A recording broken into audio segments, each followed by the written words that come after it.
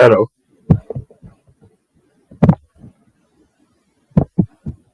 Ladies and gentlemen, this dance you're about to see now is called Tinubu dance. Are you ready to give me that dance? Oh yeah, everybody go say Tinubu dance. We go the dance. Tinubu dance. We go the dance. Tinubu dance. We go the dance. Tinubu dance. We go the dance. Tinubu dance. Tinubu dance. Give me the dance. Tinubu dance. Give me the dance. Tinubu dance. Give me the dance. Tinubu dance. Oh yeah, Baba dance. Oh yeah, Baba dance. Say, oh yeah, Baba dance. Wait, oh yeah, Baba dance. Listen, Tinubu dance. We go the dance. Tinubu dance. We go the dance. Tinubu dance.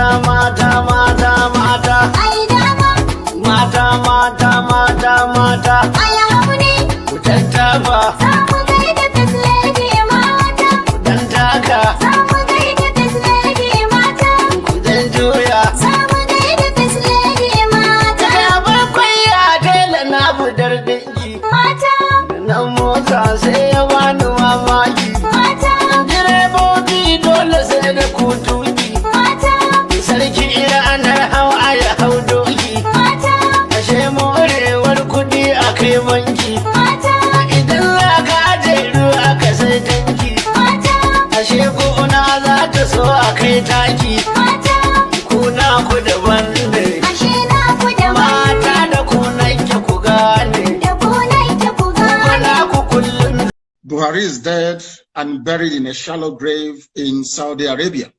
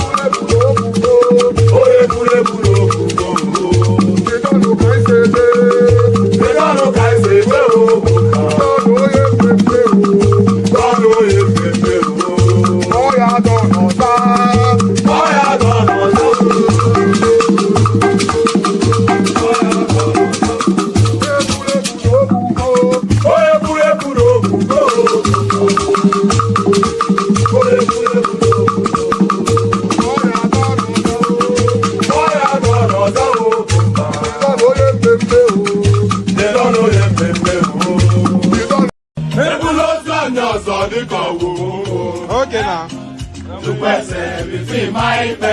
Asi pada wata lo weni boge mewo. Okay. Papa yelo bifi. Ande ikilanya. Mama musi na nwa betogo kwa. Aga na nwa mujelumba. Owe butike. Aga nilu ne butilo wane mo. Ata me wanke ya dika kwa ya jomwa. Tí ò bá sí àwa èmi tí ń dúró wájú yìí tí ń lérí ogun tí ní òkè Buhari nìṣó ká máa bá lọ.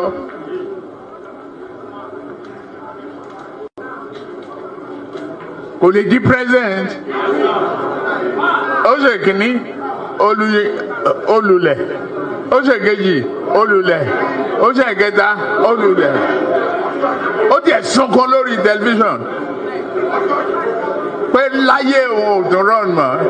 Mo dẹ̀ lọ bá ń Kaduna wà rán ọ̀rọ̀ ẹkún kọ́ lélẹ̀ àdúró tiẹ̀ wà á dẹ̀ wọlé.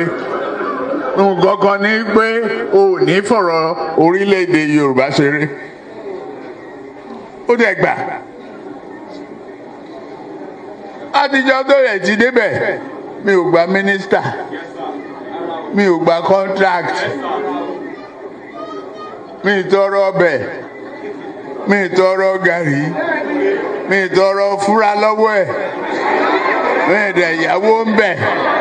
Mo wá ní lọ́tẹ̀ yìí o, Yorùbá ló kàn.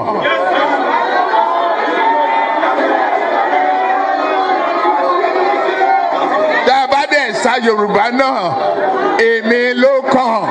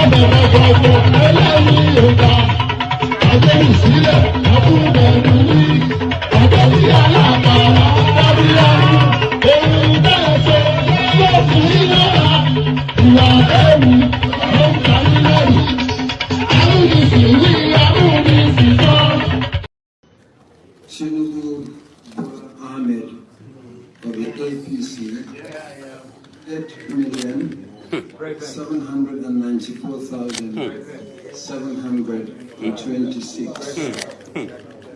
Miadi Peter Nana Chukudi of Abga, 61,166. Thank you. Tinubu Bola Ahmed of the APC.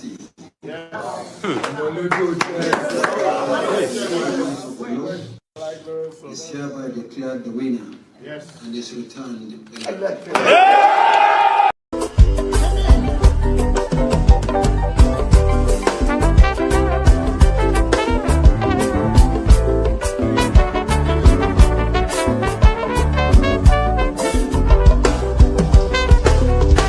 I don't suffer, no be small. But say I get sense. Poverty no good at all. Now it make I join this business. For one night, no beauty. It's once again, everyone will pay out. If anybody follow Mugu, my brother, National Airport, National Stadium, President, my sister, brother, we be Mugu, I be the master.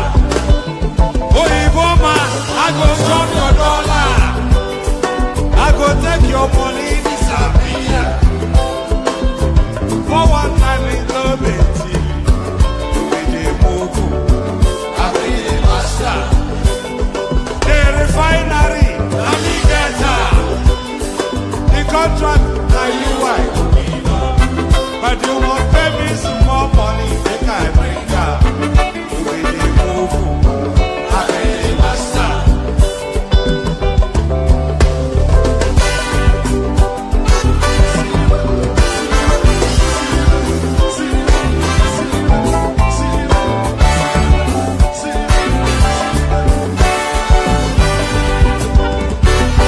When no you won't pay one.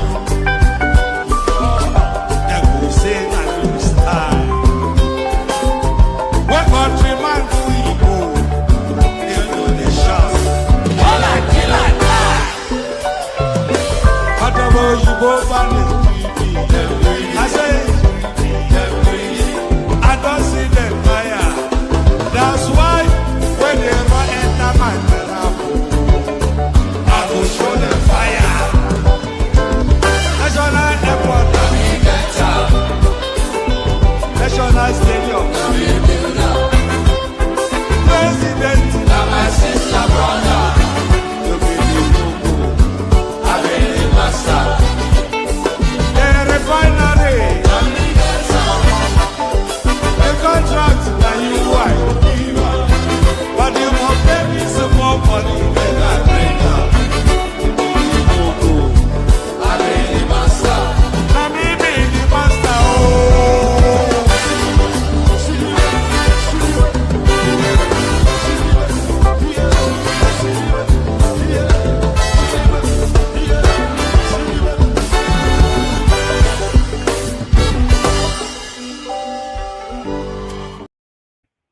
And there it is right there. So there it is absolutely right there. So there it is right there. Pardon me.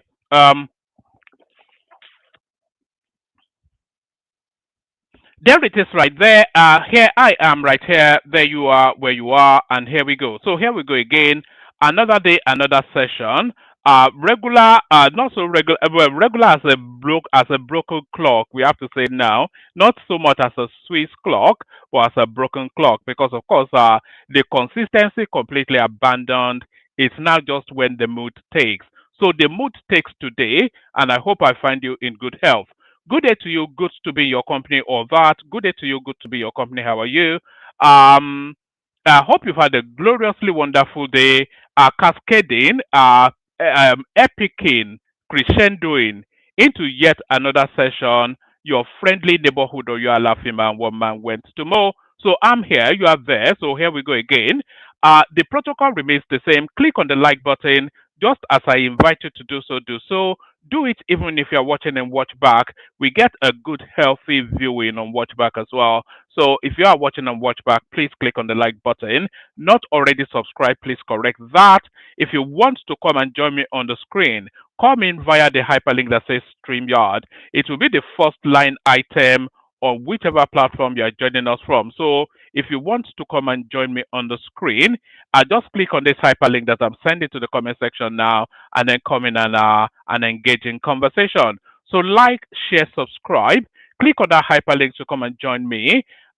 Super chat towards the stream and all that. So I usually say 5 things, don't I? Like, share, subscribe. Click on the hyperlink that says StreamYard and super chat towards the stream. Of course, yes. Pardon me. So those are the four.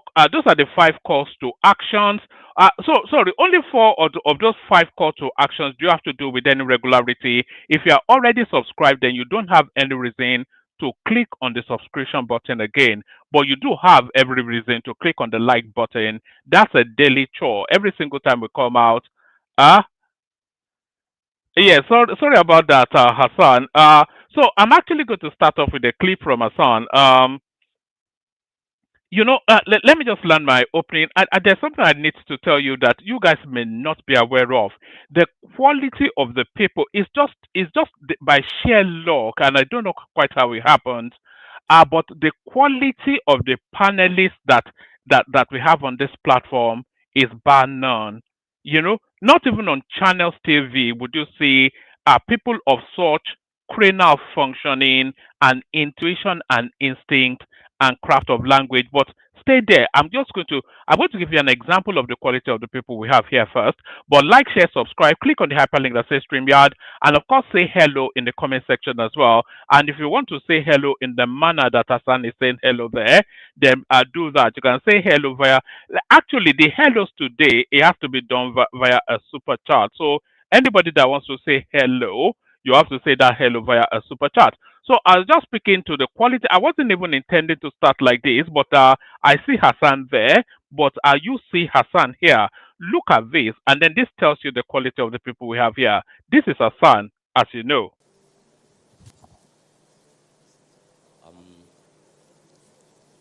Good morning, everyone. My name is Hassan Abdullahi, and I'm a poet. So I was born and bred in Maiduguri, and all through the insurgency, I have been witness to it. So early 2017, I felt very, very inspired to write a poem.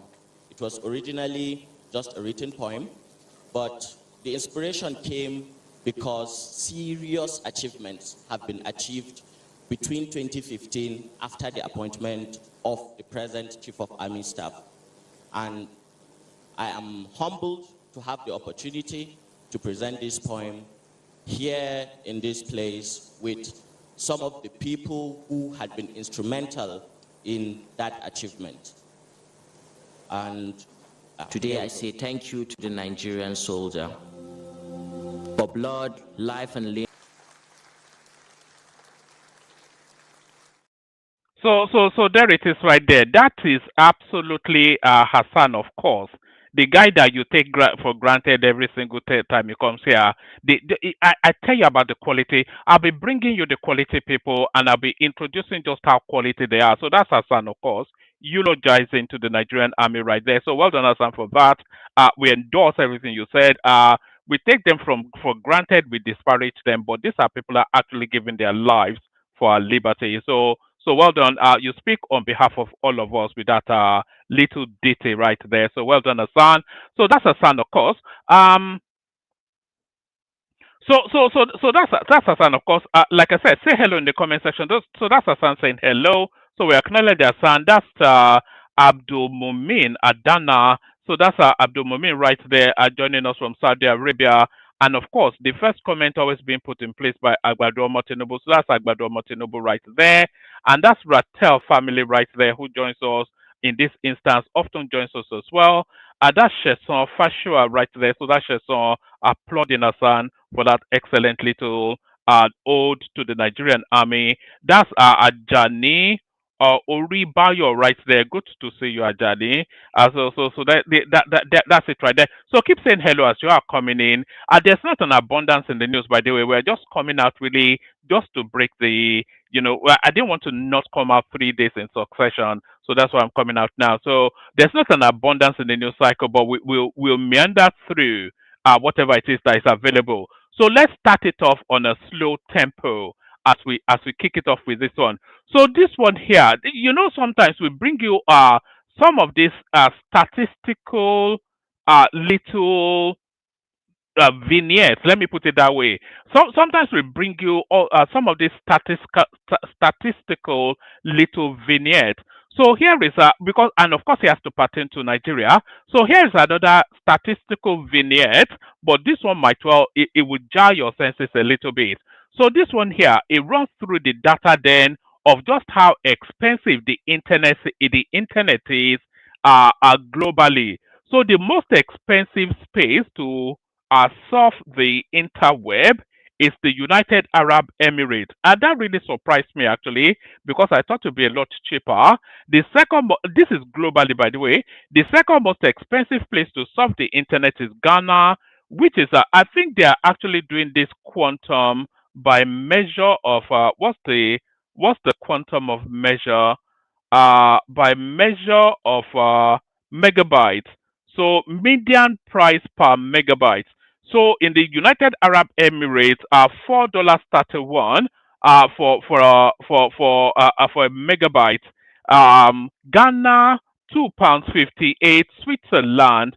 So the Swiss somewhat surprised me because they're in Europe anyway, which is carpeted with the internet, and you think it is a lot cheaper. But no, in Swiss, I guess it's because it's so rich a space that they can afford to, they can pretty much charge anything.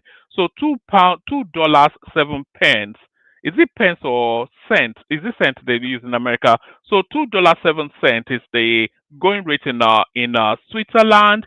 In Kenya is $1.54. In Morocco is $1.16. In Australia is $1.05. In Germany $1.04. And then in Nigeria is 72 cents. So now I think that's too expensive for what it should be. Does it break it down somewhat? I wonder if it does. I think that's too expensive for what it is. Does it break it down? Yes, it breaks down Nigeria somewhat. So, is that the breakdown of Nigeria?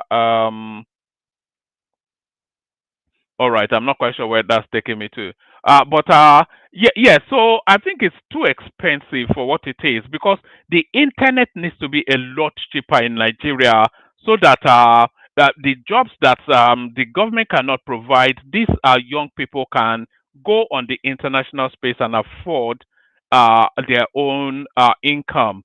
So the cheapest place is Romania, which surprises me somewhat. Is virtually free in Romania is 0.01 cent. That's how much it costs to surf the internet in Romania. And then in Russia and Thailand as well is 0.02 cents, which is to tell you that it's virtually free. But the price of Nigeria to surf the internet per megabyte, which is the standard of measure, is 72 cents. So that's that. So that's just a little something just to start it on an inoffensive pace. So we go on from that to this. Events have since what is Charlie Boy saying? Hi, Otu Nwoke Kagbua. That's Charlie Boy trying to. He's not. He doesn't understand the word of Igbo, by the way. He's an American, but he's gone on Google to find out how hello is being said in. So well done for the effort, Charlie Boy. So, like I said, events have superseded some of the news that we should have done over the last two sessions that we didn't come out. So, but this is a follow through of something that we wanted to do earlier on. So, article came out to say that he will step down for a younger, more vibrant candidate, which of course is Takia. That article will never step down for anybody. So the Obedience latched onto that narrative, and Atiku has now felt the need to come out with a correctional addendum. ADC primary. I did not promise to step down for the youth. Atiku cries out. So here it is. A four-time presidential. Is it just 4 times? I thought Atiku had been running 7 times. Actually, let me check that. Actually, I'm pretty sure it's more than 4 times. How many times has Atiku Abubakar contested for president? It's a well, yes, it's more than 4 times. So I'm not quite sure why that article is telling us 4 times.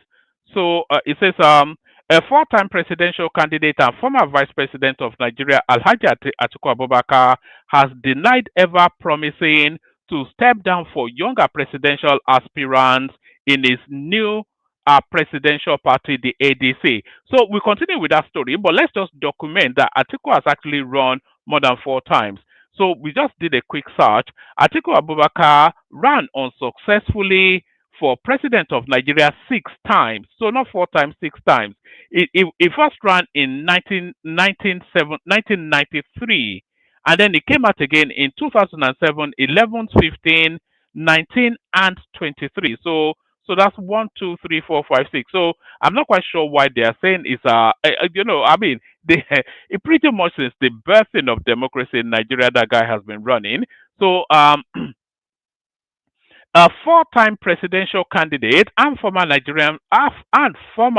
vice president of Nigeria, Alhaji Atiku Abubakar, has denied ever promising to step down for younger presidential aspirants in its new political party, the ADC.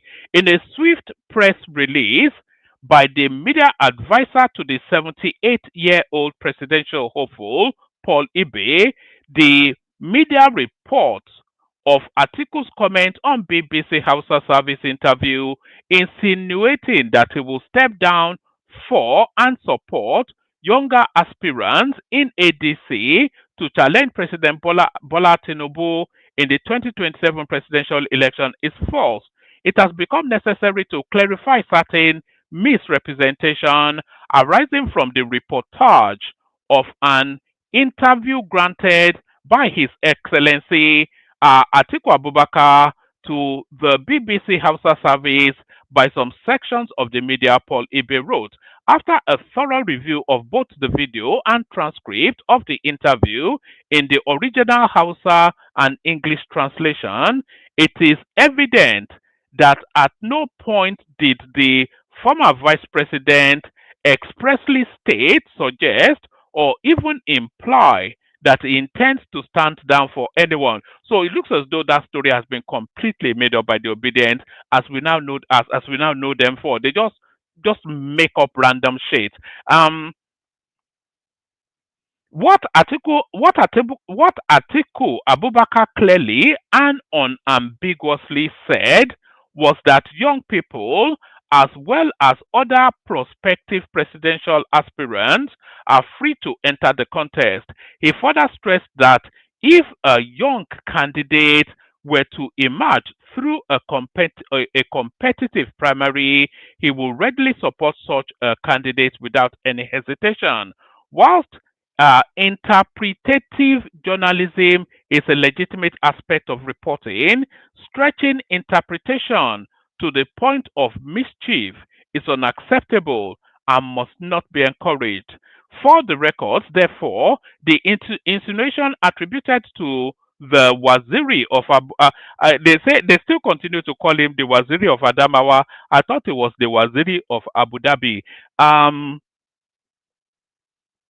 For the records, therefore, the insinuation attributed to the Waziri of Adamawa from his BBC Hausa interview are inaccurate and do not reflect what he actually said, the statement concludes.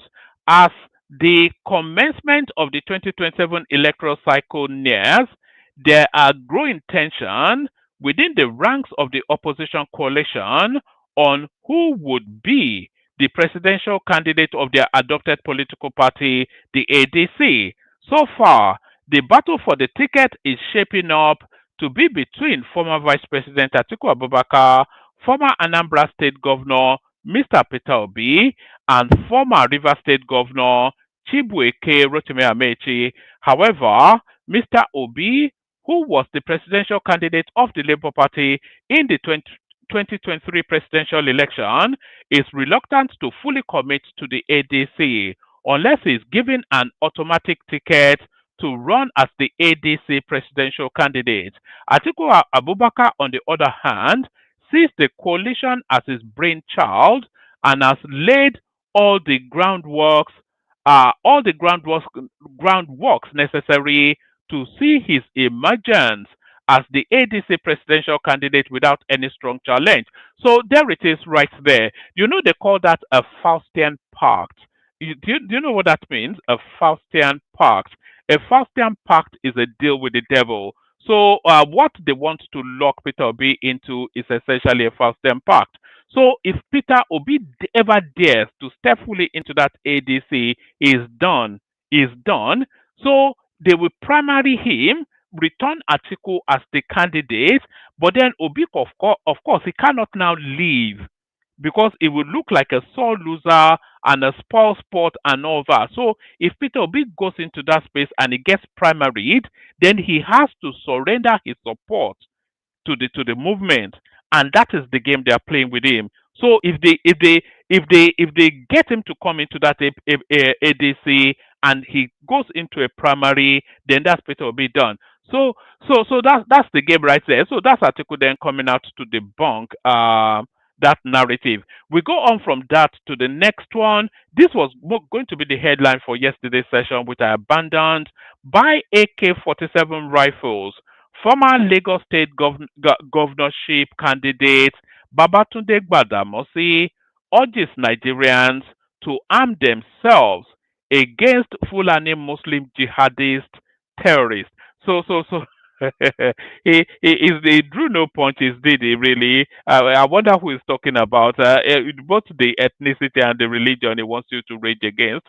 Um, but I would always thought that this Gbadamosi name was a Muslim name. Buy AK-47 rifles. Former Lagos State governorship candidate Babatunde Gbadamosi urges Nigerians to arm themselves against Fulani jihadists.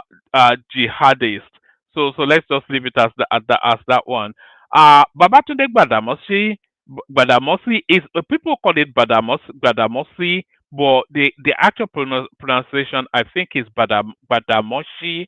Babatunde Gbadamosi or Gbadamoshi, a businessman, real estate developer, and politician, has urged Nigerians to take up arms to defend themselves against terrorists.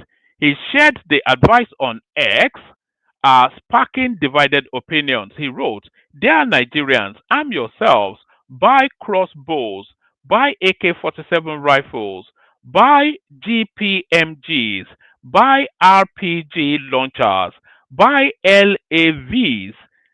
They are made in Nigeria. Buy drones, learn to use them, resist any attempt to disarm you. Anybody who tries to disarm you wants you to be quiet. Age is no excuse. Gender is no excuse. Religion is no excuse." So I've always had yes, age is no excuse, gender is no excuse, religion is no excuse. If you refuse, your death at the hands of the Fulani jihadist will be your own fault. Hashtag take your fitness seriously. His followers reacted to his tweet by questioning how regular citizens could be able to afford or access arms and drones. So they are not recoiling from the idea, it's the affordability of it. So this is the tweet right here. Dear Nigerians, arm yourselves, buy crossbows, buy AK-47 rifles, buy GPMGs, buy RPG launchers, buy LAVs, they are made in Nigeria, buy drones, learn to use them, resist any attempts to disarm you. Anybody who tries to disarm you wants you to be quiet. Age is no excuse, gender is no excuse, religion is no excuse. If you refuse, your death is at the hands of the Jamja weeds. Will be your own fault. So this is what people are saying back. It says, all these things require money. That is why this poverty thing is a trap. Nigerians are sitting dogs while they fund the Jamja weeds. Not at all, he responds. Don't leave uh, Embraer EMB 314 Super Tucano also. Why stop there? Better to buy an F-35. That will suit somebody as clever as you better. So this one says they should learn to use RPGs as how or more. It will sound funny until they abduct you. Anyway, it's a bit wild actually. Has it reached this point? One asks. No, it's time for tea and biscuits.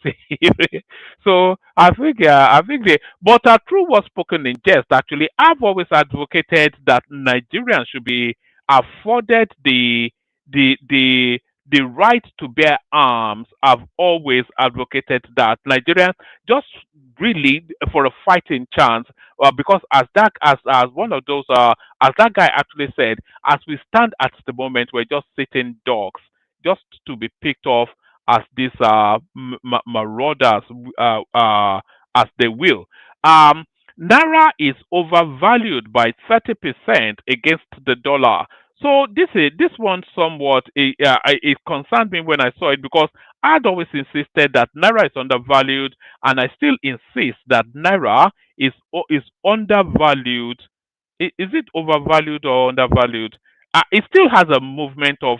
I think the value of the dollar, the naira to the dollar, will be in the near future 800 to the dollar. So that's where the economy is really, or will be fairly shortly. Um, Naira is overvalued by 30% against the dollar report. Nigeria's Naira is the most overvalued currency in Africa, according to a new report from Renaissance Capital Africa RENCAP. According to RENCAP, the Naira is overvalued by as much as 30% based on real effective exchange rate model. The analysis is coming at a time where the exchange rate is at one of its strongest level in over a year, and external reserve hitting $41 billion. The report opines that Nigeria has been experiencing food deflation. So actually, it's saying that the movement that Nigeria can still strengthen by about 30% even as we stand now. So that has to be the reading of it. It's not that it's overvalued. What does that? Am I misreading the English, or is that English being badly written? Um,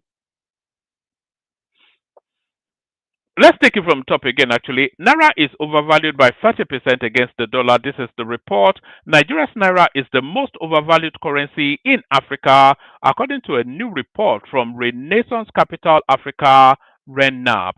According to RENAP, the Naira is overvalued by as much as 30% based on real effective exchange rate model. The analysis is coming at a time where the exchange rate is at one of its strongest level in over a year, and external reserves hitting $41 billion. The report opines that Nigeria has been experiencing food deflation throughout 2025, suggesting the current headline inflation rate of 20% is overstating the inflation rate. So it's telling us that the improvements in the country is not yet catching up with the currency, because all of these things we are hearing so many anecdotes of quantum improvements. We are hearing anecdotes of quantum improvements in electricity generation, and then we are hearing that people that were actually buying rice and stockpiling against the price, they are all in trouble now. They've all gone bankrupt. The price of food is dropping at an impressive rate towards the price of food, right, rather the price of a bag of rice is almost now at the same level that it was before the currency was liberalized, which is to tell you then that the economy has really quite aggressively strengthened. Because if they are buying a bag of rice at the same price that they were, it's an imported product. So, and that is usually the standard of measure of the Nigerian space. If they are buying a bag of rice at the same price as they were buying it when the naira was being subsidized by about 60% thereabout, then that is to conversely tell you of the quantum of improvements that economy has experienced. It's just basic logic, isn't it? Um, One more from the top, and we go at speed. Naira is overvalued by 30% against the dollar. That's the report. Nigeria's Naira is the most overvalued currency in Africa, according to a new report by Renaissance Capital Africa RENAP. According to RENAP, the Naira is overvalued by as much as 30% based on real effective exchange rate model RER. The analysis is coming at a time where the exchange rate is at one of its strongest level in over a year, and external reserves hitting $41 billion. The report opines that Nigeria has been experiencing food price deflation throughout 2025, suggesting the current headline inflation of 20% is overstating the inflation rate. While the National Bureau of Statistics reported inflation above 20% in August, the RENAP report suggest that inflation is closer to 12% in October and 10% by December, and on track for 6% in 2023. Nigeria updated its consumer price index basket in January, assigning new weightings to various items. This led to a drop in inflation rate from 34.8% in December to 24.48% in January. The gap between the official and unofficial inflation data, however, raises credibility issues. RENCAP highlights peculiar anomalies in the consumer price index, which is a measure for inflation rate. So I mean, the upshot of it is that the economy continues to improve. So the economy continues to improve. Global investors on high alert as Nigeria opens $400 million crude export terminal. Pardon me. Right. So is this even worth reading? The terminal developed by Green Energy International Limited are operators of the Atakikpo field in OML 11 at Ikiru Town on Donni local government area, is Nigeria's first wholly indigenous onshore export facility since the Forcados terminal was commissioned in 1971. Top officials, including Minister of State for Oil, Heineken Lekobiri, and River State Governor Fubara, are expected to attend the ceremony. So anyway, another quantum leap within the oil space. That's just what that tells us. So now we go now to the headline piece, which is this one here. Obedient movement condemns NURTW chairman's threat demanding arrest over election remarks. So this is actually let's kick it off with the remarks. So now this remark by this guy is an offshoot of a comment made by the Oba of Lagos about 10 years ago. So we started off with that comment made by the Oba of Lagos 10 years ago, and then we segue into the comment made by this guy sometime this week, and then we go to the consequences of it. So we pick it up from here. One of you, I swear in the name of God Almighty Allah, goes against my will that Ambode, inshallah, will be the next governor of Lagos State. The best thing is going to die inside this place. I'm not ready to beg, appeal to anybody, and that's why Ajaju and the governor says, that is your own. Even the two of them, they cannot disobey me. But nobody knew how I pick somebody. Jimmy is my blood relation. And I told him in the plain language, he can never be governor in Lagos for now. Future belongs to God. I'm not begging anybody to go, but you must not, I repeat, what you people cannot do in Odisha, what you cannot do in Aba or anywhere. If you do what I want, Lagos will continue to be prosper for you. If you go against this, you will perish in the water. Finish. So that was the Oba of Lagos right there, threatening to throw the Obidients into the Lagoon if they don't vote his way. So that was as far back as about 10 years ago, actually, when Ambode was still the governor of Lagos State. So fast forward to now, the language has still not changed. Watch this. Ìwọ́n ló ṣẹlẹ̀ ní 2023 akọ̀wé ìdíwọ̀n ẹ̀ tẹ̀bá ń gbé 2027 ló wá ṣe dé ẹ̀tẹ̀ ọláyé rẹ̀ ṣọwọ́ náà ò yẹ. Ọba fẹ́ràn iṣẹ́ ní báyìí á lè wá sí ẹni tó bá ṣe ẹni mistake ní 2027 tó bá lọ sọ́gbà bẹ́ẹ̀ APC lẹ́bà ṣe kí ni lẹ́bà dìbò fún un àbẹ́ tó bá sọ pé òun ò ní gbọ́. Àwọn ló lè ṣe kí ni àgbà.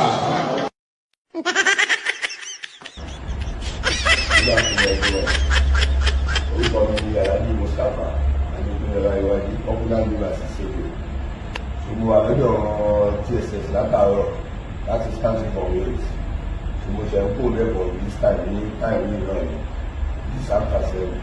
So tó ṣe release ní ọ̀gbẹ́ propaganda wọn ni mò ń gbọ́ tọ́kùnrin láti fáìtì mi fún ìgbóyà ọ̀kan gbogbo propaganda ìgbóyà mo ń sọ̀tì ọ̀rọ̀ ìyọ̀pọ̀ àbí ìkọ̀kọ̀ bẹ́ẹ̀ ní ti so that's a fake rumour níta sọ́n pa tí kò sọ́n pa ẹ̀ ọ̀rọ̀ iṣẹ́ national union gbogbo wa la mọ̀ pé iṣẹ́ lórí àìfà bí àìfà ṣe wà ní ìṣe tó wà bẹ́ẹ̀ ọ̀bẹ kálíkì náà ní àìfà ṣùgbọ́n àìfà iṣẹ́ union aṣòfin lórí transport worker tó fẹ́ kí iṣẹ́ tí ń ṣe lẹ́kọ̀ọ́ tó náà ṣe yọrí yẹ kó wá mix tọ́lẹ̀ fi ṣe kìíní tọ́lẹ̀ fi dàbàrú ẹ̀ tó fẹ́ dá wàhálà lẹ̀ àwọn àìfà ẹ̀ mò ń bá rí ìmùlẹ̀ pariwo wáyé lóṣù tó bá fẹ́ jẹ́ bí ti nílẹ̀ àwọn DSS àtàwọn ọlọ́pàá wọn lè mọ̀ pé national union kò sí jà ń bẹ̀ àwọn alátakò kan lọ́wọ́ máa ṣe kí ni lọ́fẹ́ máa dá nǹkan tí ò ṣẹlẹ̀ ńlẹ̀ ṣùgbọ́n táwọn DSS pè mí lọ́yìn ìfáìsì mi fún látàárọ̀ kò ṣe nǹkan tí ó rí bẹ́ẹ̀ o lọ́sọ̀ náà propaganda ni o ṣòro mọ̀ ní gbogbo ẹ̀rọ ṣẹ́ títí wá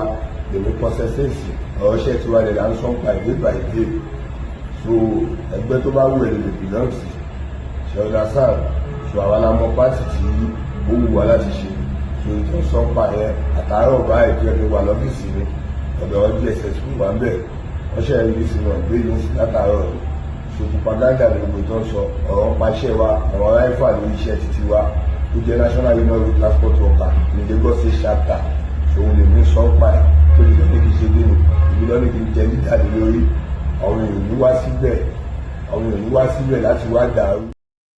All right. So that character then is an element known as Adekunle Mustafa. Yes, that is right. So that character then, that element that you just saw on the screen is a character known as Adekunle Mustafa. And if you look at the trajectory of those sort of commentaries, by the way, they often come out on Lagos State. You know, we heard it like we saw with the Oba, who told us that, or didn't even tell us, or he told the Obidients that if they don't vote his way, he will throw them into the Lagoon. And then we heard it in the last cycle of election when MC Oluoma came out and told the now fabled Mama Chukudi, Omo Mama Chukudi, that they should just not come out on the day of the elections, otherwise they'll be thrown in the Lagoon. So fast forward now to the elections coming out 2027, and it's rinse and repeat.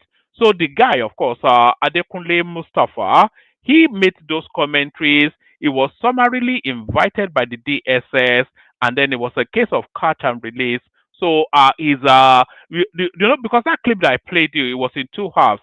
The first half was him making the threatening commentaries, and then the second half was when he came out of the DSS invitation something to then come and try and rebrand his commentary. So that's that. But what we do see coming out of Lagos is this sort of language. But the obedient space, they're not at all satisfied, and this is how they come. This is where they come in. Obedient movement condemns NURTW chairman's threat, demands arrest over election remarks. The Obedient movement has raised concerns over a viral video showing Adekunle Mustafa, popularly known as Sego, the Lagos State chairman of the National Union of Road Transport Workers (NURTW), allegedly threatening voters ahead of the 2027 general elections. In the video, Sego was heard speaking in Yoruba, warning that anyone who votes against the All Progressive Congress (APC) in the coming elections will be dealt with. His comments have sparked widespread outrage amongst Nigerians, particularly members of the Obedient movement, who view the remarks as a dangerous sign of potential election violence. Anyone who makes mistakes in 2027 will be dealt with. Let them know that the APC is the party you will vote for. Anyone who refuses to do so will meet us, Sego said in the video.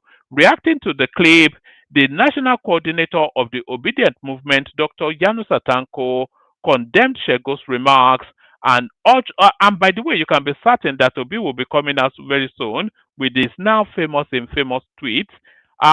Reacting to the clip, the national coordinator of the Obedient movement, Dr. Yanusa Tanko, condemned Sego's remarks and urged authorities to take immediate action.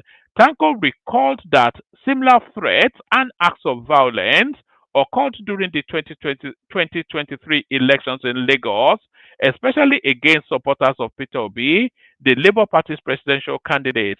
According to him, members of the NURTW and political thugs allegedly attacked voters during the 2023 elections, particularly in areas where Peter Obi enjoyed massive support. We remember with sadness the violence unleashed by these same NURTW members and other thugs in 2023. Many of our supporters were beaten, injured, and even pied just for exercising their right to vote, Tanko said. In a statement released on Friday, the Obedient movement accused the ruling All Progressive Congress of using intimidation tactics to suppress voters and retain power. The group said the party had resorted to threats and violence because it had failed to deliver good governance that could win the people's trust. The APC realizes it cannot win free and fair due to its failure to deliver good governance, the statement reads. What we are seeing now is a continuation of the same old pattern of using fear to control the electorate. The group also demanded that President Bola Tinubu, Lagos State Governor Babajide Sanwo-Olu, and security agencies immediately arrest and prosecute Mustafa for his remarks, which they described as incitement to violence. The NURTW is a registered trade union, but it has for years now been used as a tool of intimidation, violence, and political manipulation, Tanko said. We are calling on President Tinubu, Governor Sanwo-Olu, the police, DSS, and the military. The military, even maybe they should send it to Kano jets to his house and just end it once and for all. The military, even this is the hyperbolic sort of, is this need to over embellish and expand everything? It's the same narrative that led them to telling lies that Atiku had stepped down. Maybe Atiku just he made some whatever remark in the course of addressing a specific question, and then they've headlined this like stepping down for Peter Obi. So is that hyperbolic sense to over embellish everything and over just expansiveness of language when it can just be condensed into a little a little speech. The NURTW is a trade union but has for years now been used as a tool of intimidation, violence, and political manipulation, Tanko said. We are calling on President Tinubu, Governor Sanwo-Olu, just because some random Agbero made a remark, Tinubu should fly immediately from Aso Rock and knock on the guy's door with handcuffs, accompanied by Sanwo-Olu, the police, the DSS, and the military. This cannot continue. Lagosians and Nigerians must be free to vote for whoever they choose without fear. Tanko further appealed to the international community to pay attention to the situation in Nigeria, warning that continued silence could lead to unrest. If the government fails to protect its citizens, people may be forced to defend themselves, and that would lead to anarchy, he cautioned. So it's the same dog whistle that they've been whistling that Obi took to Lagos to go and rally them up, to rile them up, so that they can march on the streets and all that.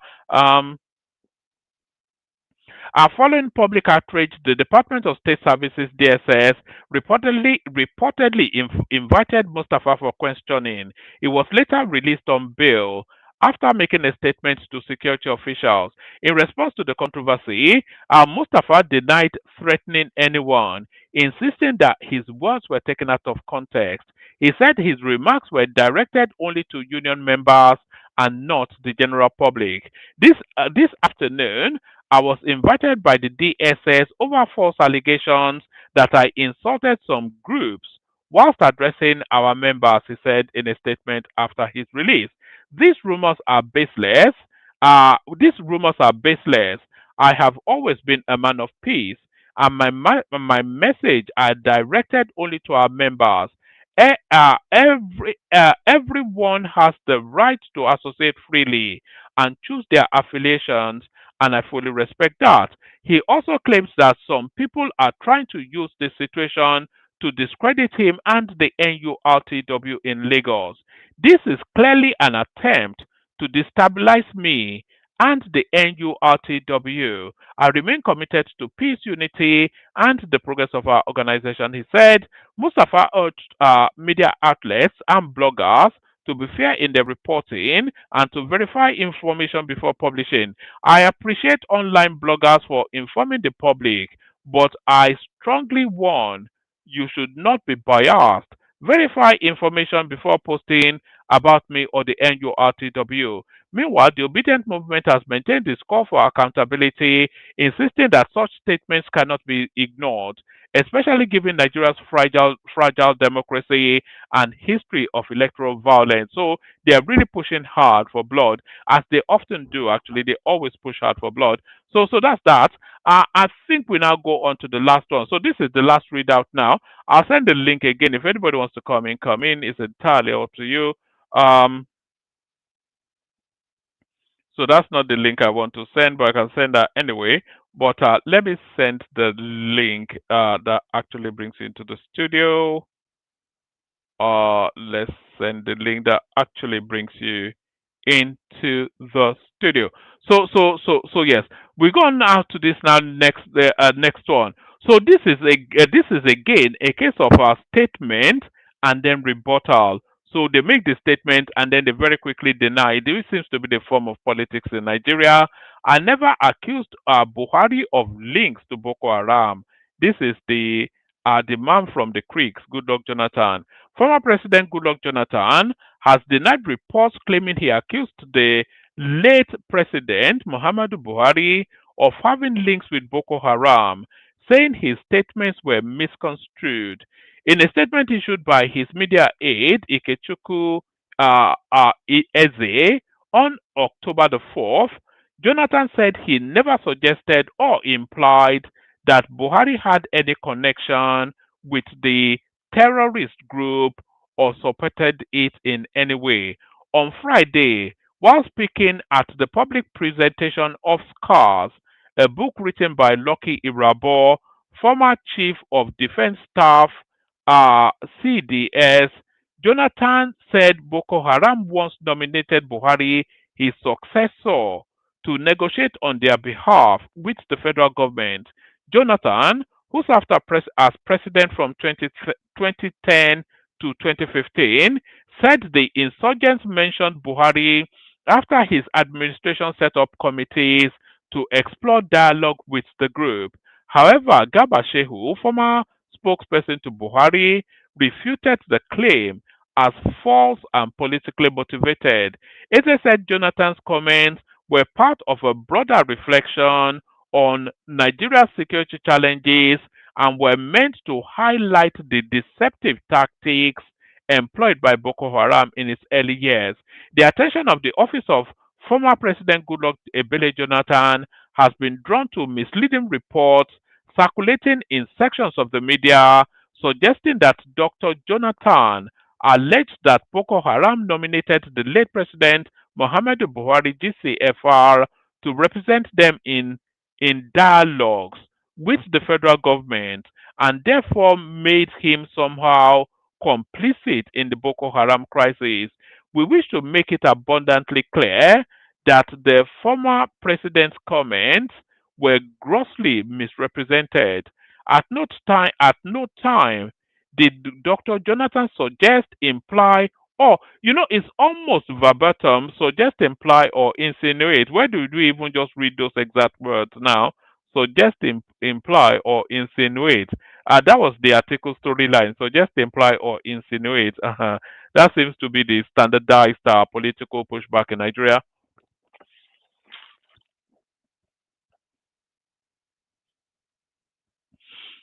We wish to make it abundantly clear that the former president's comments were grossly misrepresented. At no time did Dr. Jonathan suggest, imply, or insinuate that President Buhari had any connection with Boko Haram or that he supported the group in any form. Dr. Jonathan's remarks, made in the course of a broader discussion on Nigeria's security challenges, were meant to illustrate the deviousness and manipulative strategies employed by Boko Haram in their early years. His reference was to a well documented episode when various individuals and factions falsely claimed to represent the terror group and purported to name prominent Nigerians as possible mediators without those individuals' knowledge or consent. The point Dr. Jonathan sought to make was that Boko Haram, in its characteristic deceit, often invoked names of respected public figures to sow confusion, exploit political divisions, and undermine public confidence in governance. His comments were therefore an illustration of the group's duplicity, not an accusation against the late former president or any individual for that matter. The former president's position was that if indeed Buhari was their choice negotiator, why did Boko Haram uh, why did Boko Haram not expeditiously bring their evil agenda to an end when the retired general became president? For the avoidance of doubt, Dr. Jonathan recognizes that President Buhari, like every patriotic Nigerian, stood firmly against terrorism and was himself a target of violence. Both men, during their respective tenures, shared a common commitment to restoring peace and stability to Nigeria. Eze asked Nigerians to disregard any misrepresentation remarks, adding that the former president remains committed to peace, unity, and the strengthening of democratic values in Nigeria. So another catch and release sort of a statement from Goodluck Jonathan right there. He of course made those comments and is now trying to dance his way back from it. So dance his way back from it. So that's the sum of it. So that's the sum of it. So let's now go to the clips. So we kick it off here. So you know the National Theatre in Igomu, the one that they call the Colonel's Cap. You know that National Theatre, they are saying, I think that was actually built under the Babangida administration, if I'm not mistaken. Correct me if I am. They call it the Colonel's Cap because it's somewhat shaped like a military cap, the National Theatre. I think that's been handed over to Lagos State and they've now done it up. And then there was a gala night then to open it. And these are clips from that gala night. So we see then first as Obasanjo, not Obasanjo, as Tinubu runs into Shoyinka, and this was the exchange that took place. This is just a lovely little clip. Let me call it that. Let me describe. Yeah, a lovely. Yeah, just watch this. Just watch this.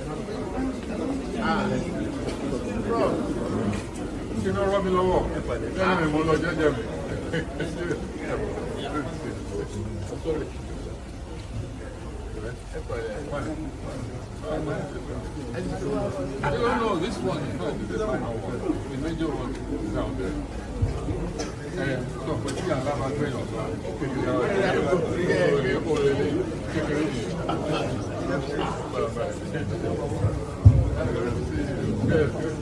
I'm looking well anyway. Well, otherwise.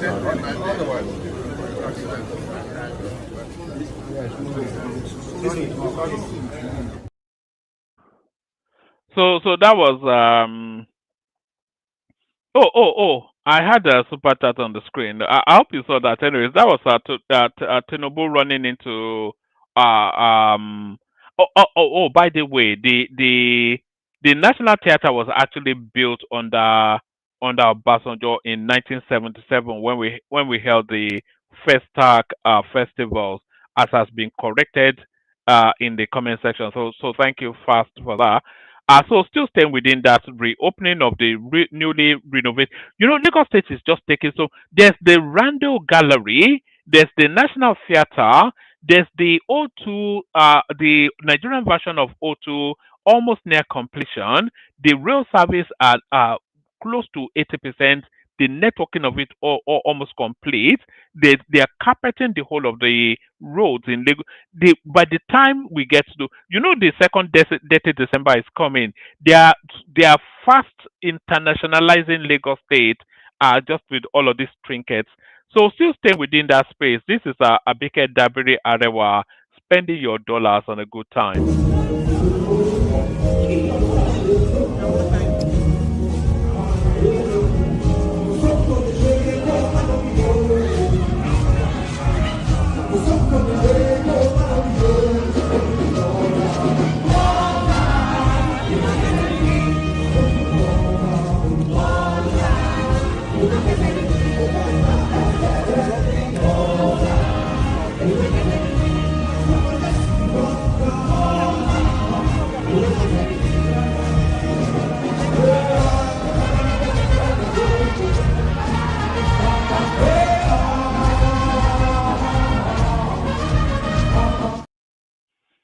All right, so that was Abike Dabiri Arewa jollificating right there. I'll play you one more clip from that space and then we move on. Welcome to Happy Independence Day. The grand one is President. Dear President. Happy Independence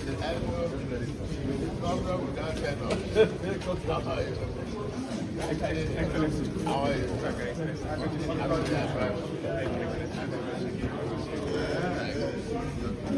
How are you? Congratulations. How are you? Hello. How are you?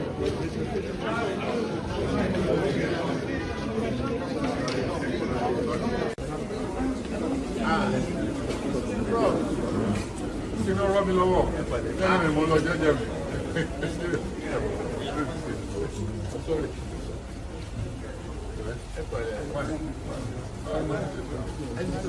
I don't know, this one is not the final one. The major one is down there. So, but you have a great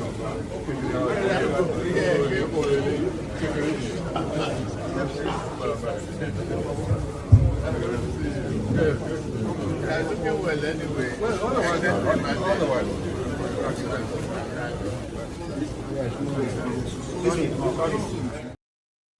All right, so that was the reopening of the National Theatre right there, as we've already seen. So even the Obidients are now jumping. I've always said that the one thing that will re-elect Tinubu will be achievements. The one thing. Quantifiable, visible achievement is what will re-elect Tinubu, and it looks as though quantifiable, visible achievement is what is already getting a lot of people to jump on board on his train. So here is an erstwhile Obidient who is now going to tell us now how he is going to politic in 2027. Watch this. As you bring Miami to Lagos, Sian. The way we see for Miami and so, Sian. Miami. Hey, Dave Umahi, God bless you. Sian. It is Sian. You see, Ekoluwa Oyibo. Hey, if you travel go Banana Island, you go love Lagos. Sian, Costa Highway. Pressa. Calabar 5 hours. Hey, gonna beg. Sian, gonna beg. We are see on the altitude. See. Now go to see, come on body for attention. I see what you do come 2027, May months. Baba, I don't follow your brother. May months. Now they do obedience. No good for them. Wrong statistician. No, we don't do Egypt, we don't do Singapore. We are talking live. We are there for Lagos. See, Grandmaster Siwaju, a proven. He fought the Atlantic. He fought the Atlantic. He pushed them, go back. See Lagos now. Tell me now, Miami. Hey, God, I beg. Miami. See the road. So I've often said it actually, by the time we get to 2027, the achievements will be so visible that even Peter Obi, when he gets into the quietness and the singularity of that polling booth, or of that polling booth rather, when he gets into the aloneness of that polling booth, he will find himself voting for Tinubu. He will not be able. Even Peter Obi in 20 Article 2, he will vote for Peter. What did I say? He will vote for Tinubu. That's what I meant to say. So it's just the achieve. It's not becoming so. The people are actually driving. The guy said he would do it just barely 2 years ago. He would put one of the world's most remarkable coastline roads all the way from Lagos to Calabar, and they were saying, no, Ibede, is that what is still money? They did not tender the contract. Are they still talking about tendering the contracts? These were the same people doing tendering the contract. So he's now enjoying the coastal highway, comparing it to Miami, and telling us that anybody that comes up against Tinubu from Oka in 2027 go chop bullet. So it's the achievement. It's the achievement that will return Tinubu in 2027. But hopefully nothing will ever return this now next guy that I'm about to play you now. Here is there's there are two scales, there are two lists of measures that we are counting within the Nigerian governorship space in terms of performance. So there is the good, there's the bad and the ugly. So the bad and the ugly come under the same category. So there are the performance and the clowns. That's what we have in terms of governorship in Nigeria. So when we're talking about the performers, we're talking about people like Governor Bago of Niger State, who is a performer. We're talking about people like Governor Zulum of Borno State, who's somewhat of a performer. We're talking about Dr. Abiodun Ogun State, who is a performer, and of course, everybody knows Sanwo-Olu is performing. So if we are talking about performers and achievers at the state level, you are really looking at that short list. But if you are talking about the clowns, we have an abundance of those. The governor of Ekiti has just been exposed now by Isaac Fayose. Is just a clown. The governor of Osun State is just a clown. But who is the bigger clown between the governor of Ekiti State, the governor of Osun State, or the governor of Edo State, or Okpobolo, the one that cannot even speak English, the one that can't read figures? So who is the biggest clown? Okay, watch this clip to help you make that decision. Governor with the enter gutter. He's checking the project. Oh God. Akbako rescue. He has come to rescue Saple Road. Oh God. Akbako.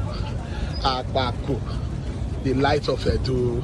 The light of Edo State. The light of Edo. Akbako rescue. Governor with the enter gutter. Oh God. Governor with the enter gutter. Governor with the check project for weekend. Oh God. Governor we know they tired to work. Mr. Project. Uncommon governor. Uncommon project. Governor we know they tired to work. He's moving today Saturday weekend. Wait for rest. You see they work. He's walking. See, and governor where they enter gutter. So there it is right there. So the governor of Edo State that cannot speak English is governing Edo State from the gutters. So I cannot think of anything more apt than that. So that is very much in tandem with expectations. The governor of Edo State that cannot read figures or speak English or say anything coherent is governing Edo State from the gutters. So that about sums it up. So we go on from that to the next one. Here is I think this was during Tinubu's during Tinubu's visit to Imo State, and of course the Obidients tried to sneak in a surprise attack on him. So here is the Obidients launching at Tinubu in Imo State. I want to thank you as Abians for what you are doing in our state through our governor and what you are doing around the southeast. But I must say It's about time, Mr. President, that we have another port in the Southeast. Southeast are traders. We need a port so that our trading will be enhanced.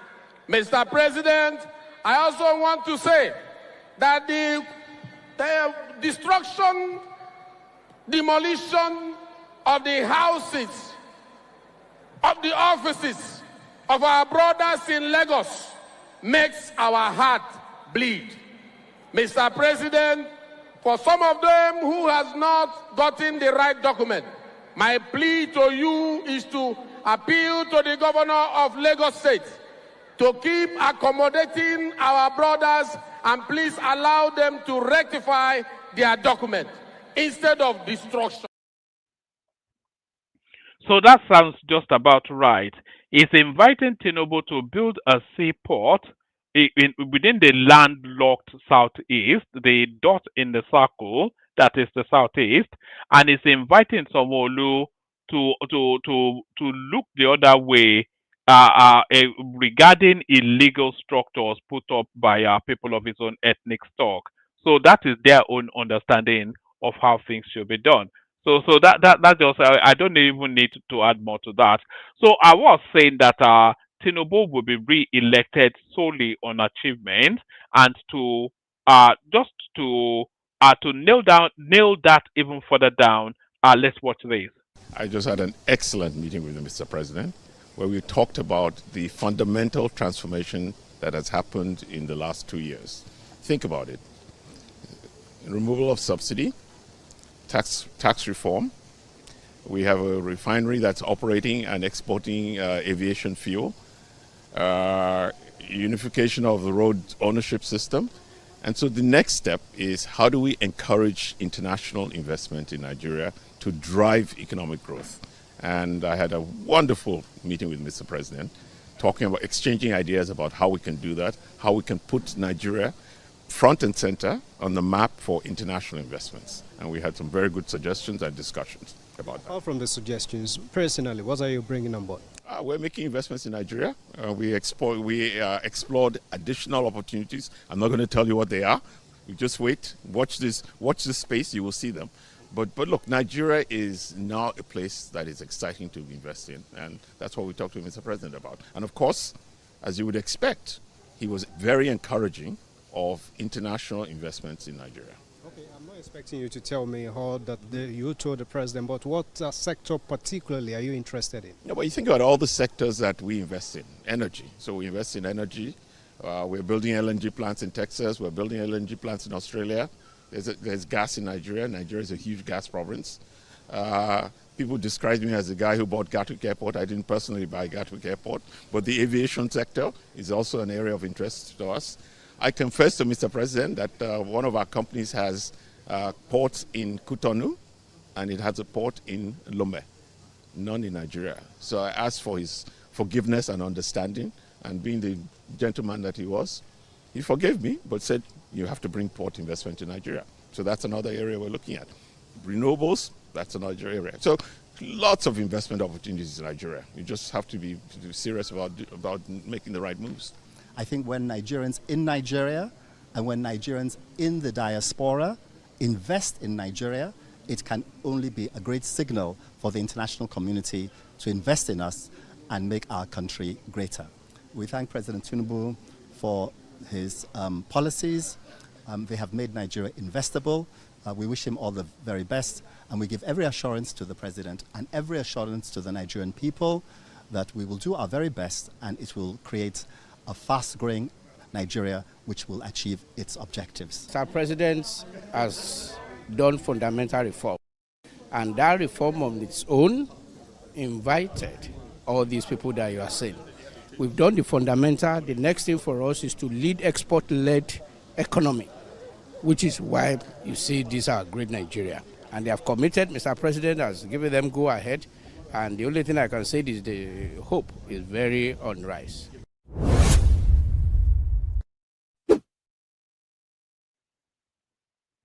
So there it is right there. As that guy was speaking, the Ogunlesi guy, that's the guy that owned Gatwick Airport in the UK. I think he sold his farm to BlackRock for about, was it $20 billion, so or thereabout. So if you don't get, it's probably only Dangote that is richer than that guy in Nigeria. If even Dangote is richer than him, they'll be telling you about some Kotaris that sells spare parts that is a billionaire.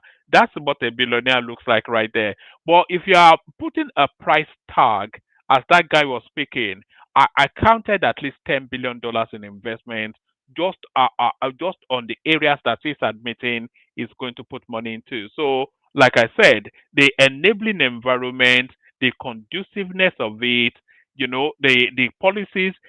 When I tell you that Tinubu's policies are starting to compound, that is exactly what I mean. So that's the compounding of policies right there, bringing international. He told us that he has ports in Lome, etc., but none in Nigeria. But the environment now right, because the policies compound, they are and are compounding to create the environment for these things to happen. So we'll see you in 2027. It's going to be a cakewalk. If Tinubu will just be laughing, I think the campaigning for 2027 will just be people pointing at the obedience and laughing. That's the totality of the campaign for 20. Just point at the obedience and laugh. Oteniwo, I think this music should actually come in at this point. Where is that one? This is the music. This is going to be the backdrop to 2027. Where's that backdrop to 2027? We had it in our library. So this will be the backdrop to. Yeah, this will be the backdrop to 2027.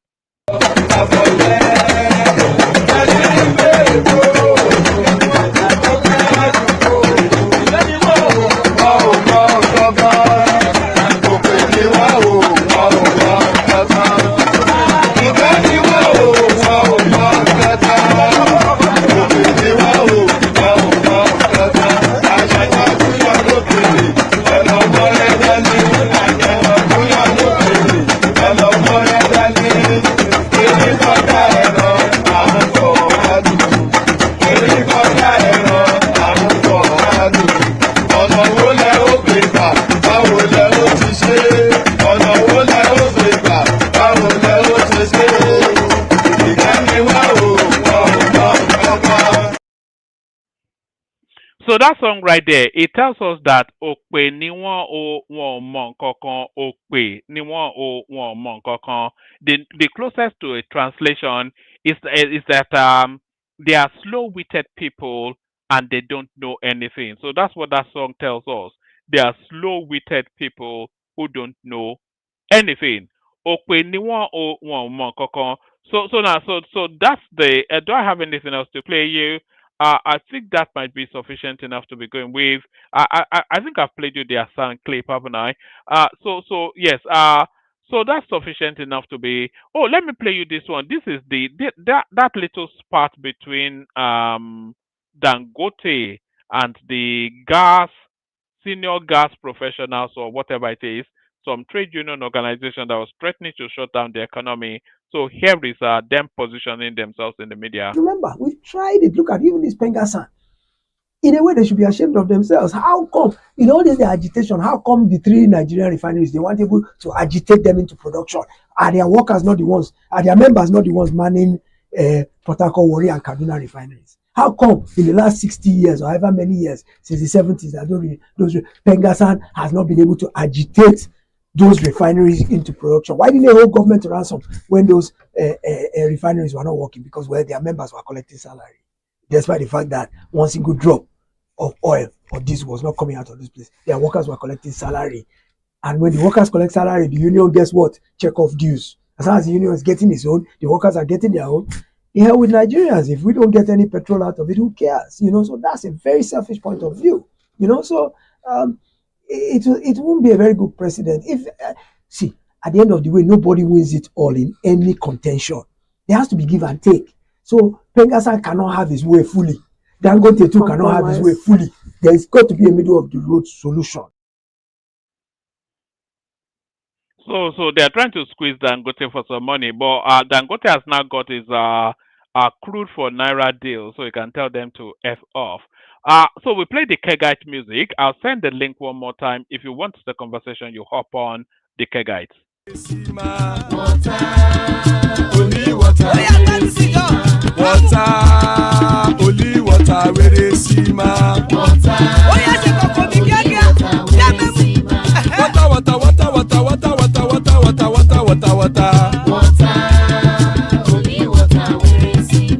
Hapa o naido.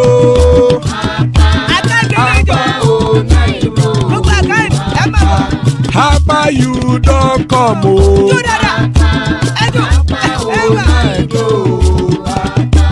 Hapa o naido.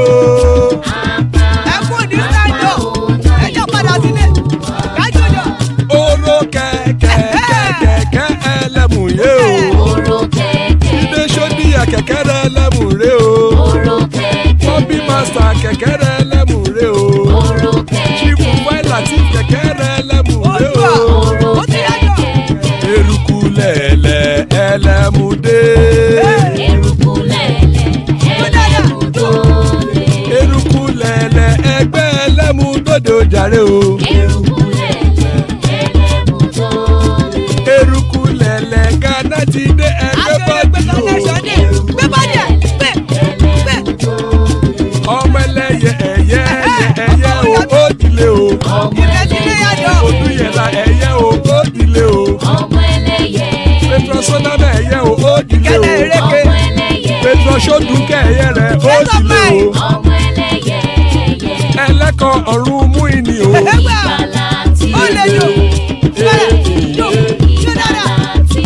Àkùkọ ọ̀run mẹ́kọ̀.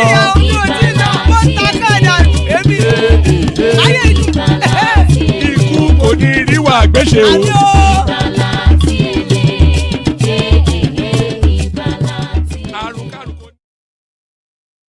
And there it is right there. Ikukoniru Agwesheme, death have nothing to do with us. So you heard him in poetry. Now you get to hear him in prose. The excellent Hassan. There's Hassan right there. And you hear him in prose, but you wish you heard him in poetry. That's Tony Africa right there as well. So good to have you, gentlemen. Still more spaces. Anybody that wants to hop on. We started off, kick it off with Tony. Tony, what's up? What's going on? Man. Yeah, very nice day. It's windy and very cold, and then I'm very happy. Good evening. Yes. Have you got your heater on? Have you got the heating on? No. I don't need it. I went to the shop today to buy some light pullovers. Because I cannot withstand the heat.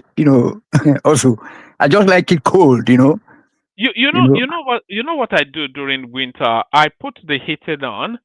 And then I put the fan on as well because I always find it difficult to sleep without a fan. So yeah, that's what I do. I put the heating on and then I put the fan on. So that the yin and yang. But I would recommend that when it's so cold, then it just on your heater.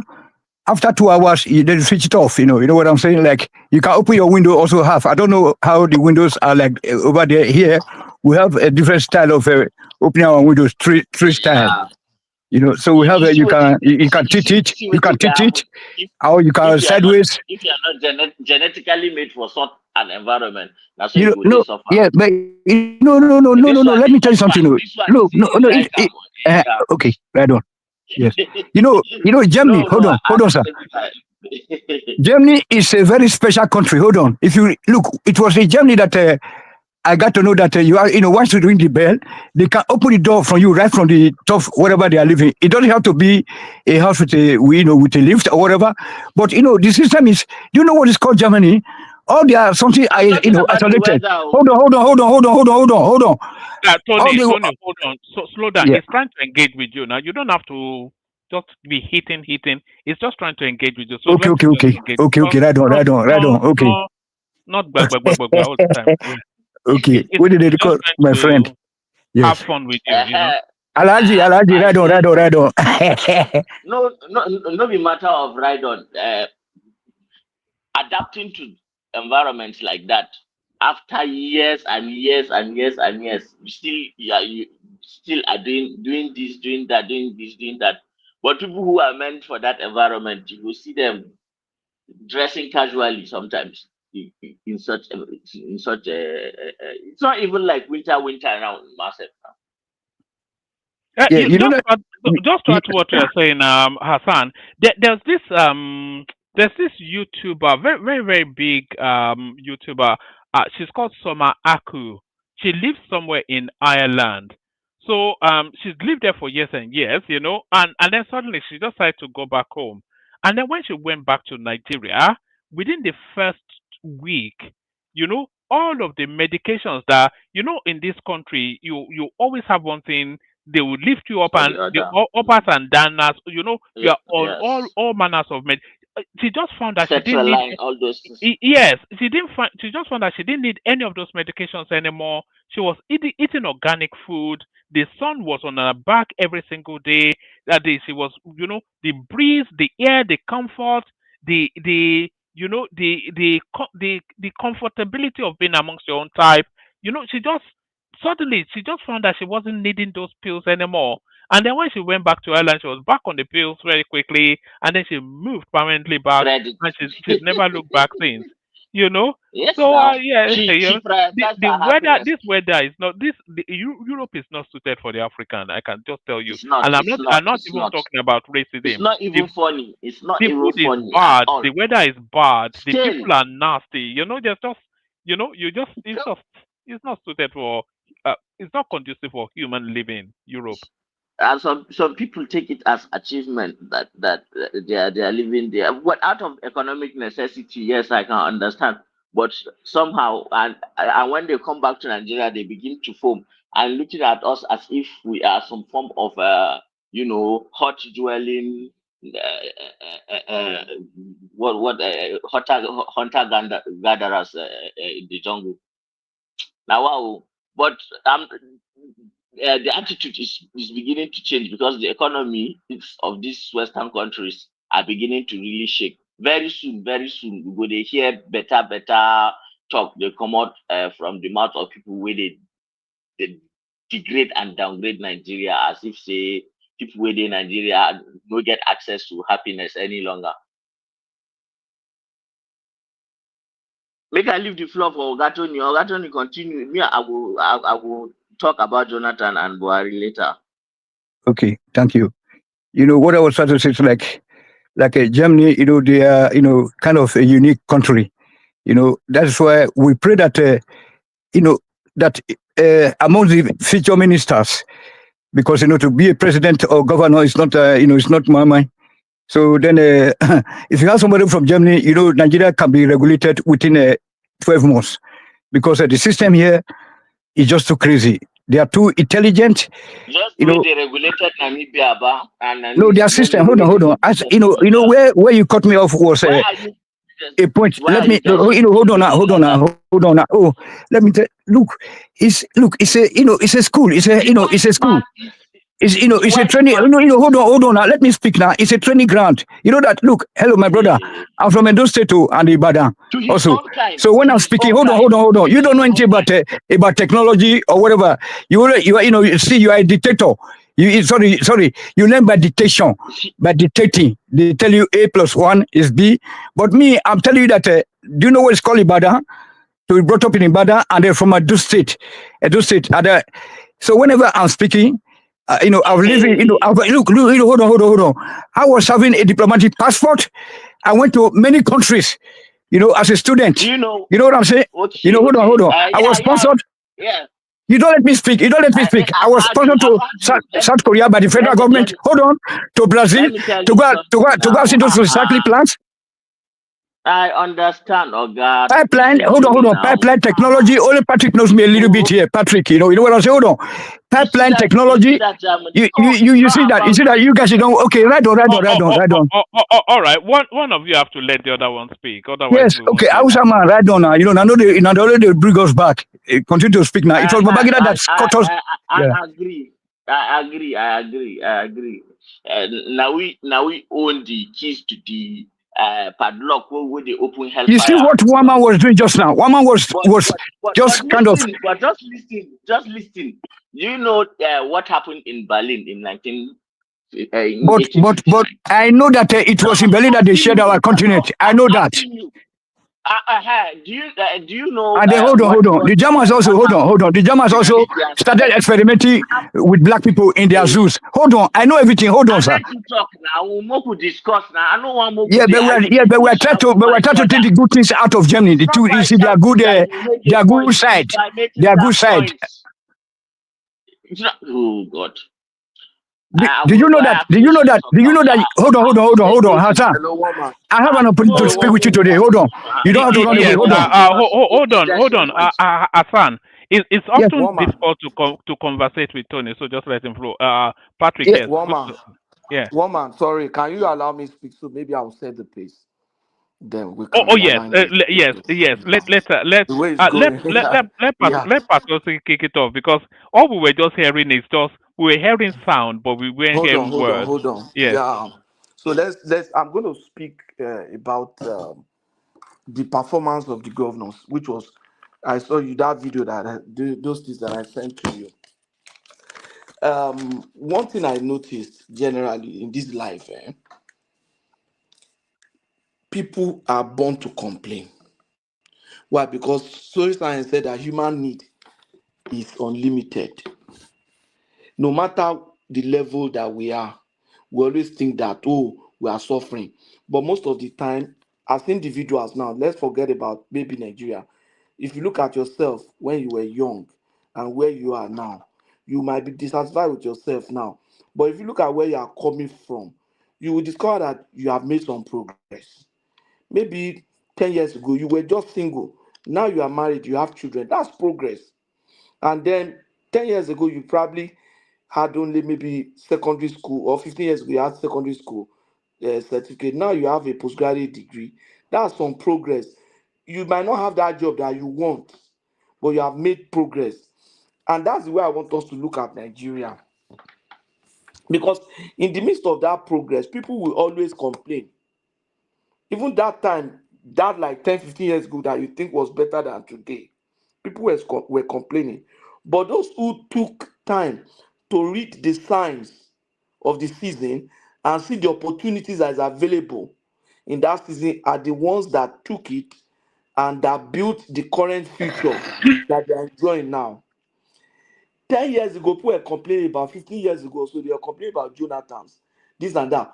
But some of these big businesses that you are seeing now, some of them were started that time by those who were not busy complaining, those who were looking for opportunities and taking advantage of it.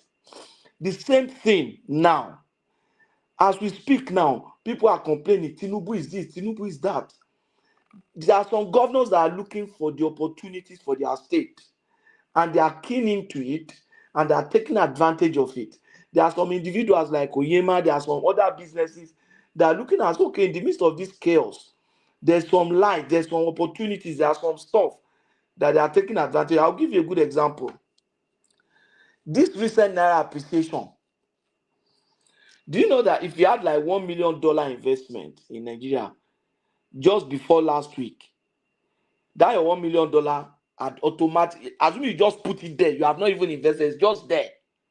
That $1 million had acquired nothing less than maybe $75,000 just by within a week with this current Naira appreciation. If you put in $1 million Canadian dollar, that $1 million Canadian dollar had grown by maybe about $60,000. If you had $1 billion, you are looking at about $5 million just by appreciation of Naira. $5 million profit just by appreciation of Naira. So $5 million in any economy is a lot of money. It's a lot of money. So people say, this and that, this Nigeria, what is happening? People are taking opportunities. People are positioning. Be busy there. Abuse Tinubu, abuse your governor, abuse Nigeria, call them hell.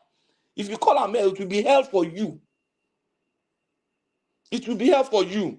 I know some businesses now that are in Nigeria that were not there. Flutterways was not in Nigeria during Jonathan. All those big fintech were not there during Jonathan. There are some banks that were not there during Jonathan that are in Nigeria now. We have new banks. Those new banks started in this period that we are complaining. Oh, he's and that. Nigeria, look at it. You know who is mad. You are there. Make you they waste your life. They go. That's how life is. Opportunities, nobody will come and carry opportunity and put it on your laps. There are a lot of people, you look for opportunity and you take it. The opportunities that are obvious will not give you good return because it will be open to everybody and everybody will take it. There are some opportunities that you need to sit down, remove the hatred from your brain. Let fresh air and sound reasoning. Open yourself to friends across region. Talk to an Igbo man. Yoruba man should talk to Igbo man. Igbo man should talk to Hausa man. Let's brainstorm and see ideas. And look at how you can take it. There are opportunities you don't have to be okay, look at supermarkets springing up. Look at some farms springing up now. Look, I've seen there's a farm in Abeokuta now that one of my friends told me about. Greenhouse farming is becoming something big in Nigeria now. It is happening now. During the Buhari time, where people they complain, and now that's when it has started. And this guy is producing around the year, making money.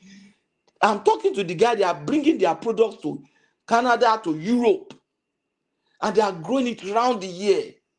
And you say Nigeria is not working.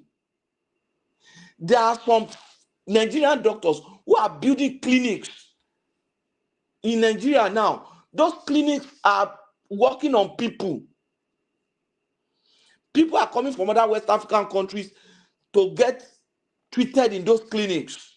Some treatment, I have a friend whose wife had a renal problem that ordinarily would have gone to India, was taken to a clinic in Abuja.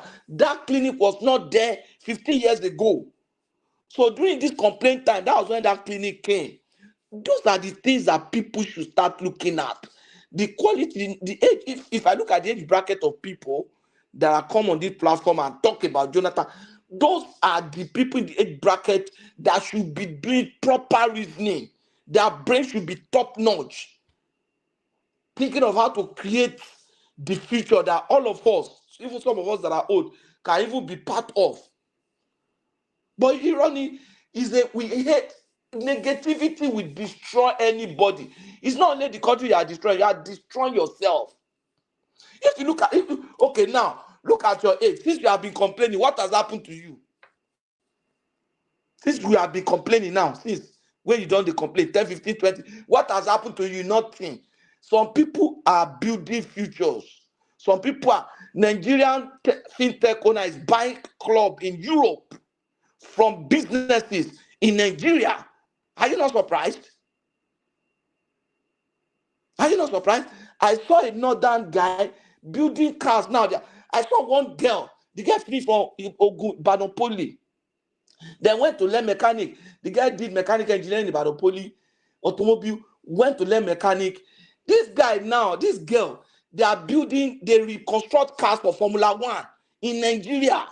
They reconstruct cars for car race, rather. Do you understand what I'm saying? The girl, that's what the girl does. I saw the document. I will say that to you. In Borno State, there is a PPP with an indigenous Borno guy who is building taxis and buses that are electric. And do you know people still pay 15 naira to go a distance of roughly 4 or 5 kilometers in Maiduguri? 50 My naira. brother. Let me share you a link. You know, woman, do you know one thing that Tinubu did recently? I said, look, you can't. I'm not saying this guy is holy, but you can't beat some ideas. Do you know that they said that Nigeria has 47,000 assets? Did you see that link that I sent you, or maybe I didn't send it? Nigeria has No, but this is not assets. a completely Tinubu it's what No, Tinubu, I know that one. That one where they talk. I know that guy now. But there's one that I'm even talking about, the woman. They say Nigeria has 47,000 assets in military and agricultural assets that are been abandoned but that are repairable, like tractors, equipment that are repairable. This Nigeria Science and Clinical NITIDA, what do they call that agency? Manned by one northerner like that. See intelligent people from all across the country. Do you know what that guy is doing?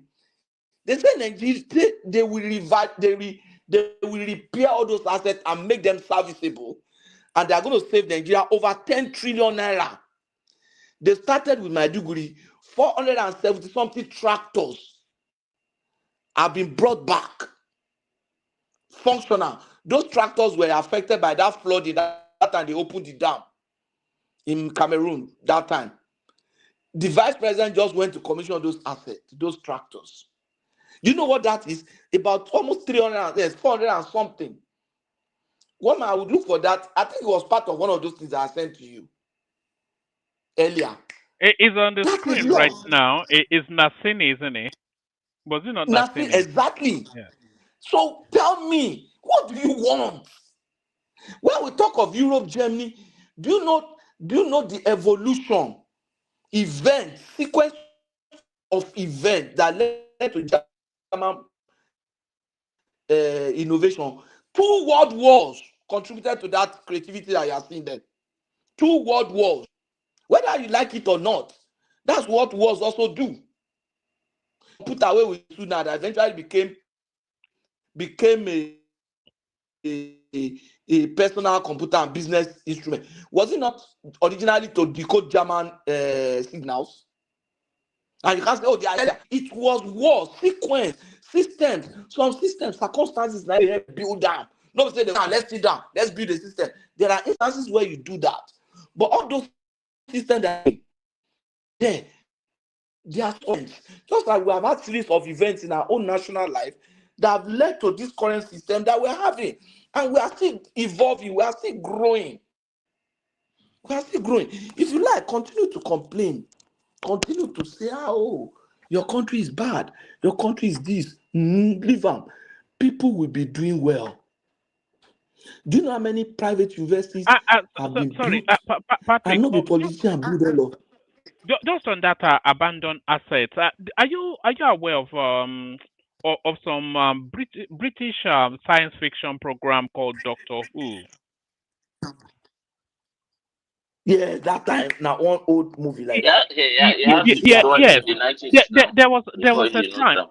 there was a time they found one missing very old episode of Doctor Who that they don't have in the archives on the BBC anymore. They found it in an NTA archive somewhere in the north of Nigeria.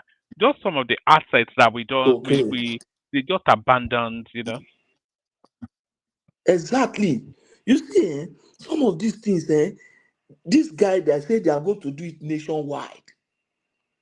I used to see some military vehicles, like say we used to have one military vehicle stronger than most of these armored car vehicles that we are seeing now.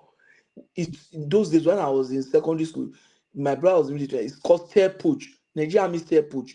Those cars, those vehicles, there's no way it would not be functional now.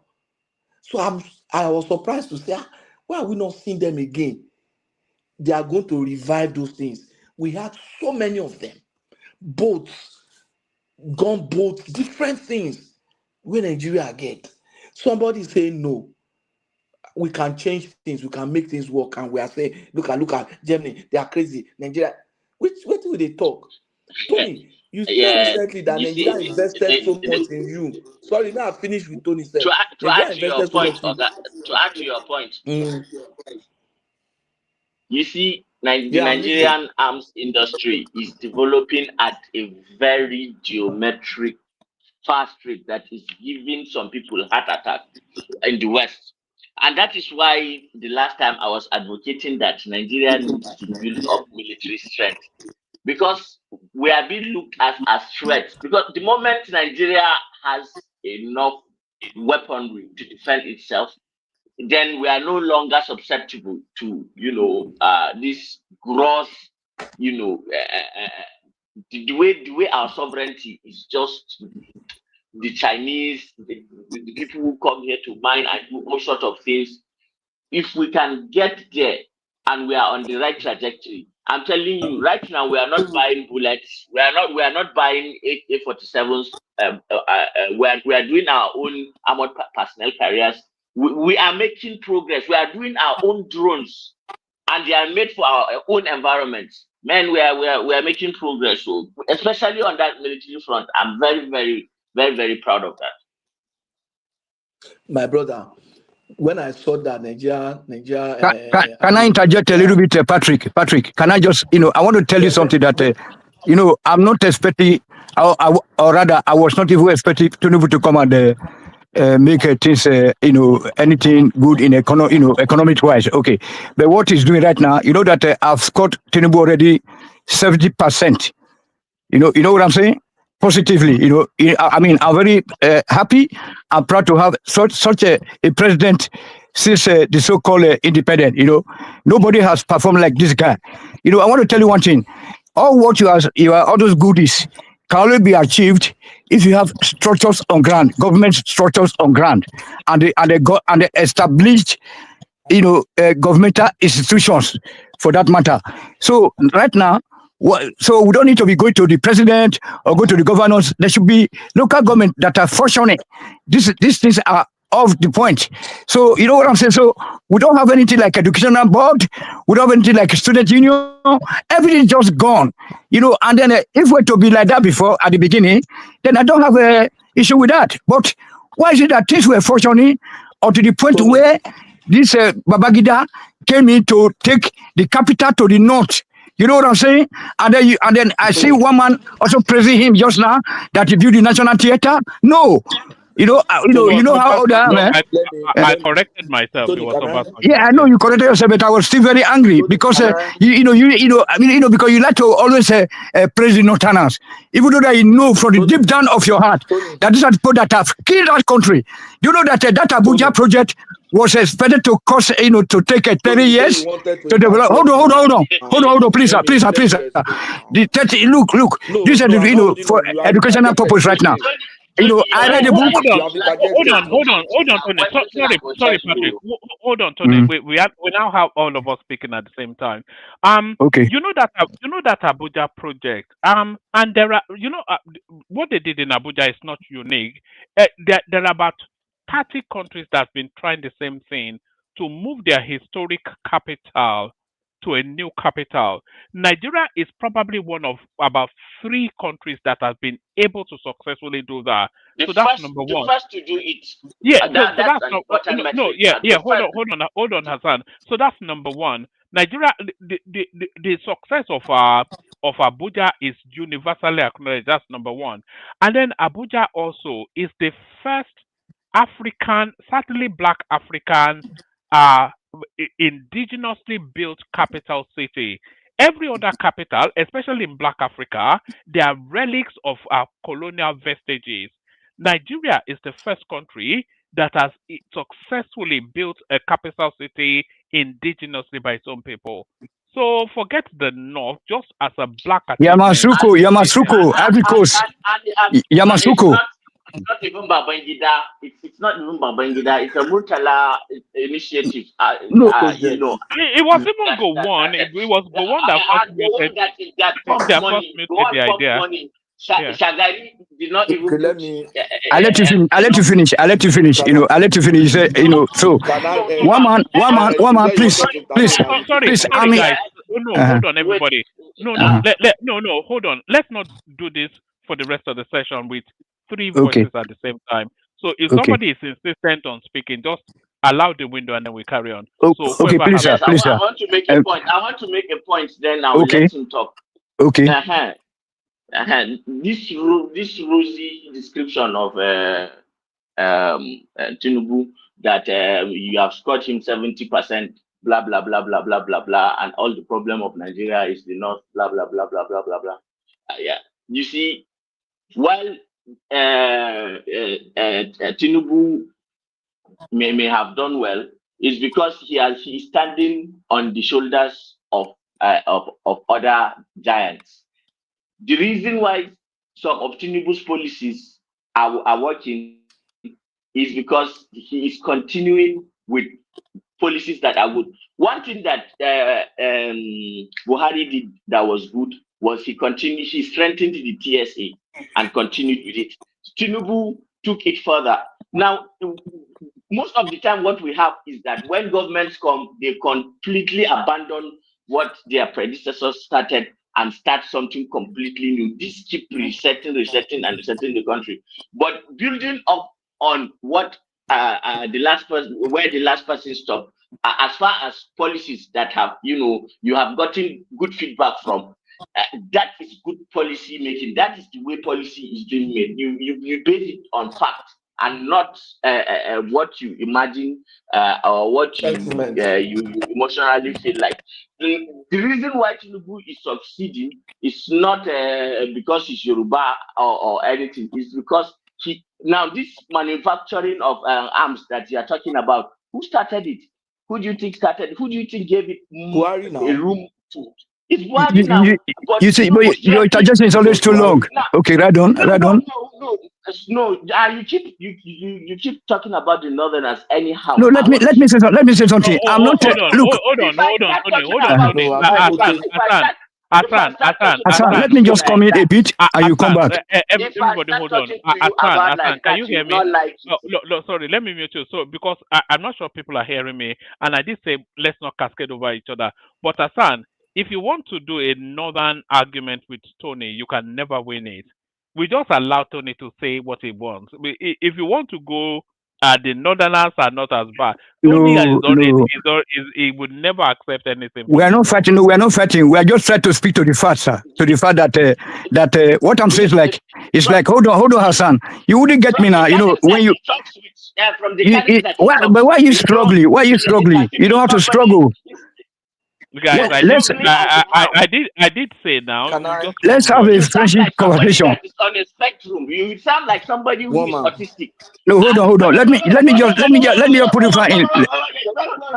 Let me just put this one in. Let me just put it, please, sir. I will give you more chance. Hold on, Patrick. No, you guys, Patrick. You know that this is my time now. Oh my God.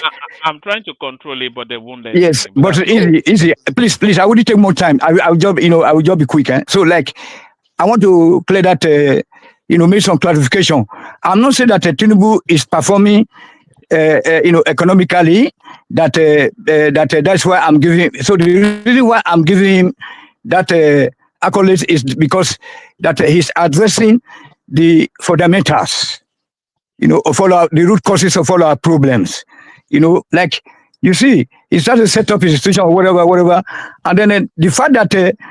So what the place you cut me off was that when I said that what Abuja has cost us, because we are suffering today because all this were predicted about 30-something years ago that we are going to find ourselves in this kind of round box, that we are going to suffer for it because the way that this Abuja project was being rushed.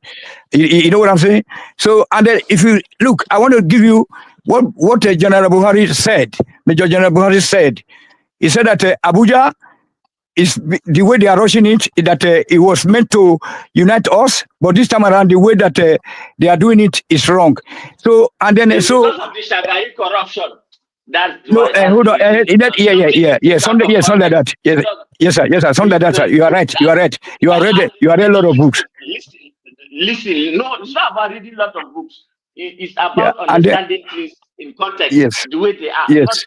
Not emotionally blabbing about. Then he said he will return the capital back to Lagos. Hold on, sir. I will give you 2 minutes also. So then he said, okay, that Abuja could be anything that is causing us a lot of problems. And then you know that when Babangida came in, so he was start to achieve Amadu Bello's agenda. Hold on, please, sir. Amadu Bello's agenda is never to legislate. No, you are trying to distort it. No. You said you wanted to interject. This is not how to interject. That's very uncivilized now. It's overwhelming. I just feel overwhelmed already, and we've just started, Hey now, Tony, how can you interject for 30 minutes?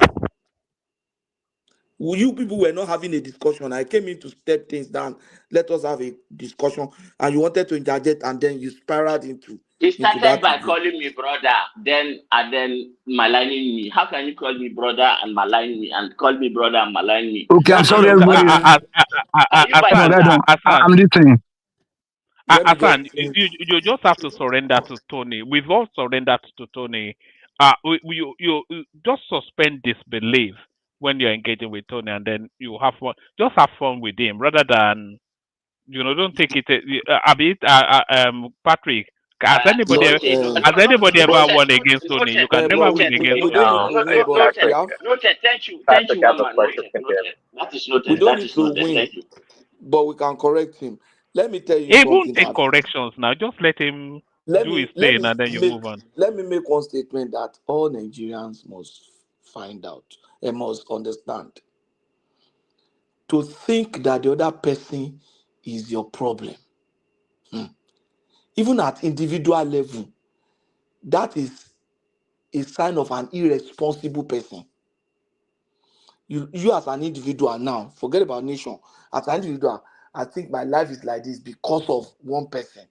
Because it's my people in the village, or because my father is not rich, or because my father no send me go school, or because I couldn't. You are seeing the problem. You are seeing others as the problem. Then you are obviously an irresponsible man. Because in that situation that you are complaining, that I've seen other people, you will see people who are worse than you, that have come out of that environment, that have gone out to become doctors, that have gone out to become. Look at that guy that is IFRS this thing today. That guy went to Ede, schooled in Ede, from Ede to Ife. That was how the guy was growing, had his icon while he was in school. He was already working P&G as a student. Became VP, West Africa. Now he's IFRS chairman. That guy almost become governor for your state. You will think that you had opportunity, you had sponsors, you had this, you had that, and you are complaining. Somebody from scratch, from Rofo. So if you do that as individual, you will not make progress. Okay, And can now I we have. suggest something, okay? No, let me just finish and I'll go off the minute. I get him things. We now have at regional level a group of people in a particular region collectively thinking that the other region is their problem. That's the issue. And to think that in this generation, to think that we have people who are living outside the country, that means there's no civilization. Even if you go to, that means this, you have only entered into civilization in those Western countries. Their civilization has not gone inside, it has not gotten inside you. You know the way they say you went to the university but the university didn't go through you. That's what is happening. To think that somebody this particular level of age, not archaic old age, or not an uncivilized person, somebody say he has traveled to Korea, he has traveled to Japan, he has traveled to this one, you still think that one region is your problem, then you must be joking. You must be joking. So that Hausama is not my own problem. Iboma is not my problem. Yorubama is not my problem. The problem of Nigeria is fundamentally their leaders and their followers. We need to tell them the truth so that they can make the correction. Hold on. The leaders are not bracing up to do enough. The followers are very irresponsible. Sorry to say, I'm one of them. We fail to take responsibility. And that's why some people are the way they are. That's why some people are still the way they are. We fail to take responsibility. That is the issue. So, to me, so far, so good. The government is gradually creating an enabling environment for any serious-minded person to take advantage. I was talking yesterday to a businesswoman. I'll close with this. I was talking yesterday to a friend of mine who happened to be a businesswoman during Obasanjo, Jonathan Yar'Adua's regime. The woman was just having a pharmacy, just gradually growing. And now recently she's complaining. Look at what is happening. Look at Kiniko. I say, what is your problem? He said, oh, I wanted to build an extension of my factory. And I asked her, I said, during that 10 years ago, do you even get factory? You get one small shop. Now you have factory. you are producing, you are selling to Abeokuta, you are selling outside Abeokuta, you are selling to other states. You are now starting new line of products. You are starting new line of products. And then because you want to build an extension, you say, because I want to build an extension, I'm spending so much. Are you supposed to build it for free? Now you have products. You have, is that not progress? That's why ingratitude will make some people not grow. If you look at yourself, you were just running one small pharmaceutical store in 2003. Now you are still running that pharmacy. Now you have factory. You are producing one product which is doing well. You have just trying to introduce 2 new products. All right, bring it on, That is, Patrick. so So move it on. what I'm trying to say is that from what I've showed you, the government is trying its best now. But what I want us to put our mind as we continue to progress through 2027 is this. Let us put sentiment aside. And anybody that comes to me and say he has an alternative, I'll say, okay, this is the alternative that you are bringing. Let's leave sentiment. Corruption, leave that one, because all of them are corrupt. All of them are corrupt. Don't come and tell me your own is a lie. Even the Nigerian that is not in power is corrupt. Even some people that have never stolen money are corrupt. It's not that they have never had the opportunity to steal. Abba, Patrick, small now. Yes, No, let him land. Let him land. so Let him land. the question you should be asking anybody. I'm agreeing, but No, so land that it, they don't say Pato. we are excluding Yeah, land it. ourselves. So the question I will ask anybody is that this person that you are proposing, is there anything that this government is currently doing that when the person gets there, he will reverse? Maybe he will reverse the student loan, maybe he will reverse the subsidy, maybe he will reverse the unification of exchange rate, maybe he will reverse PIB, Petroleum Industry Act, maybe he will reverse. Is there anything that this government is doing that he will reverse, or is there anything that this government is doing that he? You know what Obi is going to campaign on? He's going to campaign on wastages and excesses in government, because Wastage it where? doesn't have, it will speak about his campaign will be about the presidential jet and the villa, the vice So he president, will the vice. ask, I will ask them, okay, is there anything that this president is doing that you will reverse? Or is there anything that this president is supposed to do that is not doing that you will now do? Let's talk it that way. Not like you just talk and put sentiment in everything. If you're able to do that, you are convincing somebody like me who's very open-minded, then let's go. But don't come here and say rubbish and just talk and abuse people and say people are corrupt, people are mad, people are this one. This stuff I never do you, Nigeria will happen to you. That is nonsense. It shows that the person does not have brain to make constructive argument. One man, please let us chat these discussions. I'm listening in the bar. I'm listening, but may we know to argue over one another. Thank you, one man. All right, brilliant. Stay with us, Pato. Boya Wawaloma carry home. Stay with us, Pato. So thank you, Pato, for breaking up that. So now we're now going to do 5 minutes monologues. We'll moderate the interjections just to manage it, because the room is now starting to populate somewhat. We kick off the 5 minutes with Tony, who was about to kick it off, but then got into a little bit of a funk with Hassan. So Tony, Hassan, and then we go to Prince Daddy. Larry joins us after a period away. So I thought the floor is yours. Speak to us. Thank you, sir. So my brother, I still call you my brother. Okay, we black people, we are all brothers. Okay, no matter our religions or whatever ideology, we are still one. After all, we're also brothers to people from Sudan, and then all this Guinea, Ethiopia, Somalia, and so on. Even the woman that helped me here when I got to Germany, she's from Somalia. She was a very good woman, so no problem. I don't hate your people. What I'm trying to say is is that we need to, to reflect, make some reflection to see where we got it wrong or what actually happened. That's what I'm trying to portray here. So what I'm trying to say is all these things that we are passing through today, were all predicted. And then, you know what I'm saying? People say that this is going to happen. You know, we have some political scientists and social scientists, like, for example, Mr. BC Ogubadejo. You know what I'm saying? So he predicted all what we are passing through today. He said that Abuja was to take 30 years to build, but the way they politicalize it and then sectionalize it, so then the rushing. So at the end of the day, he said that it could have been better if they are choosing one of the existing cities in the northern part of Nigeria, so long they were so desperate to have it there, you know, because Amadu Bello did promise us that he will never legislate in the South again when Chief Nahuru, Attorney Nahuru, sponsored this self-rule motion.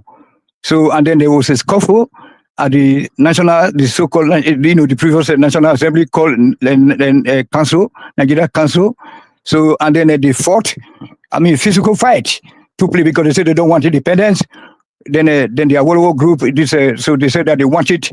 And then, so the Ahmadu Bello said, okay, he left Lagos out of annoyance. And then he said that we never come to the South again. Talk less of coming to legislate in the South again. And then when Murtala Muhammad came in, Murtala Muhammad is also very, he was a fundamentalist. You know what I'm saying? He's the one that actually killed Nigeria. So according to that book that I read, he overthrew Yakubu Gowon because Yakubu Gowon was not key into Ahmadu Bello's agenda of Islamization. You know that when Babangida came in, also the same thing, after they removed that guy, they took that guy out. Things were moving up again positively. You can see all the new airport, many things that Obasanjo did, and all this national theater now. We're talking about National Stadium. You know how mad I am when I see the National Stadium in Lagos looking looking so tattered, and then they are going to build something in the north. That one, they give me sleepless night now. And they run mad, and they crazy when they take all our, and then people talking about Temelan Bridge. What the hell? Jakande already set up most of the plan for Lagos, all this railway project and everything. All those and Bruce Ali, the Seto University, a pioneer, State University, Awolowo's disciples. They didn't allow that guy to be a president to be able to do this. So then all these things came, must come into play. And then since then, Babangida came in and put us to the OIC. Two more minutes, Tony. 2 more minutes. Yes, sir. Then he started all this problem. Russian Abuja project, they say, why should you take it to a virgin forest? And at the end of the day, they said that, okay, that place is a federal capital territory, and you see here all those names like Gwangwalada, all these Buhari, all those names, Islamic names, and they call that a federal city. Go to the Washington, D.C.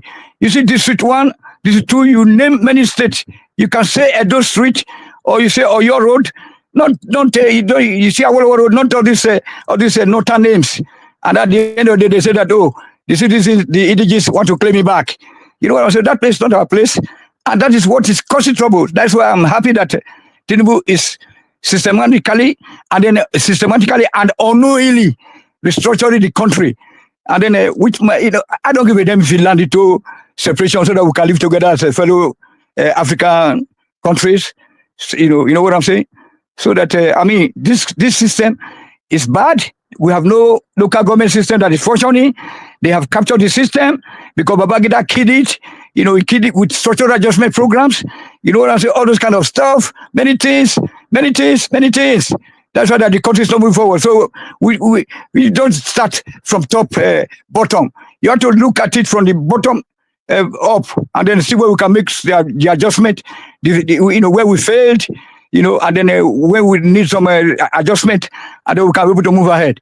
All this one try to pamper each other. You have Sharia law in one side, the other law in the other side. The other one is boasting, bragging about born to do all those kind of stuff. That's what Tinubu is attacking right now.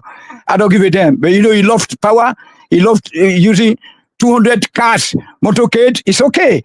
Let it dismantle the country for us. Then we will run our regional, respective regional level later on, like the way we are. Like we have it in our dreams. Thank you, woman. I'm still standing by. Okay. All right. Thank you, Tony. So, in all of that, I think half the panel has dropped. So you're up next, Hassan. So, to the conversation, wherever you want to come at it from. Um, I, I'd wanted to start explaining strategic military objectives and the functions of developing a city like in a vulnerable country, and during the years in which Abuja was conceived, those years were Cold War years where there was a lot of uncertainty, and how vulnerable Lagos was. But I don't think he has that capacity to. So I'm not going to. Let me just talk about the Buhari and Jonathan thing. I think then that's more. Let me start from there. I'm more interested in that angle. You see, what actually happened I during can listen to you. I've got the capacity. Capacity. I want to know. I want to know, sir. Please, sir. No, no. Sorry. I don't. It will become argument. You won't allow me to explain it to you the way I would want to. You keep arguing, and your tone, your cadence, the way you shout and interrupt and keep, just like a broken record. It's not going to work. Let's I'm just sorry. I'm agree sorry. to Okay, I'm disagree. sorry then. Next time. So I'm sorry. Next time, not next time, but not today. Please let me know. Let me talk about something else. One man, and look at if you remember what really happened to Jonathan was the fact that and the reason, and let me start with this, the reason why Tinubu is going to has a very high chance of winning in 2027 is a combination of factors, not based on his performance the way you said. No, not that. And I will tell you the biggest factor is uh, external factors. He has the backing of the French, so he's covered, and so he becomes he maintains his presidency. And as far as things are going right now, um, uh, everything is okay. So that settles it. Hardly would you become Nigeria's president without you having some form of international backing. All this complaint that Jonathan was complaining and his political circle, they were dealing with a successful military coupist, and they thought they could just smear him with Boko Haram and smear his name with Boko Haram, so that he would be unelected. But people saw like right through it, and he himself, navigated and anticipated everything. So some random guy claiming to be Boko Haram, probably a DSS plan, came to the radio and said that they wanted to negotiate, and that he's nominating Buhari at random to intercede between them and the Nigerian government. Abba. What do you think? It is just one day that you just become a general without having some form of understanding of what it means to attain power, and to be like the raw power where it's a matter of life and death as a coupist. So Jonathan was dealing with something beyond him, and the fact of the matter is, nobody becomes the president of Nigeria without international backing and continue. If Tinubu were to lose that international backing in 2027, he may also lose because they can work against him, and they have the capacity to internally work against him. That is why I'm still saying that, like, while he's maintaining a posture of servitude to them, let him continue building our local capacity for arms, because there is somehow right now a form of conspiracy. Right now, you're hearing in the news the talk of genocide in Nigeria of Christians, and trying to divert the attention of the world from what's happening in Gaza. Did you hear about the bill that Ted Cruz is proposing in the United States to put some sort of restrictions on Nigerian politicians that they deem are participating in the genociding of Christians? I even went through it because I follow Breaking Point and the Young Turks. Yes. So and I follow some right wing channels that kind of always discuss that. Yeah, Cuba, and that and Kasparian, or yeah, I'm a Casparian, yes. Like, that yeah. girl, that woman is so intelligent and morally principled to the core. Oh my God, she's fearless. Oh my, she's Armenian, I think, by I origin, saw but her fighting Piers Morgan the other day. She's always fighting anyway. and you have to be very, like, there are some people that I admire because they are morally sound and they are quick witted. Like somebody like Norman Frankenstein. You see, he articulates his words, but he's Do kind do of you slow do you and find he's kind of. Norman Frank? Do you find Norman Frankenstein? How do you pronounce his last name? I've always found him a bit disingenuous. I see him taking on the Israeli hawks on panel shows. You know he's Mhm. Jewish. Do you know he's Jewish himself? Of course, of course. Yeah. That even makes that even gives him more. I always see him as a But that validates three-dimensional that. gent. Yeah. No, Go on. Sorry. no.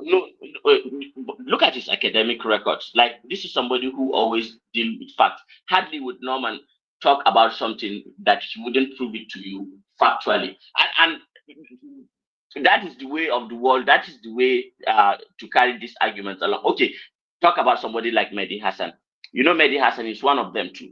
Mehdi Hassan is one of those, like I call the dying journalism. This is the journalism of the 80s and the 70s, where, like, power is being held. But right now it's about narratives. People only go to journalists that will talk about their viewpoints, that they align with them and will give them conducive. Kamala Harris used to go to Joe Rogan.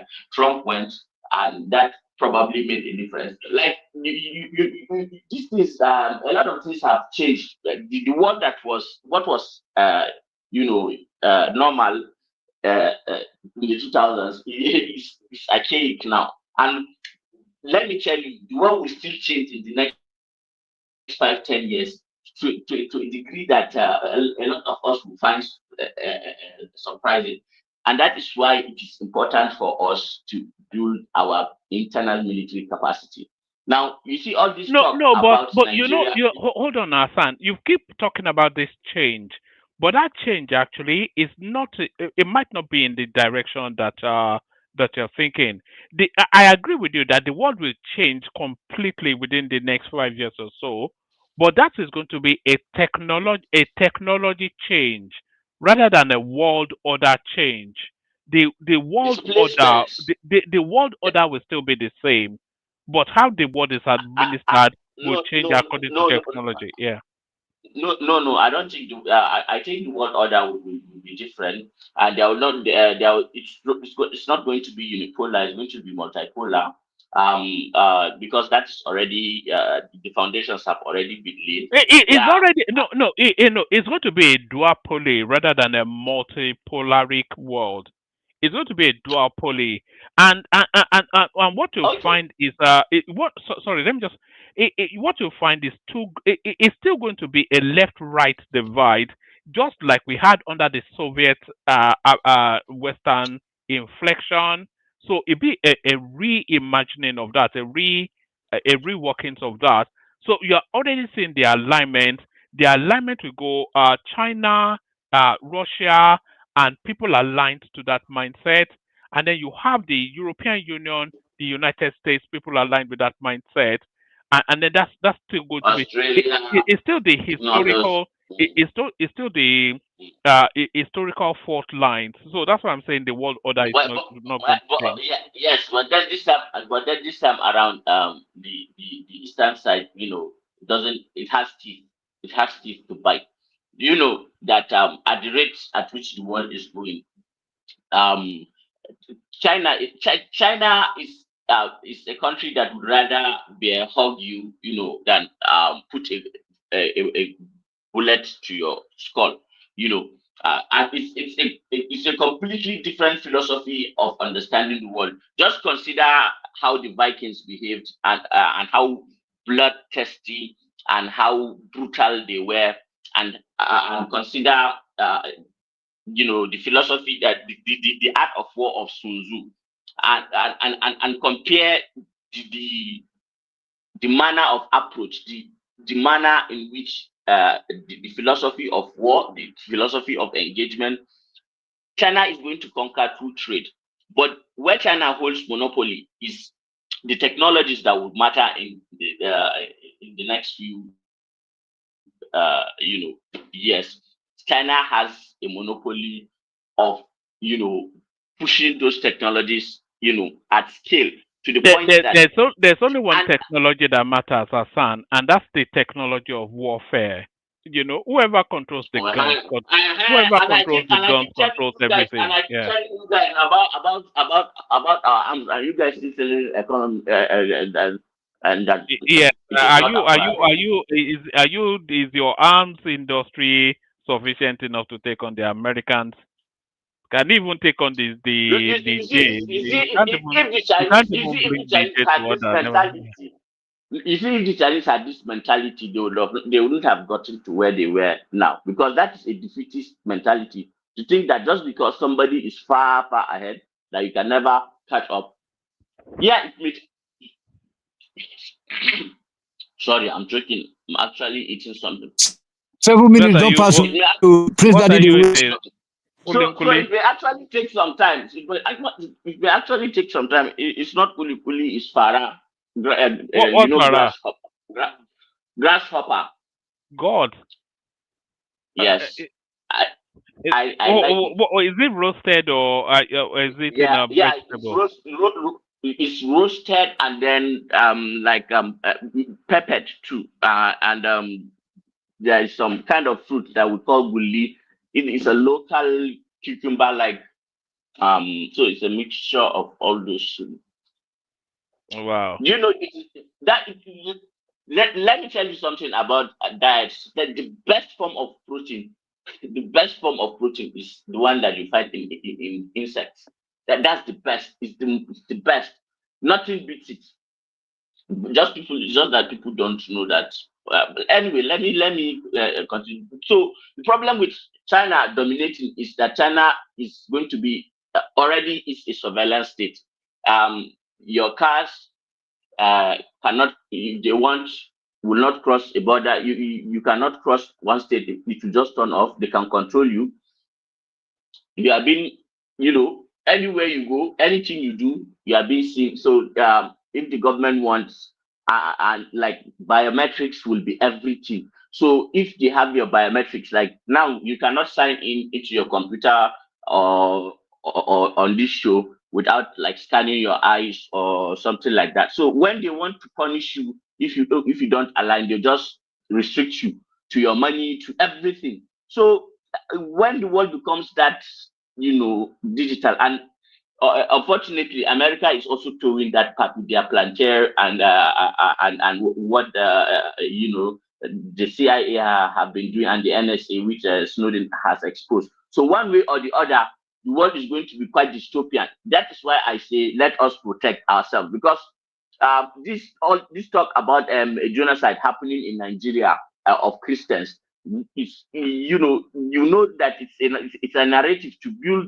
build a narrative so that they can, and because we refuse to take It's in not a Venezuelans. narrative, it's not a narrative, but it's an old story.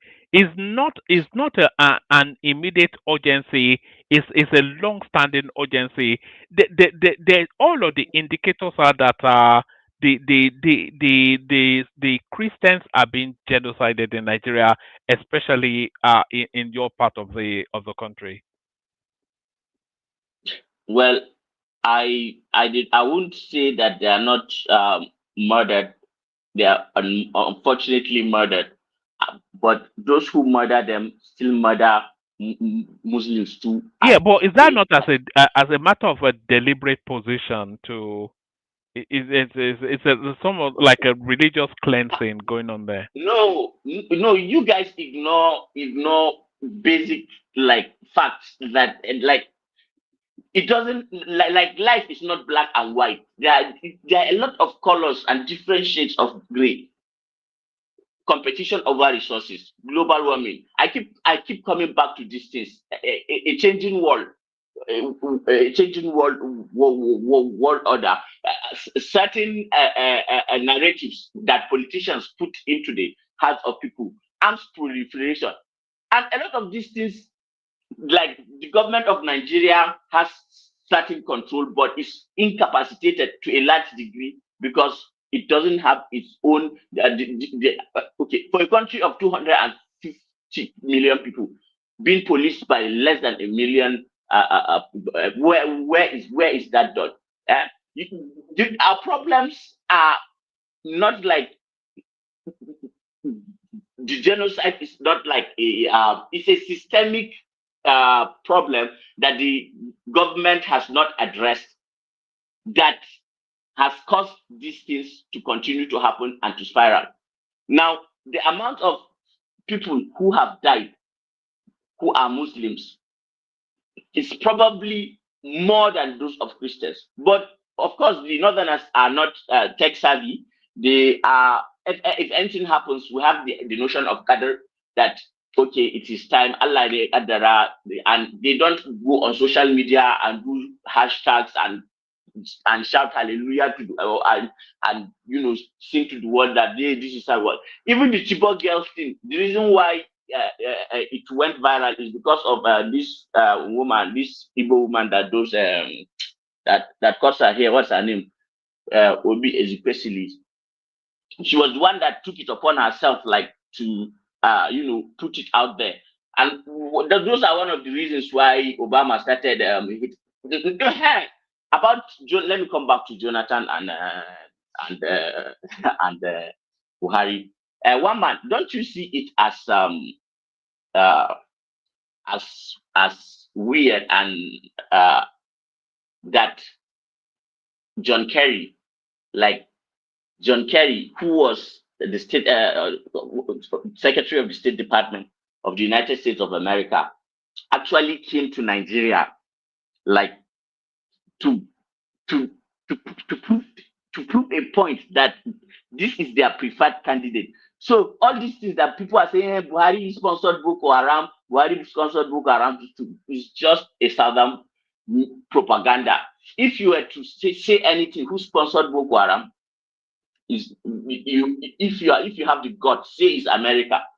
But because you think we are simpletons and we don't understand anything, you just say anything you like, and because there is no pushback, a lot of Northerners don't really engage on social media like that and do all those things. So these narratives are allowed to continue because there is no pushback.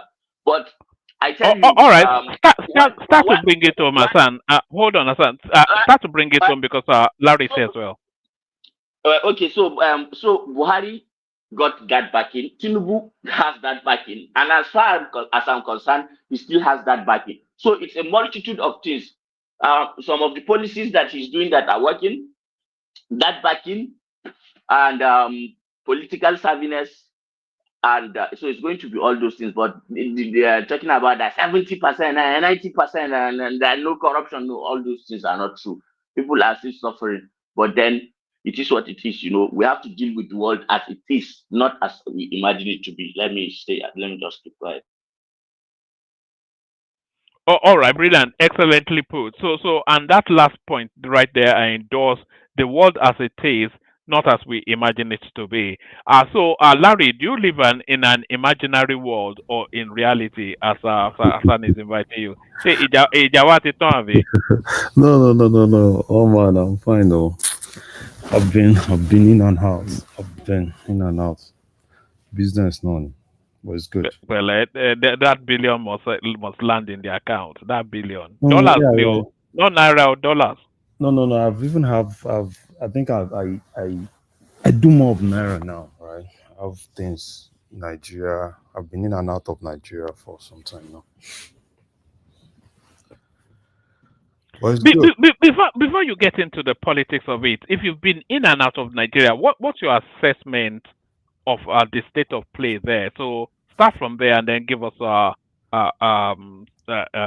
conversation. No. So basically, right? So I think Nigeria business is good in Nigeria now. So now it now depends on the people I interact with, right? So most of my conversation have been with the business class, right? And business is booming in Nigeria. There are a lot of things going on in Nigeria. And you know, for me, now coming to people, yeah, I think there are still a lot that still needs to be done.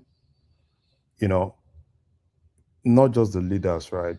The people too. There are still a lot of things that needs to be done. And I think the government is doing it. Hopefully we'll get there. You know, it's just things have been, it's been a long time that a lot of things are actually spoiled. And I think we're beginning to redirect. It's more like, yeah, we've got to a point that we're now beginning to redirect ourselves to the right path. It's a little bit difficult, but I think people are now beginning to see that it takes time, but it's the right thing to do. That's what I just say about what's happening in Nigeria now. And the Ebing power narrative, how much of that are you picking up, and how authentic, how honest is it, the Ebing power narrative? No, I don't really see that. Right. I think it's a lot of propaganda, right? This is a big power of it. I think people are beginning to get used to the normal thing, right? And people are beginning to re-strategize. Sorry to interject. It got better. At a point it was bad, but now it's good. So even the malams, that the sheikhs that are preaching in the north, they are now saying, "Wow, that if this is what it takes for food prices to become low, then they will support it." That is what is happening. So there was a time that like it was really really hard for people. Like in the, let me say, in the like first year and 2 months, it was really really hard, but now it's better. Yeah. So basically, I think for me, I think people are now beginning to get used to it. And another thing I saw in Nigeria is power, right? At least for me, on my stay, right? At least they were basically using, the normal government power at least like 23, 22, 23 hours a day, which I think is something that really needs to be appreciated. For where I am, I don't know about other spaces, right? But for Lagos, right, at least 22, 23 hours a day, which I think is really key. You know, things are, prior to me going to Nigeria, right, flown in and out of Nigeria in the last 2 weeks, 3 weeks. I've been in Nigeria like 3 times.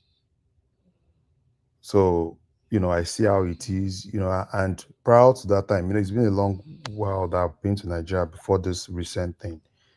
A lot of things that people say, so I was expecting a lot of all those things, but I just got to see that people are getting used to things and people are re-strategizing, looking for better ways for them to really meet up with things.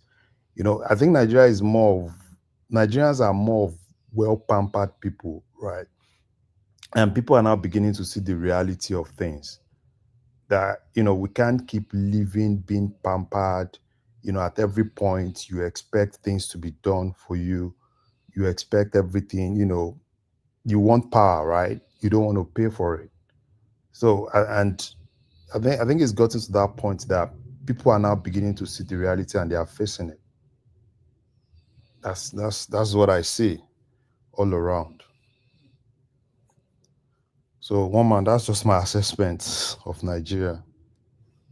All right, brilliant. And that assessment is consistent with, I was especially paying attention when you were talking about power, because that's the report that we've been hearing. Apart from where the Obedients live, every other space in Nigeria seems to be, they are recording more I'm going to play you a clip in a moment. I think I may well have deleted it. They are reporting it right across the country that the power generation has improved astronomically. People are talking about 24 hours electricity consistently that they cannot even remember when NEPA last took light. So that's what they are reporting in Nigeria, apart from where the Obedients live. But take us to the politics, Larry. Yeah. So Did you see the Ogunlesi clip that I played earlier on? He's um, now he's bringing his billions back no, home. no, one man. Yeah. I told you now. Everybody's going to Nigeria now. I'm telling you, as everybody's going to Nigeria now, because the basic thing is, what would Sorry, Mabino Larry, I want to show you something as well. Let me show you. Actually, I'll let it play in the background as you're talking. When I saw this, do you follow motor racing, Formula One? yeah, should be E1, right? Do you know that the water version of Formula One is taking place in Lagos as we Oh speak. man, I've been following this thing live, so don't tell me. I've been following it live all through. People are Team still they are Rafa, still Team Dogba, doing Team Rafa, they are Team still Dogba. talking about presidential jet and One Kasim man, Setima's woman, can I say something? yes, but Larry has the floor, but I I don't know, think just he for loves one it. second. This video you are showing, I've also seen it, and I'm extremely happy. I was asking myself, is this Nigeria? This is Lagos compared to like 10, 15 years ago. Is this Nigeria? Look at what you are showing. And anybody telling you that country is not improving, it's a joke or a joke. I don't know what to say. Larry, please, you can continue. Lagos is now firmly on the international calendar. They are having River Formula One in Lagos, the first one ever in the history of that sport. And then as the sport grows, the reference point will then be the history started in Lagos. And then just as soon as they finish this, the whole of the young people all over the world, they come and spend Christmas in Lagos like they did last year, and you're still doing. He brought presidential jet. This is your country. Well, stay there now. Stay there. Sorry, Larry. Continue. Oh man, you're funny. But like I said, right? Everybody's going to Nigeria now because it's what everybody has actually been waiting for, and I think I've told you at the point. People were really waiting for that stability, and the stability is here, right? So now it's more of growth for Nigeria because it makes more sense, right? There are a lot of instruments that that you can always invest in Nigeria that makes more sense. So for me, I think so seeing Ogunlesi, lot of not just Ogunlesi, a lot of guys, right? A lot of guys are really looking at that direction now.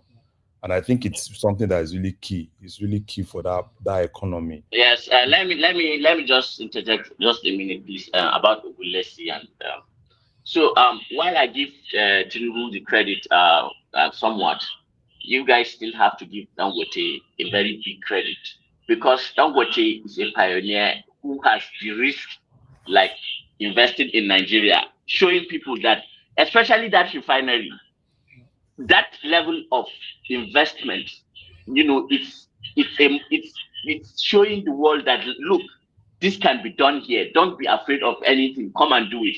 And mix Dangote and Tinubu, and the initial friction that was happening could have scuttled a lot of things. But when things now became smoother, of course, things will only get better from here.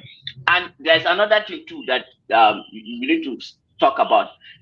If the economy is looking good for the people at the top, if you have money to invest, especially this tax bill that is coming into place, of course, if you have a company or a farm, you are going to be better off. But a lot of people are not going to find it funny in the beginning. Let's just say that there will be a chance for social mobility that it's that we will see it probably come in the next 3-4 years. But as it is right now, there's a lot of struggle in the lower classes, and that is the majority of Nigeria. But as far as you are worth maybe 50, 100 million naira, no, it's good time. Everything is booming. Like that's the status quo. No, Azan, you have to look it from this way. Who are those people that are going to bring in the big the investment? Is it the poor people or the rich people? When you bring It a is lot of true. incentive, It is true. It is true. when It is true. you It is bring true. it, let me quickly But, finish so that I but can how does continue. our rich people behave Let now? me finish. You can continue. So when you bring a lot of incentive for investors, whether local or international investor, and then you create a very good business environment, it will start to trickle down to the masses in terms of job opportunities and in terms of middle or lower income. And like I said before, 67% of Nigerians are entrepreneurs. And that's why you see them selling this, selling that. Or even maybe they have office work, they still have other business they are doing. So when we factor all of this into consideration, you will see that we have not really seen the real depth and strength of that Nigerian economy. It's as from next year, if they continue to capture more people into the tax base. Yes, and yes, yeah, I Oh, understand. oh, I oh, all right. understand. Let's get back to Larry, who's waited. Land that point, and then we Sorry, get back to Larry. Larry. Sorry, Yes. Larry, for interjecting me. Sorry, Larry. Sorry, Larry, for interjecting me. I understand that. I just want to point out something again about the Nigerian economy, which is quite disturbing. Um, there's this wallet, OP, that almost everybody has on his phone. And it's a serious national security risk. It's owned by one Chinese businessman, and that guy controls. I saw a report recently that 66% of online transactions that was done, he is now worth more than First Bank, Zenith Bank, GT Bank, and Fidelity Bank put together. He is controlling almost 6 trillion naira of Nigerian money. That should not be allowed to continue somehow. No, Azan. Oh, It's just no. Let's get back to Larry. Sorry, it's just to manage the time. He waited to speak. So sorry. Back to you, Larry. Okay. No, it's good. It's the conversation. Although that will pay something, it's a real concern, no, because anybody now that, especially the young people, it's just OP. And I'm on No, TikTok these days. They are all sending money OP, and it's owned by Zu Yahi. Zu Yahi is not an Oyo name now. No. OPE is not OPE is not really a concern. Let's leave that, right? No, we have to protect ourselves, not But today, that's but tomorrow. also You never know capital what will flight, happen though. now. No, That's also capital flight. Of course. One Oh, man. You know I'm in the fintech space. You know I'm in yeah. the fintech space. So Yeah, when I carry tell on, you Larry. that something is not a problem, it's not a problem. Right. Forget about probably who owns OPE, right? It's just like you talking about money points, Tosin's money points now. You're telling me, oh, money point is a problem. The bottom line is, see, the traditional banks in Nigeria need to learn that people are now beginning to leave that traditional way of banking, right? Everybody needs things that are seamless.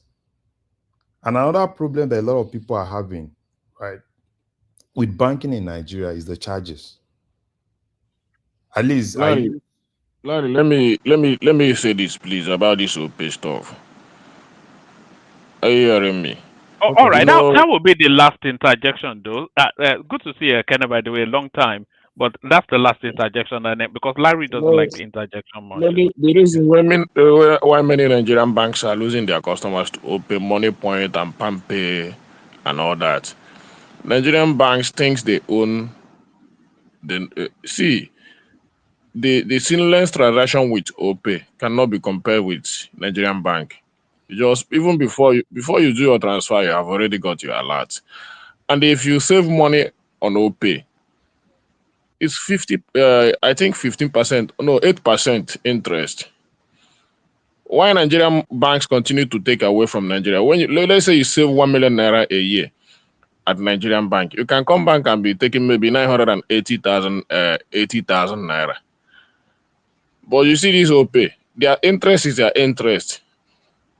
When they tell you 8% interest or 7% interest on your savings, when you save for a year, you are taking that your 8% or 10% interest, and you see it dropping in your account as well as the savings are dropping. So it's a very it's very very different. Not just like UB your first bank or all those banks that when they tell you to save money, it's all about collect. They will be taking charges on top of savings, and the OPay loan is very easy, very easy. So it's not it's CBN recognized. It's CBN recognized them, and they are doing perfectly well. You understand? So very safe and reliable. Opay is not just like when your phone is lost now, you want to recover your money from Opay. You can pick up another person's phone and log in your phone number. But just like all these banks, the Nigerian bank, when you lost your phone, before you go to the bank, write a letter, do this, they would have stolen your money. You understand? So, but with Opay, you can just pick up another person's phone and log in your number and recover your bank app there. So there are a lot of differences that all these commercial banks need to go and learn from them before they can be talking about bringing down Opay or Money Point or PalmPay. That's what I want to say. It's not even possible to bring down OPay. See, the thing is this, a lot of people do not really understand that OPay. They use a very strict, very big strategy. I was talking to some friends and we're analyzing OPay recently. The strategy they use in entering the Nigerian market, very good strategy. They didn't start with OPay. They had a lot of things they started with. At the point they had O-Ride, they had different, all those something you say. It's Opera Mini. They started with Opera Mini. Since the Symbian phones that were Asan, let him have the floor for a moment. Yeah, carry on, Larry. So they had a lot of things, right? They use in entering the market. And another thing that I need you to understand is OPay is a registered PSP. So if you go to CBN today, look for all the registered payment gateway, OPay is actually there. So forget about the fact that it's owned by a Chinese, and the fact that it's owned by a Chinese doesn't mean that there are no Nigerians on the management board of that company. So probably they will take your data and all those things. And no, that is not how it works. The only thing why Nigeria really love that is the fact that, just like Ekene said, it's seamless. And everybody wants something that is seamless. It's just like using any other payment gateway. People use, aside OPay, I saw a lot of people in Nigeria using Money Points. And I think the digital space in Nigeria has really, really expanded. Almost everywhere you go to, they have a POS. They have, most of the things I do in Nigeria, I hardly use cash. At every point, even, buying a simple thing, they have POS to use, which I think is actually good. And I think the normal conventional banks really need to learn. And there are a lot of unnecessary charges. But I don't know, like take for instance now, okay, all through the Naira card I use Access Bank. And every transfer that you do with Access Bank, there's always a charge of 53 Naira. If you do like 10 a day, 53 Naira at every point. 50 Naira goes to, they say 50 Naira goes to federal government and 5.3 goes to VAT. Which I'm not even sure that OPay actually charges all those things, right? Because the basic thing is people are beginning to move away from, from all those things. And even aside that, people get money from POS because it's kind of like faster. I entered the bank and I saw, you hardly see people in the bank, like how it used to be those days, right? That you hardly see people in the bank now, right? Probably you just see like 2 or 3 people, which the banks too. And that's why I'm even happy for this recapitalization that they want to do. We don't need all of them, right? Some of them can just come together and be stronger. Probably they should start looking at more innovative way of really doing banking. Banking has gone beyond the normal. You want to do something, right? You go into a bank and they give you like 1,000 forms to fill, right?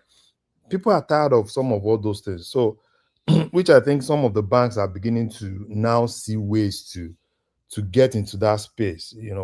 You can't keep you can't keep running after money points, running after OP, Piazza and the likes of them. Those guys are doing big, and those are really the key thing that is really holding the Nigerian financial sector. So that's that. And I want to say something. I know a lot of people have, you guys have talked about, the economy and everything. For me, I think Tinubu is doing what he's supposed to do. And I like the fact that he believes in what he wants to do and he's doing it. So if we still continue doing the same thing, Nigeria, things will still keep appreciating, right? The economy will still keep appreciating. And if he still believes in the people that he's using, they are really doing a great job. And he has one or two things in line, like January, right? They are going to start the implementation of the tax bill, tax hacks, right? And a little bit is going to be a little bit because a lot of people that are not really used to paying tax in But Nigeria. Larry, please, before you continue, I want to ask you: Yeah. have you seen Nigerian talking about that task? And do you see the problem it's going to cause for this government in January? See, Are you seeing it? Ekene, that's why I said Tinubu, if he wants to do something, he wants to do it. It's not going to cause any problem. The only thing is just that people that previously are not really used to paying tax are going to be paying. No. The discussion around the Nigerian space is that you want to task what you are not giving. People are not. See. It's just like I was when I was in the bank a few weeks Mhm. ago. These are banks officials talking about it, saying that this Okay, man when you doesn't know mean, what he's. let's start like this. You You just said what you are not no. giving. Give Let an me give you example of let me what. just give you a clue so that you know what to say. So they are Mhm. saying that this country is not doing anything to improve the life of the people, especially in roads, in education, in electricity. As in, they're giving examples. So even one woman that came from abroad, I was in the bank, was shouting, "What did they want to task? They want to compare ourselves with the Americans or the Europe." I When they think cannot give. you should Let understand me the tax law. Okay, go ahead. let me finish. Let me finish. Let me finish. You cannot give the Europe standard of life, of road, of electricity, of hospital, of whatever, and you want to task that. Nigerians will not accept it. It's when government is, so these are the discussion. That government is when you give, then you take. You cannot come and start to be taking when you have not given anything. So nobody is against the tax. But the problem is the standard of living and what you are giving as a government. So they are saying this man is always taxing. All his How life is would all the about standard tax. of living be improved if people are not paying taxes? What would they use to? Let Larry continue, and then you come in after him, just to manage the Larry right there. Ekene, see, all this is you said, right? It's the normal rhetorics. And I'm telling you something. Tinubu, that tax, it's a law now, right? We are not supposed to even be arguing it, right? It's a law. It's just the implementation. And the thing is this. Even that woman that you said came from abroad that is saying, what are they taxing? What are they taxing? That woman, I'm very sure, probably, I don't know the abroad the woman is coming from. Because the bottom line is, there is no way you earn, right? And you won't pay. And give it to the public servants. They've been paying their fair share since the beginning of Nigeria. The only people paying tax in that country are probably the public servants, the civil servants and the public servants. Every other person is just looking for one way or the other of not really paying anything. So it's just more like you're bringing those people that have not been paying tax, bringing them into the tax nets. Why, the civil servants is just the normal thing because that's what they've always been doing, right? Because they collect their tax at source. So people will complain, a lot of, take for instance now, people that work in Nigeria, people that work remotely, right? They don't pay tax. Now they have to pay. Aside that, people that have businesses, right? You have businesses, and I'm sure even you, Ekene, you don't pay, but now you have to pay. So it's this issue of, oh, what are they doing for us? No, that's not an argument. That's not an argument, because as a citizen, right, it's your duty to pay tax. So now, for you to holding your government accountable is another thing. As a citizen, you have the right to hold your government accountable. But before you hold your government accountable, you also have to do what is your duty, which is your paying tax. Not paying tax is a criminal offense. So the government is going to do it. So, people can, I know people will talk, oh, is this, is that. Yeah, it's just the thing. So I think what people should just need to do now is to try and understand the tax law, understand the benefits that they will get from it, understand how to, do a little bit of tax avoidance. If they have, probably if you have a business, if there's a way you can talk to there are a lot of accountants around, talk to them, look for ways that you can actually get some benefit from it. There are a lot of things that as a business guy that you can actually get from that tax, right? A lot of things. Larry, please let me ask you something. Let me ask you something. You have been speaking for the past businessmen 1 hour. we start avoiding people sending money into their bank because of this tax. When you pay tax, you need to have good It's roads. just like when you You want need to to do have a water transaction supply. of 10 million, 5 million naira. Do you know if There's you do nothing it, in Africa to a lot pay of tax for. businessmen will be Yeah, asked, Tony, what let's am I let's going to hear do? Ekene. If I can't hear the two of you at the same time, well, seriously. Okay, are you hearing me now? Okay, I can hear Ekene now. I said, do you know that business people will start avoiding people sending money in their banks? They as in, it's like, is there not another way you can send me this 5 million naira business deal or 10 million naira business deal? Is there not a way, instead of just giving a number, you just send them money? Don't you see the So okay, inefficiency? now let me ask you something. As a business guy, you see, there are some things that we'll talk about. Oh, probably you as a business guy, do you think it's safe for you, right? Because I know what you will probably say is probably you want to do cash, right? So as a business guy, let's say for instance now you have a business deal of probably like 100 million, right? Will you want to do cash for that? As a business guy. See, let me tell you. No, I'm just asking you a question, right? Because if there is every possibility to do cash, will you do it. no. I will do it. If there is a possibility, or you have So you want to evade tax? That's what you want to do? yes, I And will do it because let me tell you something. You might not necessarily pay nothing if you are under your profits under 50 million in a year. You might not pay nothing, but you have to provide document and expenses that you have to file in. Because remember, you have been doing banking transaction with your bank before. The tax, the NRS, they will look at your record. You cannot just say, okay, because they are introducing tax in 2026, I'm off ground, I'm going to be doing tax. It's just not done that way. Everybody have a record. You have an NIN number. You have everything. They can look at your record for the past 2 or 3 years. Okay, let me ask you this. Don't How do they count my profits? Okay, if you want me, let me give you a clue now so you answer me. Now it's just let like me a answer question. you quickly so You that are let me try and educate you a little bit. You are hijacking Larry. Let me try and educate you a little bit, right? You see, in Nigerian tax system, there's something we call self-assessment. Now, self-assessment is more like, yeah, you're a business guy. You kind of like assess yourself and you kind of like tell the government that, oh, this is how much I think I make, right? This is the profit.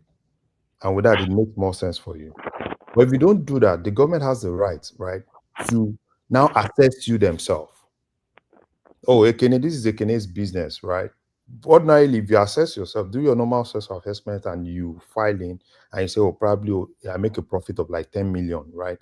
And in that 10 million, let me just tell you something. That's why I said you need to sit down with some of your accountants. You might not even pay anything. Because there are a lot of benefits there are a lot of things, right?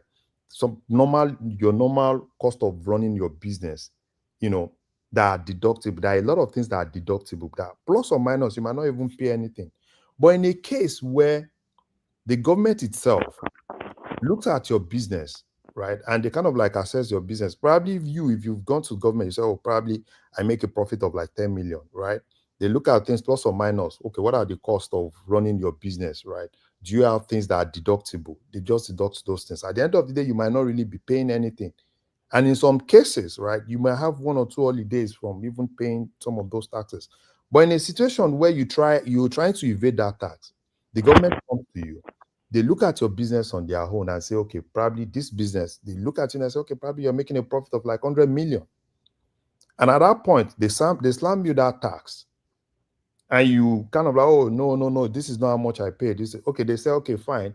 Go to the tax appeal panel, right? To kind of like, have 1 or 2 things with the government. And at that point, right, you don't have, if you go to that, I can tell you that if you go to that panel, you can't come out, without coughing a lot. So basic thing, right? As a business guy, what I will advise you, because Can you let me respond to him when he finishes, okay? Can you let me respond to this guy when he finishes? Let I talk for you. Make I talk for you, okay? Make him finish. Tony, let it continue. Tony, Minister for tax. I'm just talking to Ekene. Ekene is a businessman. I'm not talking about, this is. Say, hold on. I don't have. You don't need to. Look. I don't have. Hold on, sir. Taxpayers need motivation. Hold on, sir. I don't say you go travel around the world. Very. Hold on, sir. You have been talking. You have been speaking for 1 hour. I slept off and I just woke up. Please, sir. Hold on, sir. Tony, your connection is not. It's a bit wavy, but make the point, and then. Okay, let me see. Let me change. I'm changing now. Is it okay now? Is it better now? Can you hear me? Yeah. Okay. Thank you. Yeah, thank you, sir. So taxpayers need some kind of motivation. Like Kenya is there now. No regular power supply. That's okay. No problem. Okay. They were talking about school. Sending kids to school. No, there's no government school. You have to send the children to private school. You know what I'm saying? Then the road leading to his house. I mean, this one. Or you have no even police 112. Or you can have the number, but no police is available. Hold on. No, hold on. Hassan made measure to that a country of 220 million people with 1 million policemen and women. And at the end of the day, they will share it among themselves, this so-called wicked and satanic political class. No, just forget all that. How is all these things paid for?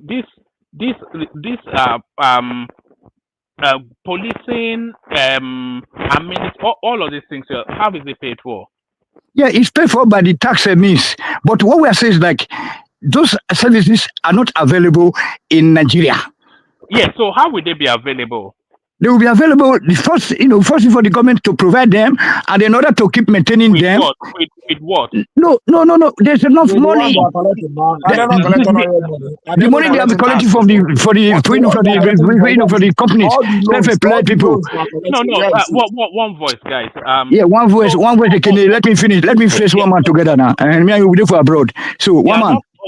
You are not facing anybody. We're having a conversation. Please. Yeah. You're my brother now. So okay, like today now, I just got a letter. Hold on. Tony, don't forget the letter. Just bring the tone down a bit. Okay, sir, my tone. Okay, sir. Sorry, sir, because a little bit. Just hold it now. Easy. Yes. Just hold. Yeah. Okay, carry on. No. Okay. You say something or you say something. Yeah. I will try to say something like, let me tone down. I don't want to use a loud voice right now. I want to speak slowly now. Okay, hello, my brothers and sisters listening. So, make now click the like button first. So what I'm saying. All right. Just make the point and let's move on. So the point is that this guy is speaking for one man went to move for the past 1 hour or 40 minutes. It's okay. But what we are saying is like, everybody will be happy to pay tax when you know that you can send your children to school, there's security. I mean, you can't tell me to go and grade my street. You can't tell me to go and make borehole in my house. You can't tell me that there's no police to call that will come to you in the next 10 minutes or let's say 20 minutes. All right. You made that point already. But you don't seem to be getting the point. So Nigeria has been the way it has been for all of this time. So you say, you have oil, but what has that done? It has never been like that, my friend, all right. No. my brother. Okay. That my uncle was a police. Back to you, Larry. One man, can I speak? I want It's just to. to be a ridiculous. Can I speak? I want to bail out in some minutes. Can I speak? Yes, let Larry just land his point, but I didn't want I wanted a more nuanced conversation than they should go and build everything first before you pay tax. What does that even mean? About No, it means a lot. Even if you don't want it, people have to say it.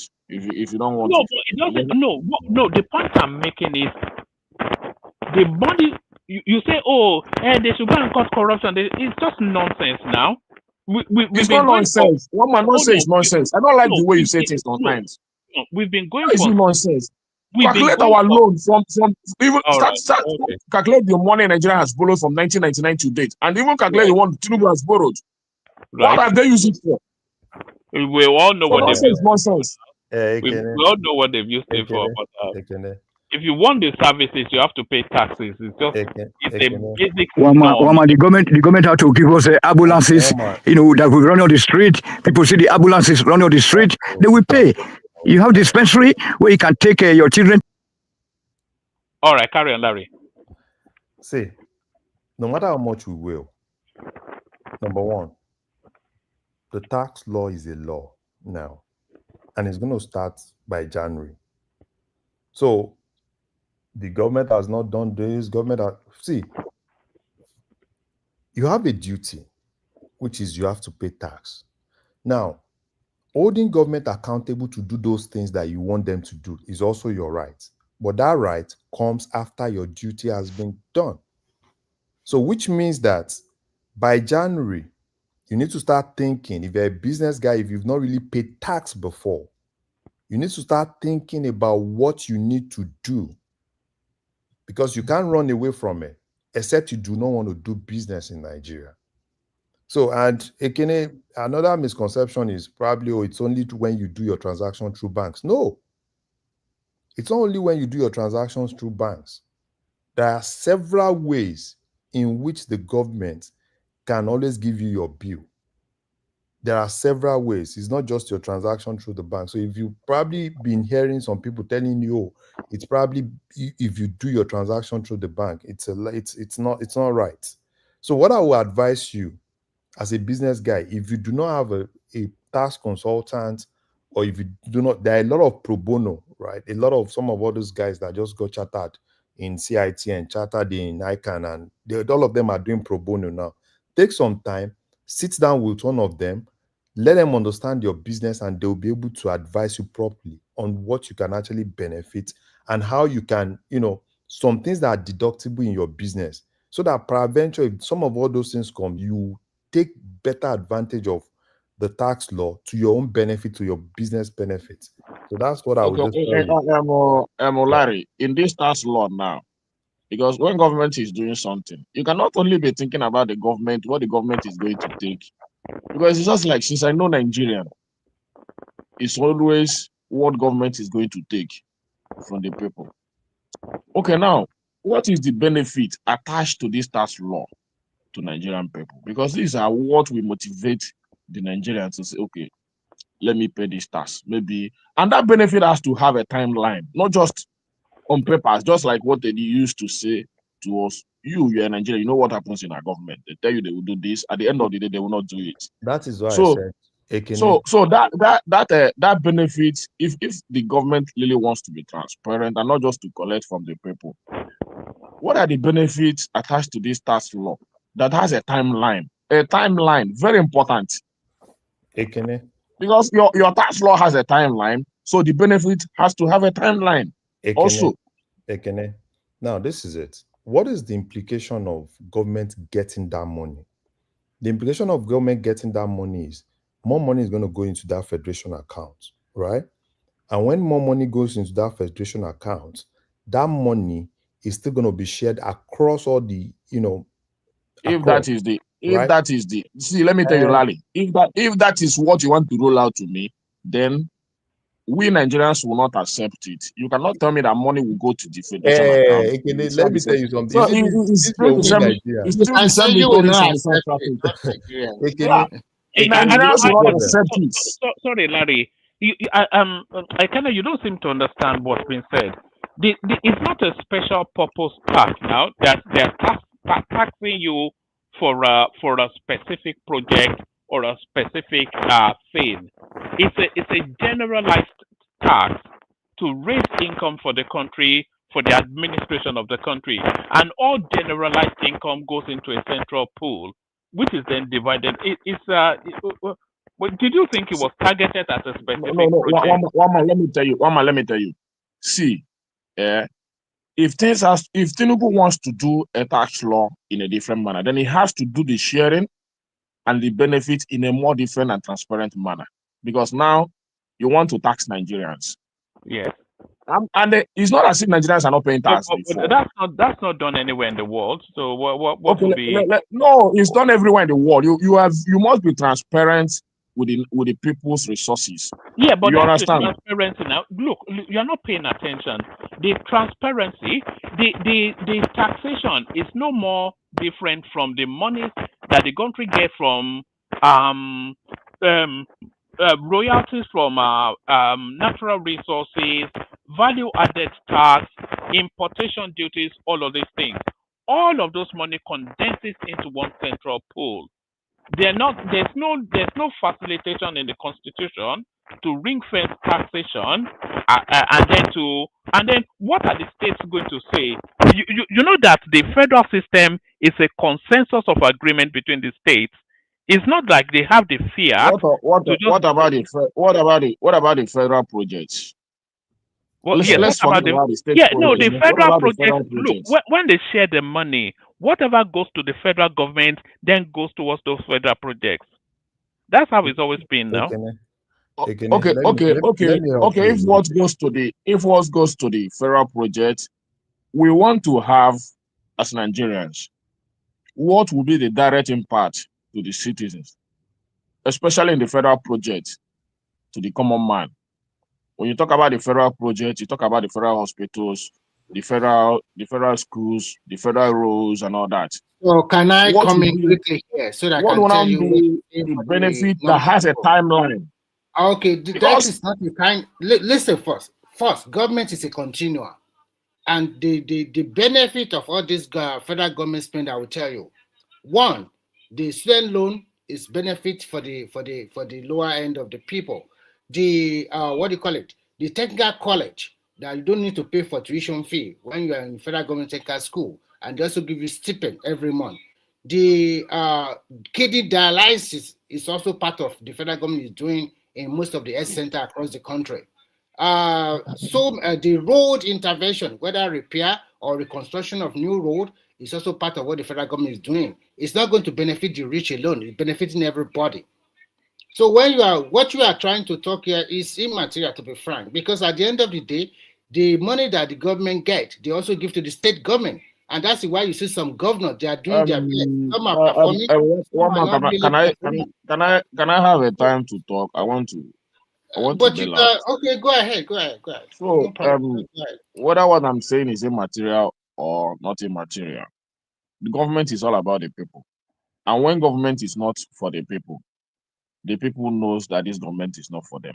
You cannot expect me as a Nigerian, after buying my petrols, providing my security, buy my waters or building my boreholes and all that. Then a lot of things I do for myself as a Nigerian, then you want to come and task me. You want to tell me, let me finish. You want to tell me how what I'm you going just said to. now. Is there anywhere in the world that people do not pay for the water they drink? Is there anywhere in the world That that is, people let do me not pay for finish power? now. Let me finish now. These are the things you pay tax for in abroad. That's what I'm saying. So if you want me to off those things out of myself and you want me to give you the money as a government, then provide it for me. It's as simple as that. Then I'll off those things myself. I know that now I am now paying government to provide me water. I'm now paying government to provide me 24 hours electricity. I'm now paying government to provide me good roads. I will not be going to the mechanics every now and then to repair my cars. I spend a lot of money to go buy shock observers and all that, to repair your cars and all that because of bad roads. You understand? You just need to enter our road this time around. Forget about all these pictures you're seeing. I think you were in Nigeria a few days ago. Have you entered the remote areas of this, even especially in this Lagos? Have you entered the remote areas of this Lagos? In Ojo, in many of the remote areas, even in Festac. That junction in Festac, you cannot no motor pass there anymore. At that Apple junction. So, but that's by the way, you want Nigerians to be suffering that kind of bad roads, and you want to collect tax from them.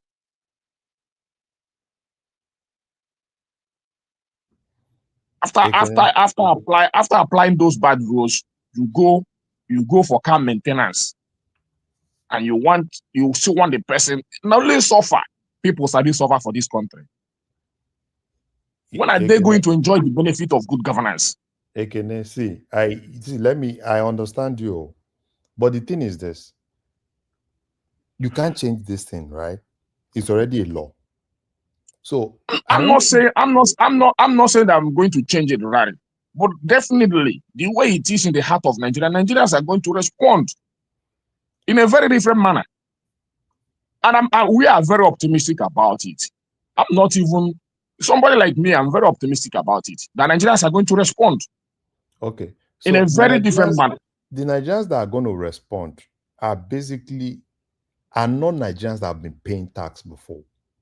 No, it's right. See, Rally, when you want even if you don't want to understand it or you want to twist it because you want to defend your government, it's none of my business. No, you know what? It's none of my business. You can defend your government to collect tax, whatever you want to collect. A lot of sorry, Larry. A lot of these taxes, Kene, they are not even new taxes. They are harmonization of existing taxes.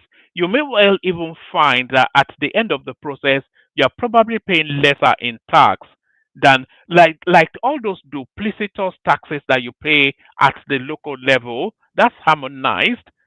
All these. Everything that is will being not harmonized even, and digitized. I don't see this one. I don't see this one taking away those tax paid at the local levels and all that stuff. So Ekene, let me you understand me? Because the system is not even. Let me finish already. The system is. I don't see the system being organized to collect the tax in a more organized manner.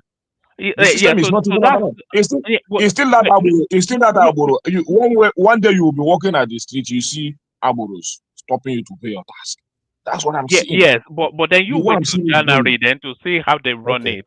So you can't say it's not organized when it's not yet in play now. So let me help you. I think let me help you a little bit so that you understand tax. Right. Let me do a little bit of taxation 101 for you. It's not like, just like Moman said, it's not like they are introducing any new tax. It's still the same thing.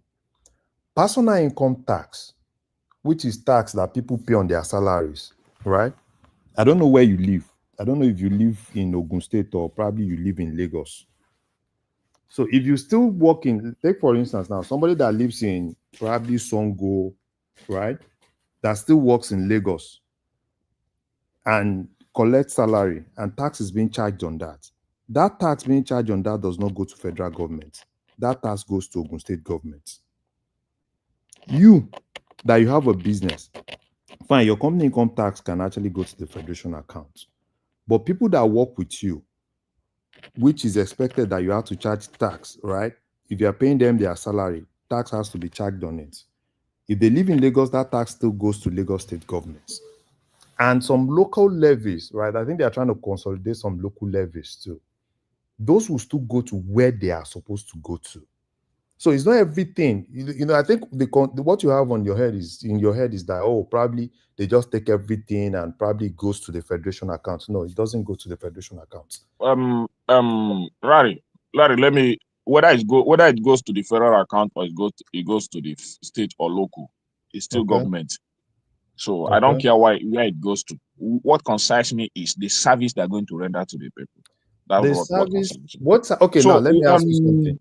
Wait, let me ask you something. Now, you as a Nigerian, do you know that you are cheating some people now by taking those services, right? That some people are paying for and you are not paying for it. You are basically cheating those people now. Yes or no? See, No, let I'm me tell asking you. you a question. Some people pay tax every day. You don't pay, right? See, You do let me not tell pay. you. You cannot tell me And I don't pay tax because no, no, no, I you know don't that pay. I pay You've told me tax. before now. Do you pay? You do not pay Okay, now. whether You I start pay paying from January. whether I pay indirectly or indirectly, I pay tax as a Nigerian. So it depends on the government to do things in a more formal Me, way I'm even no. to be Me, I'm able not even to talking about government. I'm advocating for people that to have be been able to paying. collect. Let me finish. To be able to collect what they're supposed to be collecting as a task, instead of misusing it because of their lack of incompetence Yeah, and all but they are that. not misusing your So own tax now. so They are let me misusing that why I say tax that of is people this. that have been Why I paying. say that is this. Why I say that is this. It's very easy to collect task from the people when you do things right. It's just like when you want to say when you that lives abroad, you know it's very easy to collect money to collect tax for you for electricity, for water because every tax you are collecting there has the purpose why you collect it. Either electricity tax, water tax, data tax, all Nothing those like stuff. electricity tax, water tax will be there for you. But let me finish. Let me finish. But that you pay for those stuff in abroad and you know you are paying for it. Those things are tax. You understand? So when your government are not giving out those things, how can they collect tax?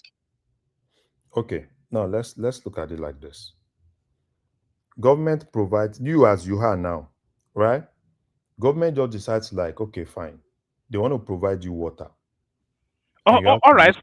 start to bring it home, though, Larry. We've got Oriola still and Remy and Yeah, Adewale yeah. just. I will just round up now. I'll round up now. So everything you've said, oh, government should provide this, government should provide that. See, number one thing that me and you know, it's that is certain. There is a law that its implementation is going to start in January. Whether you like it or you don't like it, you can't stop it. That's number one. Number two, when it comes to you saying, no, government should do this, you do your own duty first. And then you have, if you do your duty, you have the right to hold the government I'm not accountable. hearing your this thing is breaking. Okay. Oh no, we can hear him perfectly. Also, maybe it's your So, device. Okene, you have the duty to hold your government, hold Lagos State accountable, hold federal government accountable. It is your right as a citizen. But before you are able to do that, morally, you have to do your own duty. And if you don't do your own duty, it's one or two things, right? It's either you want to do business, because when you do business, you're making profit from people, which invariably, take for instance, if you're making profit, the expectation is that you are supposed to charge VAT on it, right? If you sell things, you Lally, it's not only Mhm. businessmen. Asha will go pay tax. You don't Yeah, of course now. Yeah, of course. finish. You will still pay tax. Why? You never Why? hear him. And now that one the vex you pass, Babi. Now Not that one before the the vex. render. How is Ashewo going to pay tax? Is Ashewo recognized as a profession? No. The taxman actually told us that the runs girls will pay tax. How would they pay tax? Under what? Because It's a service. Because they are rendering a service. Database? How much No, put into? I think the No, issue what is he's trying trying to to talk say is about that you can't differentiate. I think what he's trying to say is not like he's saying, oh, all Ashewo, they'll just go. No, that's not what he's trying to say. He's trying to say everybody's going to pay tax because you can't differentiate what is moral from what is not moral, right? So by that, everybody, even if you're doing things that are immoral, right? But because you have an economic activity. Larry, please.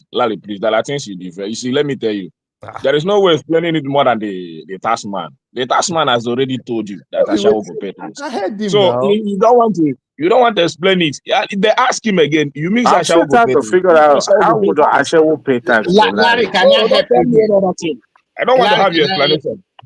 Larry, what the guy is saying is I'm very not simple. clear now. That's why I want Larry to explain. How would Ashewo pay tax? So What would that be is the service? what I want to explain to you is this. Now, if everybody, like you have to have a kind of a projected tax for the year, you can go to the tax office and tell them your projected income for the year. If you have a job, but you don't have job, you claim you're unemployed. But by the time they go through your books, they find 100,000 coming in, 500,000 coming in, 50,000 coming in. Then you have to explain to the tax office how does that money come to be. So if you are doing Olosho or whatever, and clients are paying you per night, 50,000, 100,000, 20,000. Then you have to explain what sort of job are you doing? And if you now say, okay, this is my job, then it is the tax law. They will now have to factor your income per year. Is it up to 800,000? Let me tell you, Then you are not able to pay tax. It's not Remy, I have a easy. question for you. Do they get paid in cash or through transfer? Whatever you do, whatever I'm asking you. Do they also get paid in cash or in transfer? Now transfer they collect. How do you take note? Now transfer now. How you take Most note? time is transfer now. This is not how you take But that's note. not a question for Remy now. That's a question for Ekene. Ekene, That's a what question for even that's for a even. question for Ekene now. That's also a question for Adewale too. He knows that they always do by transfer. So why are you not saying? No, man, they do transfer. How much do they charge these days, Ekene? What's the I shall get money. Pass many businessmen. I shall get money. Those Most girls, Now let's look at the cheapest day break now 20K. Cheapest day break. Oh, is it that cheap? I thought they were charging 100,000 like that. now level by level No, Agor is level by level. I'm telling you the cheapest. When you go to Agor, where you see all these high class, some they go for 500. So that one, that 20,000. So then your doctor will collect 50,000 the next morning, Abi, to flush out whatever it is that the extras that the girl.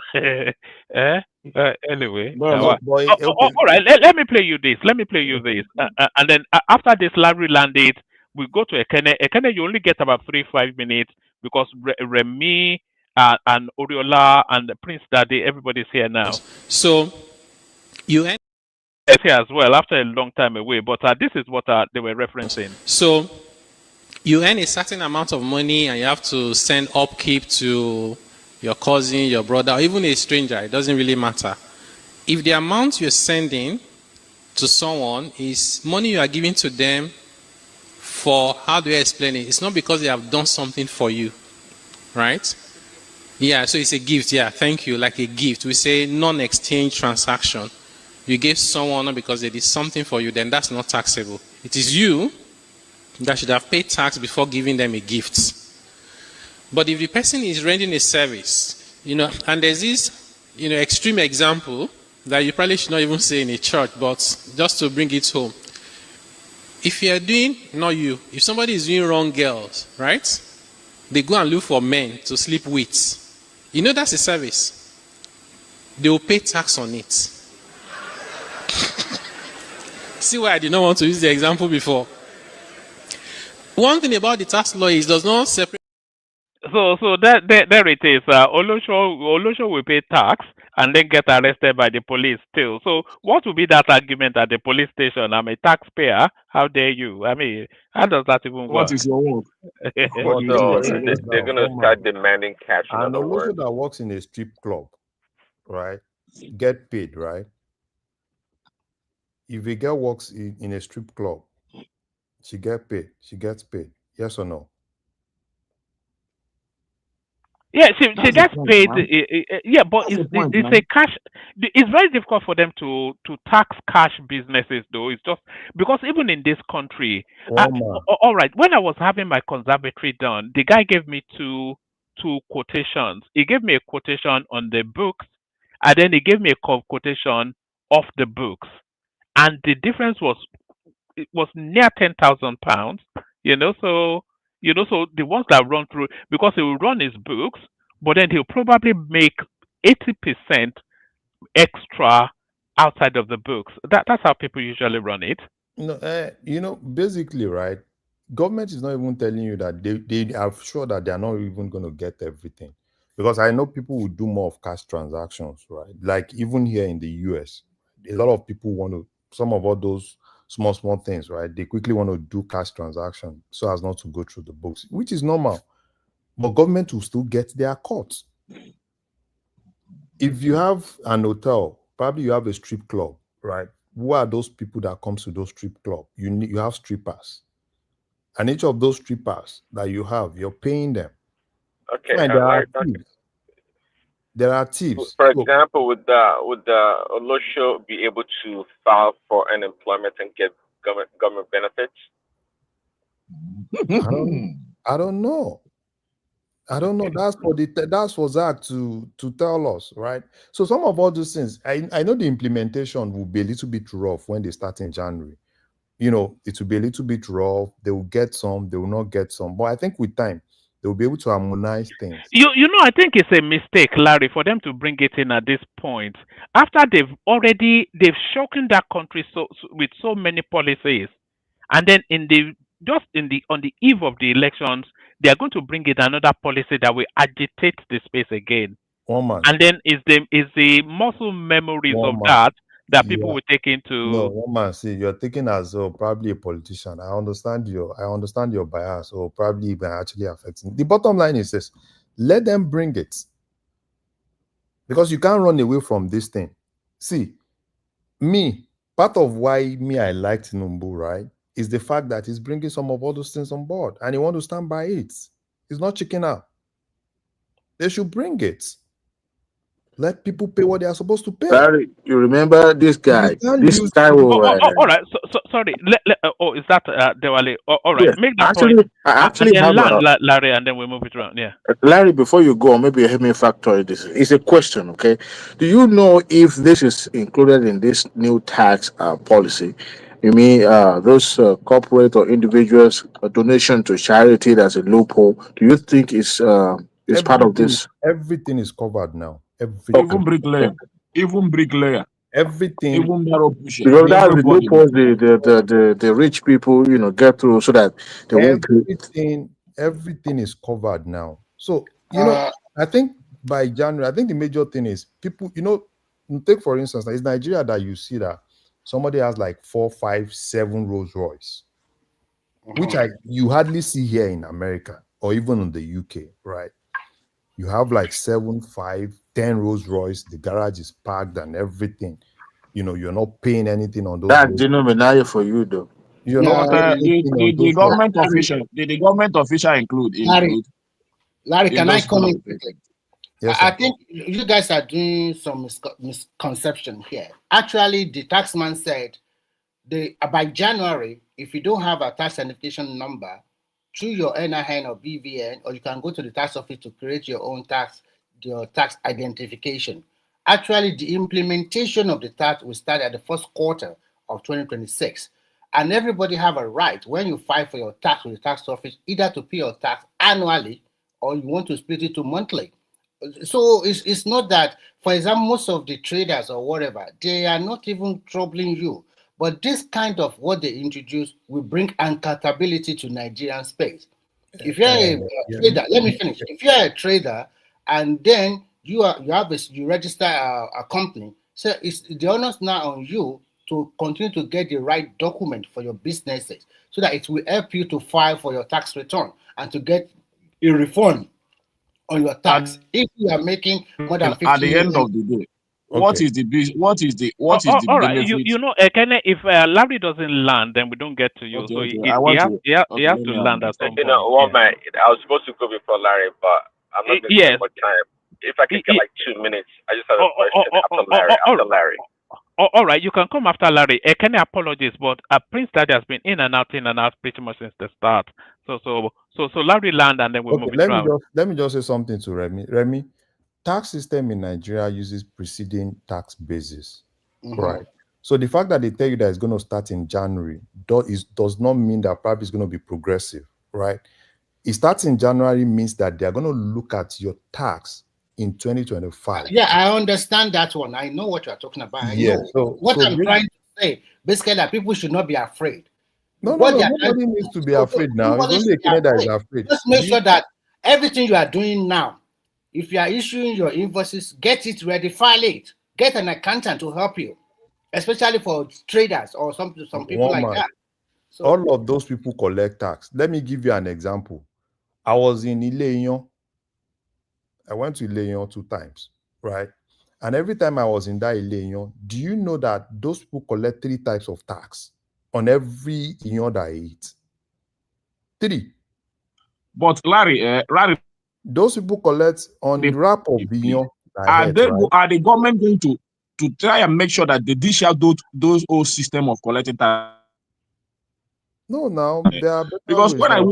so if they're not, are they going to dish out that old system so that people will Of course, concentrate now. in Why do you think they are bringing more of going to dish out technology? the old system? Then the law makes no sense to me. They will really need to dish out the old That's system. precisely the point. Now, Zach has been saying that for a good 1 year. But Larry, let's move it on.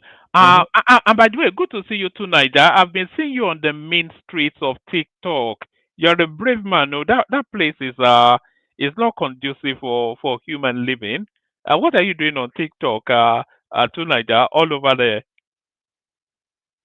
All right, it's come here to doze off. All right, Larry, let's go to Prince Daddy. So Prince Daddy, floor is yours. No, I'm here. Sorry about that. I thought I unmuted myself. No, I was just saying, you've discovered TikTok. It's quite addictive, isn't it? All those spaces. I've been spending time there as well. The same way you were being attacked on the pandemic What's your issue handle on earlier TikTok? too. I mean, to Niger, what's your handle on TikTok?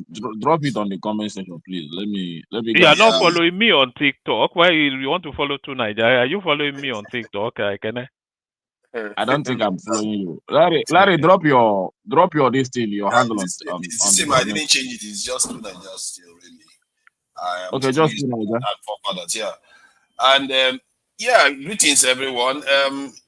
Adewale and all. I didn't think I will hear your voice again. We are becoming more dangerous now, to Nigeria. What We did are I do? becoming more notorious. What? I'm a very, very innocent man. I'm managing myself in the UK You'll here. be frequenting all those dark room, all those God knows where TikTok shows and You even know, one man too. no, God knows what you're looking for in all those places. I discovered something. Sorry, Prince Daddy, you go now. But I discovered something on that. There's so many portals within that TikTok. I discovered a culture that they call Faja. Faja, Faaja, Faja. Tear it up, stretch it till it breaks. And these are young people that gather and they are. It's not even roasting. It's oh God. I'll send you some links. You see it. It just One I they, sent you they, something they, recently this evening too. they'll abuse you to the point that you almost want to. Some of the things that they say to each other is just. I'm just aghast. Awful. It's quite. Yeah. It's a Half of the culture things they there. say on TikTok, you will not be able to see it on YouTube. Like, it's crazy. No, it's impossible. It's a lunatic asylum. It's just unbelievable. But Prince Daddy, floor is yours. But just before it goes quickly, do you guys support that this taxing people that earn about 70,000 per month in Nigeria? Don't you pay tax where you reside? Oh my! This one is not following the tide. Does not know about it. Don't you pay tax where you live at? 70,000 per month is a bit. My brother, Is that the threshold? a That's not the McDonald server pay tax as well. So what are you talking about? I see.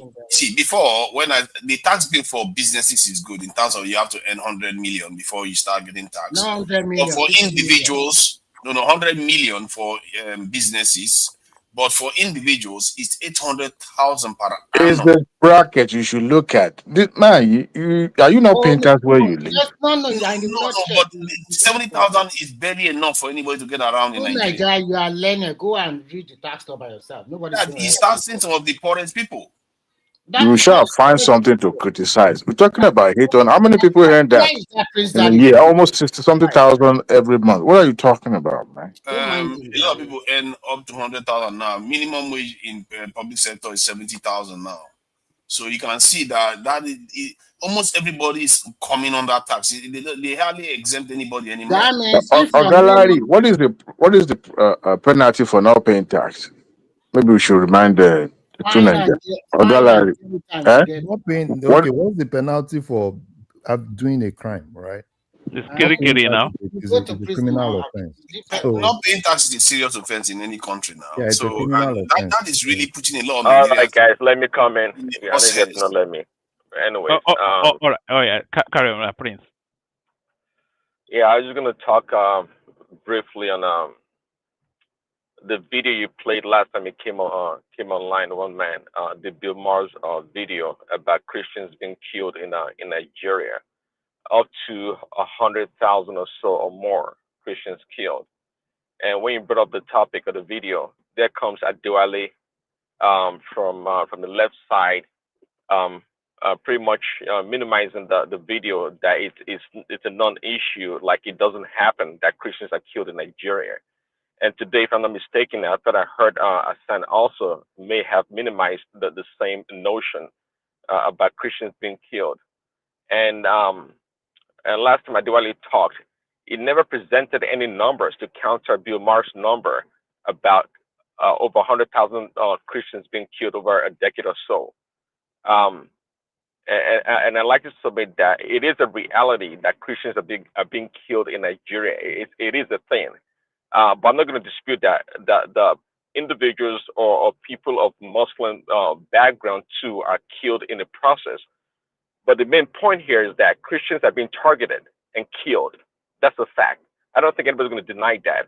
And I don't like the people that lose their lives and people that die. You know, you may live in the South and it doesn't touch you. You don't have a clue about what is going on in the North or other parts of the country. But nonetheless, people are being killed. Christians are being killed. So we have to stand up for the Christians that are being killed, regardless of if Muslims are killed also in the process. There's one thing to go to a village and kill people who are fine. They be Christians and Muslims. But to go deliberately and target a church or a community or an area whereby Christians live, that is terrible. It needs to be talked about. So I don't like people like Adewale and others when they come showing like, well, everybody gets killed, Christians are not being targeted. It's not a big deal. It is a big deal. It is a big damn deal that Christians are being killed. Just for the record. Can I quickly ask you a question? Can I ask you a question, please, Daddy? Right. Okay. What about all these stories we heard that a lot of people were by in the mosques, especially in most of the northeast and northwest? So don't you think this is not a matter of buying Christian or Muslim? They don't care who they buy. So many Muslims were being slaughtered. In fact, to be frank, when you look at the northern part of Nigeria, predominantly they have more Muslims than Christians. So what would you say about them too? If you are justifying Christians that they buy in churches, what about those they buy in mosques too? That's my question. We are to the point. See, now your argument will be sound if you're telling me that Christians were the one buying the Muslims. Then I'm like, okay, you have a point here. But if the point is that terrorists that are Muslims or Islamists killing their own people, well, it is what it is. I'm not for anybody being killed. But if you want to buy your own people, go ahead and buy them. Good luck. But don't kill Christians. Unless you're making an argument that Christians are killing Muslims and vice versa, then that is fine.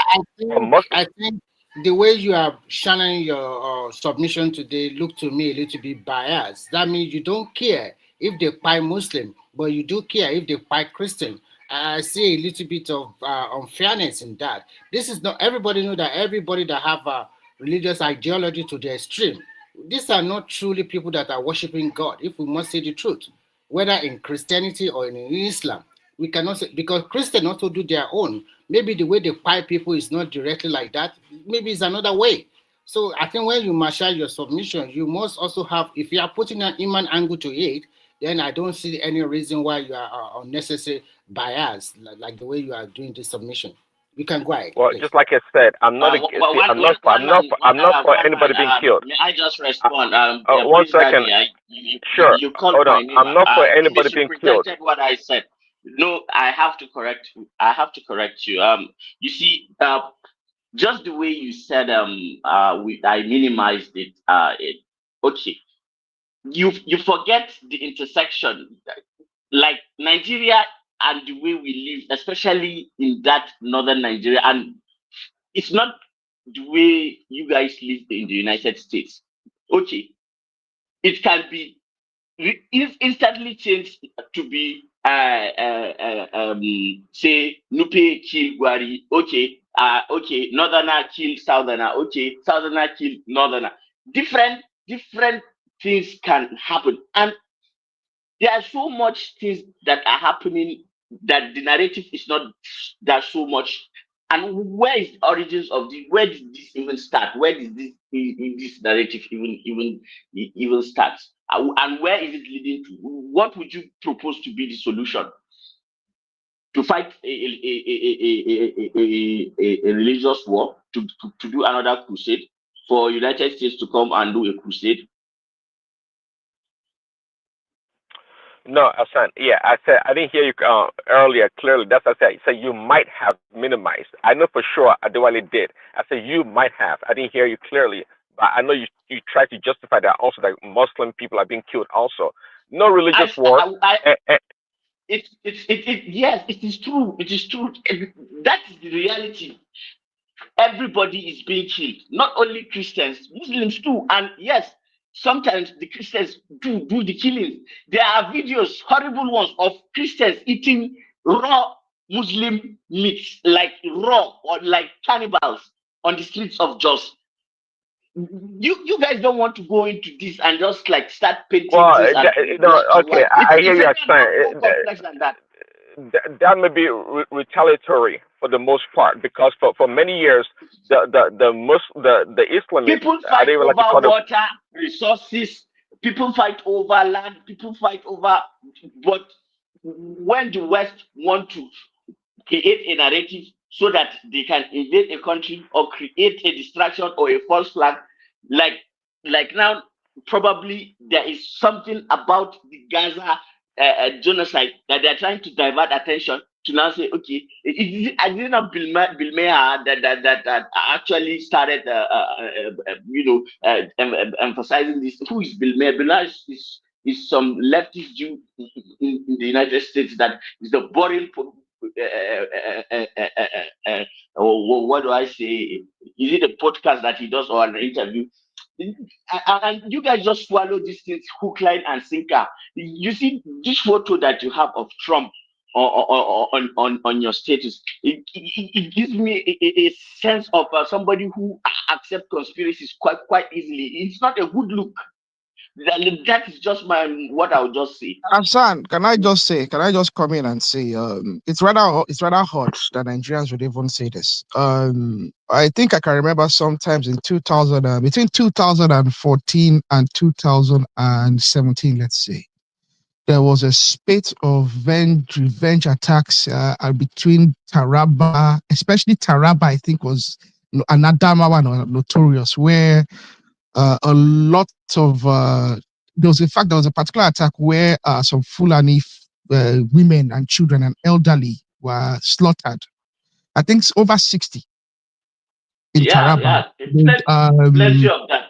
Yeah, to the best of my knowledge, it was just women, some elderly men and women and children. For whatever reason, the men were absent, and some people, some vigilante from some community nearby, they came to where they weren't settled, but where they laid camp, and they killed all the women and the children. Do you know why? And so that happens a lot. But let me even say, okay, in Nigeria, if a Christian is killed in the north, it can be guaranteed that at least 3 or 4 Muslims have been killed for that one Christian.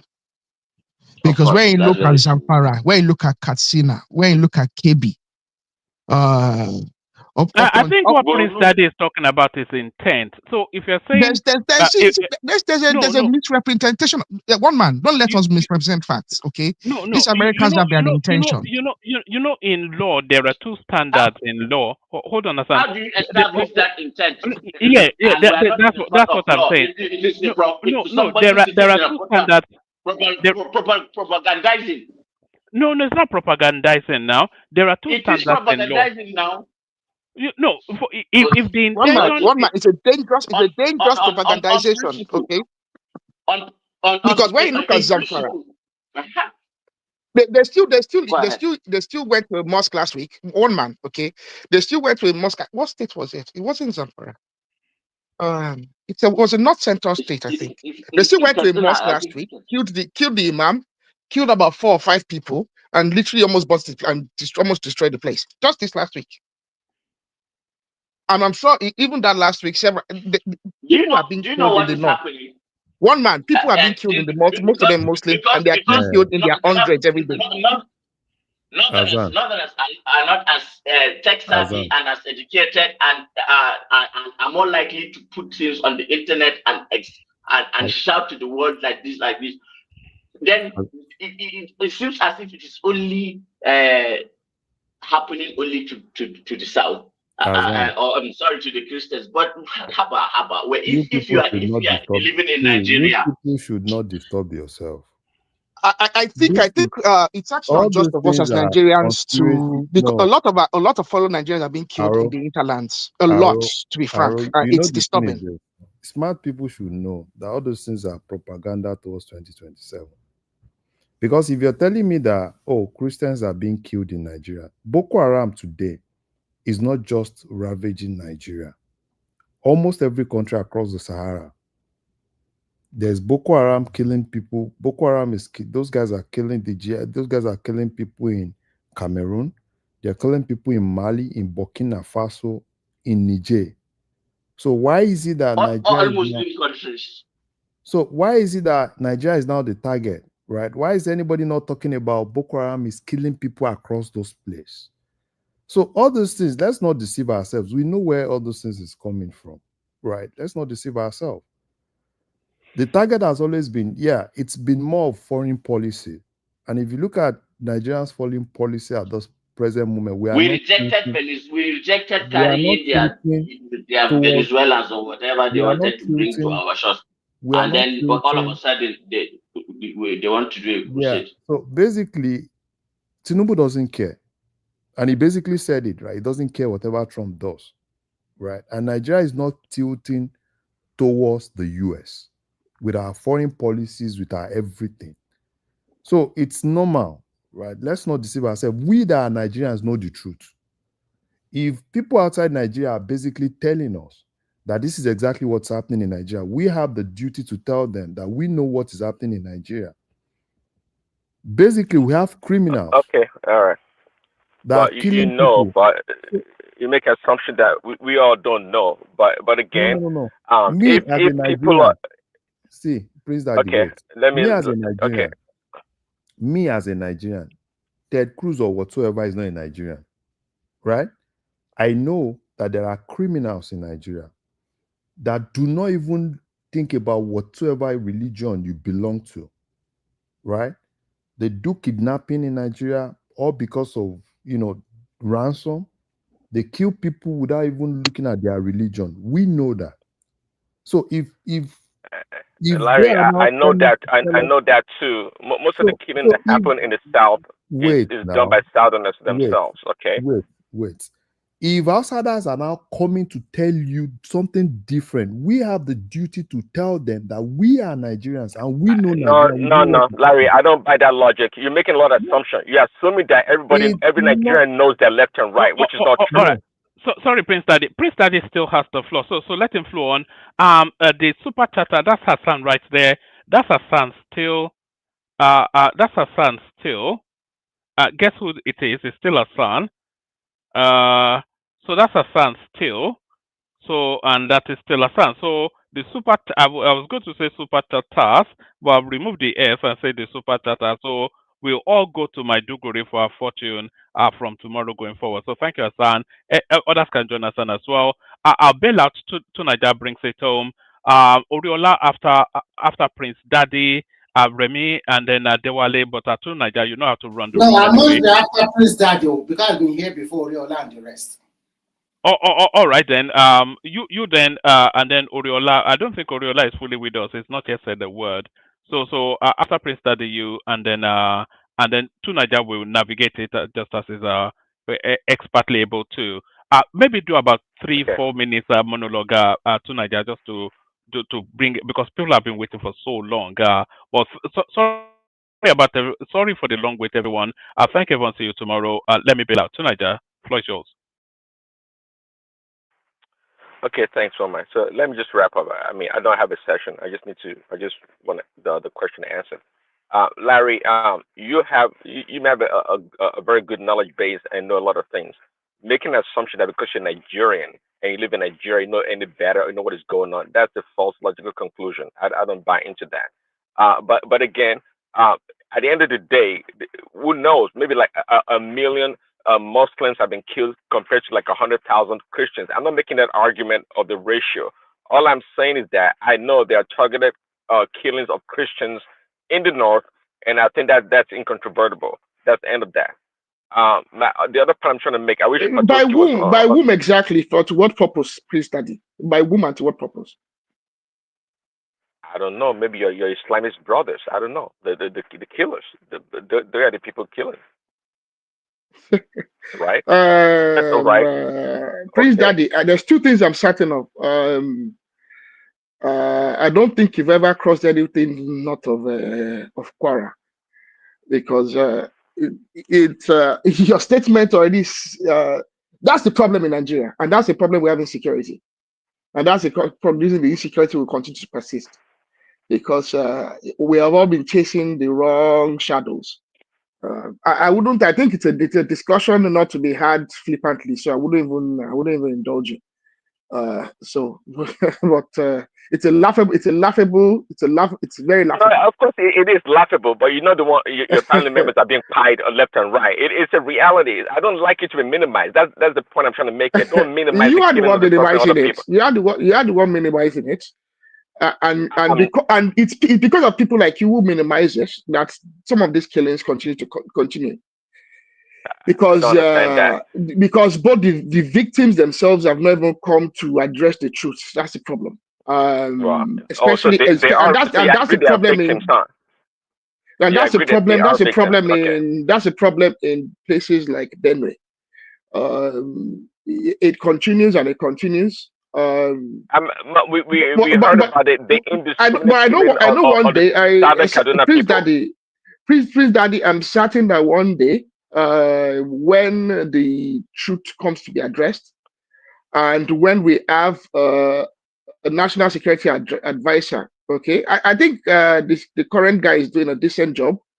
But I think when Nigerians and the leaders in those localities themselves, and the governors most especially, when they come to address the facts, okay, and when they come to hold people accountable, I know that a lot of this matter would stop.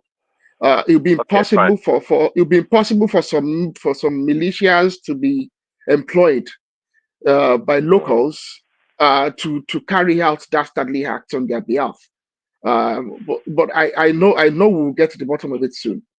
Okay, But fine. I think the main problem is we as Nigerians don't even want to address the truth. Locals are actually avenging themselves and have continued a vengeance mission on themselves, and they are doing so using militias because those militias can be paid, and those guys can then wipe their hands clean of the blood, and that is really what is happening in a lot of places. In southern Kaduna, they've been killing themselves. I don't know if you know this, since as far back as 1980s, probably even before that. I know you might not know, you might not. I'm not particularly older than you, but one thing I've done very well is to go and read very well. In fact, there was what's his name? This General Leckwart. I think you should go and research who General Leckwart is, and go and research the happenings from in the 1992s, in the late 80s. I think, Prince Daddy, you do yourself a very good, no, you do yourself well to especially Southern Kaduna. Go and read about Southern Kaduna, and I want you to take this name, General Leckwart. And I'll leave it at that. Okay. Well, um,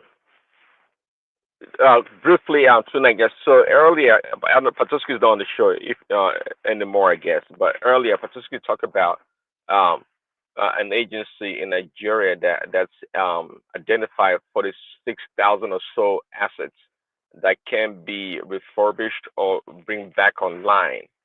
That Nigeria is going to save about 10 trillion, I don't know, I guess naira over. It didn't even tell us how long over. I mean, what period that was going to happen.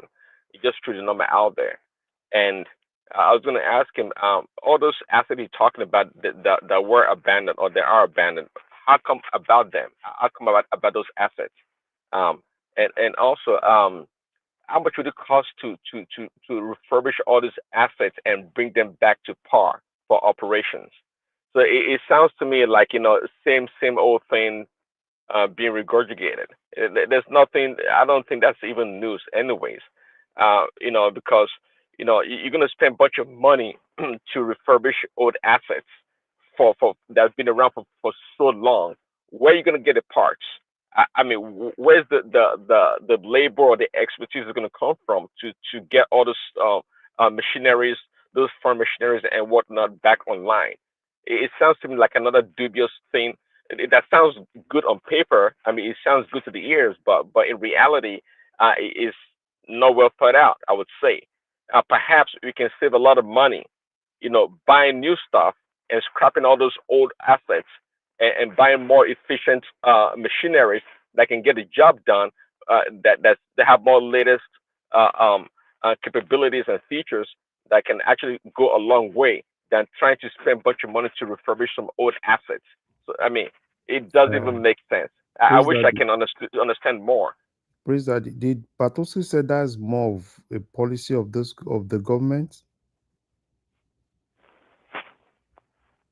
Because I'm not sure. I'm not sure that is exactly what they intend I to think do. what Patosi was trying to put forth is because we have a lot of mechanic or technician that can work on this thing and they can bring them back to life. It does not talk about gunboat alone. It talk about tractors for agriculture farmland. And he said a good example was in Borno. We have about 460 tractors were put into work again. It's not all about guns and gunboat. It's about a lot of this land that belong to the military. They use it for agricultural farmland. And the reason why they are not doing it because most of the tractors they are using, they are no more working or something like that. So it's through Naseni. And they said they are going to spend about 10 trillion naira. But I don't think they are going to spend 10 trillion in the space of 1 or 2 years. Maybe it's a continual basis. That's what he's trying to look from that angle, not necessarily. Well, yeah, they're gonna spend. So, me, I was thinking now. The Does reason why no, were this asset abandoned in the first place? Okay, no. I mean, Obviously, it's not the same. Sometimes you It's talk not the like you are same not way from our that government country. works. Remy, Yeah, you talk like you are not from Nigeria sometimes. Let's not deceive ourselves. Let's not deceive Yes, I know ourselves. that one cannot be feasible in the long Let's run. let's not deceive ourselves. If the one pay, if Naseni or whatsoever is telling you that they want to budget like so amount to bring some things back to not to life. Basically, it's just a way to siphon money. There you go. Nothing. Now you're making sense. It's That's just a that's the way point I'm to trying to get across. There. let's not deceive ourselves. It's just I a know, way. yeah, of course. But the major point what Patrick is trying to put across is that there are some technicians, some people that can still bring this thing to work, especially Yeah, the that is tractor for probably farmland. No, no, see, That is no, Remy, no. See, listen to what I said earlier. See, only if you knew that they're gonna train our local workers, right? And we're gonna fabricate the parts to produce machines and whatnot and build an economy around it. I'm all for it, but it's all nonsense. Everything's gonna come from China, and you're gonna import some damn Chinese and Indian workers to come do all these damn things. no. We know how the game works. So don't play around like we Remy, don't know what is going on, okay? Yeah, There's no way we can defend this kind of a thing, right? If I'm not anybody is defending. telling I'm just trying to tell you no, the I angle Patrick understand, but if says. anybody is telling you that they are going to budget some billions, right, for them to bring something to see, most of the things that they want to bring, most of those things they should just trash it. Take for instance now the Ajaokuta. Dangote told us the truth that Ajaokuta will not work. There is no point. Don't bring anything back. Sell it. I Oh, think so he's going to buy it at a scrap. It's nonsense. Are I you going think to the buy it as government. an investor? I think no. If they still want to sell it, they will still see people that are ready. See, And if Dangote now come further, you want to buy it, how would you feel? Don't you think you already that is a good businessman already? wow, The how will I market, feel? How you will I feel? already the market is now. You want to buy it. Because Remy, if Dangote buys it, that thing will work. Government does not have any business in doing business. Yeah, you're right. I agree totally with that. If The Dangote reason buy why that Ajaokuta, I'm telling you that Dangote will put it to work. the reason why I'm not against Okay, Dangote. Remy. Oh no, Remy, it's your turn. I need like 5 more seconds so I can be done. And lastly, to Remy or Larry, how much would a worker in Nigeria that earns 70,000 naira pay in taxes? Okay, I will answer your question. A person that has 70,000 Nigeria is paying virtually nothing because at 70,000 times 12, I think that's about 840,000. But by the time they deduct some of the expenses, it's virtually paying nothing, I guess. And if he's going to pay anything, I don't think he's going to pay up to 1 or 2% of his It income. wouldn't, Mr. Remy, let me answer him. Not only it wouldn't pay anything, and I think it will still have about 200 or 300,000 in tax credits. Yes, The tax and credit apart will from go that, towards that tax credit will go towards his housing because they have an allocation. yes, I think is how much is the housing allocation in tax credits? I think it's 200,000. 200,000. Yes, So and it's 800,000 in before PAYE. So the person will be paying nothing, zero. Yes, exactly. He And will, that he will means pay nothing and will still have another headroom for another almost 200,000 before he be allowed before he be liable to pay anything. and most of the allowances are non-taxable. So what are we talking here? And when people come here and talk about the tax, it's not going to affect people that are in the lower income threshold. Okay, there's a reason why I asked that question. You know, I'm done. But the reason I asked that question, how come you guys don't explain to a Kenneth then It what does you guys not are allow you talking to about? explain. He's just looking at the sentimental part of it. They must put something in place before they pay tax. That is not the way now. Please, Daddy, don't mind Ekene. Ekene is not interested in those things. And I Yes. know why Ekene is afraid, right? Yes. Ekene, as a businessman, has not paid tax before. Uh-huh. He said it on this platform that he hasn't paid tax before. And in January, Ekene is going to start paying tax, whether he likes I can't quite say that too. I'm sure he pays local government taxes and all these kind of No, things. Ekene does not pay anything. Personal income Forget tax or about tax from those, the business. nothing like local government tax or all these, we're giving Agbero money. That's not tax. Because if you're a businessman and if you're into normal commerce, you are selling things, right? Invariably, you are so expected to charge VAT on those things. And that VAT that you charge, you are expected to remit that money. Right? I will And start off this way. Sorry, Larry. Just yesterday or the day before yesterday, you can about 250,000 Nigerians can register their company for free before everybody go out and be registering their business or have a business. Really? We CAC? Where? Online or where? Yes, online. Yeah. Free. Let me quickly go and register business, so I beg. So I think to me, what this government is trying to do is to bring accountability. Even if you are selling Iru or whatever you are selling, you can have a business name to your business. At the end of the day, you are not going to make that profit of 50 million or 25 million. So what's the big deal we are talking about? But for some people that their business is import based, there's no way they are going to run away from this tax because the record will show. So go and get your business name. If you have the means, I don't think they'll be able to allow to clear their goods at the port without correct tax. Yes. They won't allow, they must present their tax certificate. Because that is digitized as well at the moment. They're going to digitize the ports. So I think at the end of the day, but one thing I'm happy for is that at least the economy is stabilized now, and for the last 1 week, the naira has been continuing in appreciation level against the major currencies of the world. And if they tell you that this time around, more investors will troop into Nigeria to have business or whatever, look at what is happening in Ogun State, for God's sake. In fact, we are the luckiest, and I'm proud of the governor now. No one leave our Ogun State. At least Ogun State now, we have Babati is not here. I'm also from Ogun State, Larry. We are from the same state. Okay, Remy. So we should be proud now. We should be proud. We are not our international airport has started working. So Abuja to now there is now Abuja to Iperu. As I think I checked it yesterday and it's fully booked. Value jet Abuja to Iperu, very cheap, 102,000. So Larry, sometimes I wonder what are the governors of Oyo, just a little bit, Osun, Ekiti. What are they even doing? Are they in this world? Holiday. What are you talking about? I am the one that is talking now. Is it or should you mention Osun? Yes, I mentioned Osun now. Be dancing. Remy, holiday. You trying before you talk too much, you understand. We the former Ondo state developed the western region. Are you So the kidding me? impact, yeah, we How much the old we the former Ondo state, old Ondo state developed western region. And if you ask me, I will tell you. So the thing is this: those were the day of cocoa. You understand? Cocoa and taxes were used to develop the western region. For those people that don't want to pay tax now, that keep asking us questions that government should go and do infrastructure and do all those stuff, I wonder how much do they think that infrastructure costs, that government if ever put infrastructure in place. And these are the people that they are the first set of people to run to the street and shout, oh, the government is borrowing.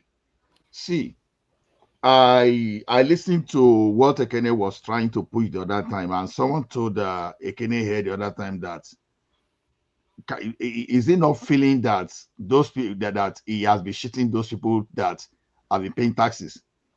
While in Nigeria, some of us paid through our noses. We paid.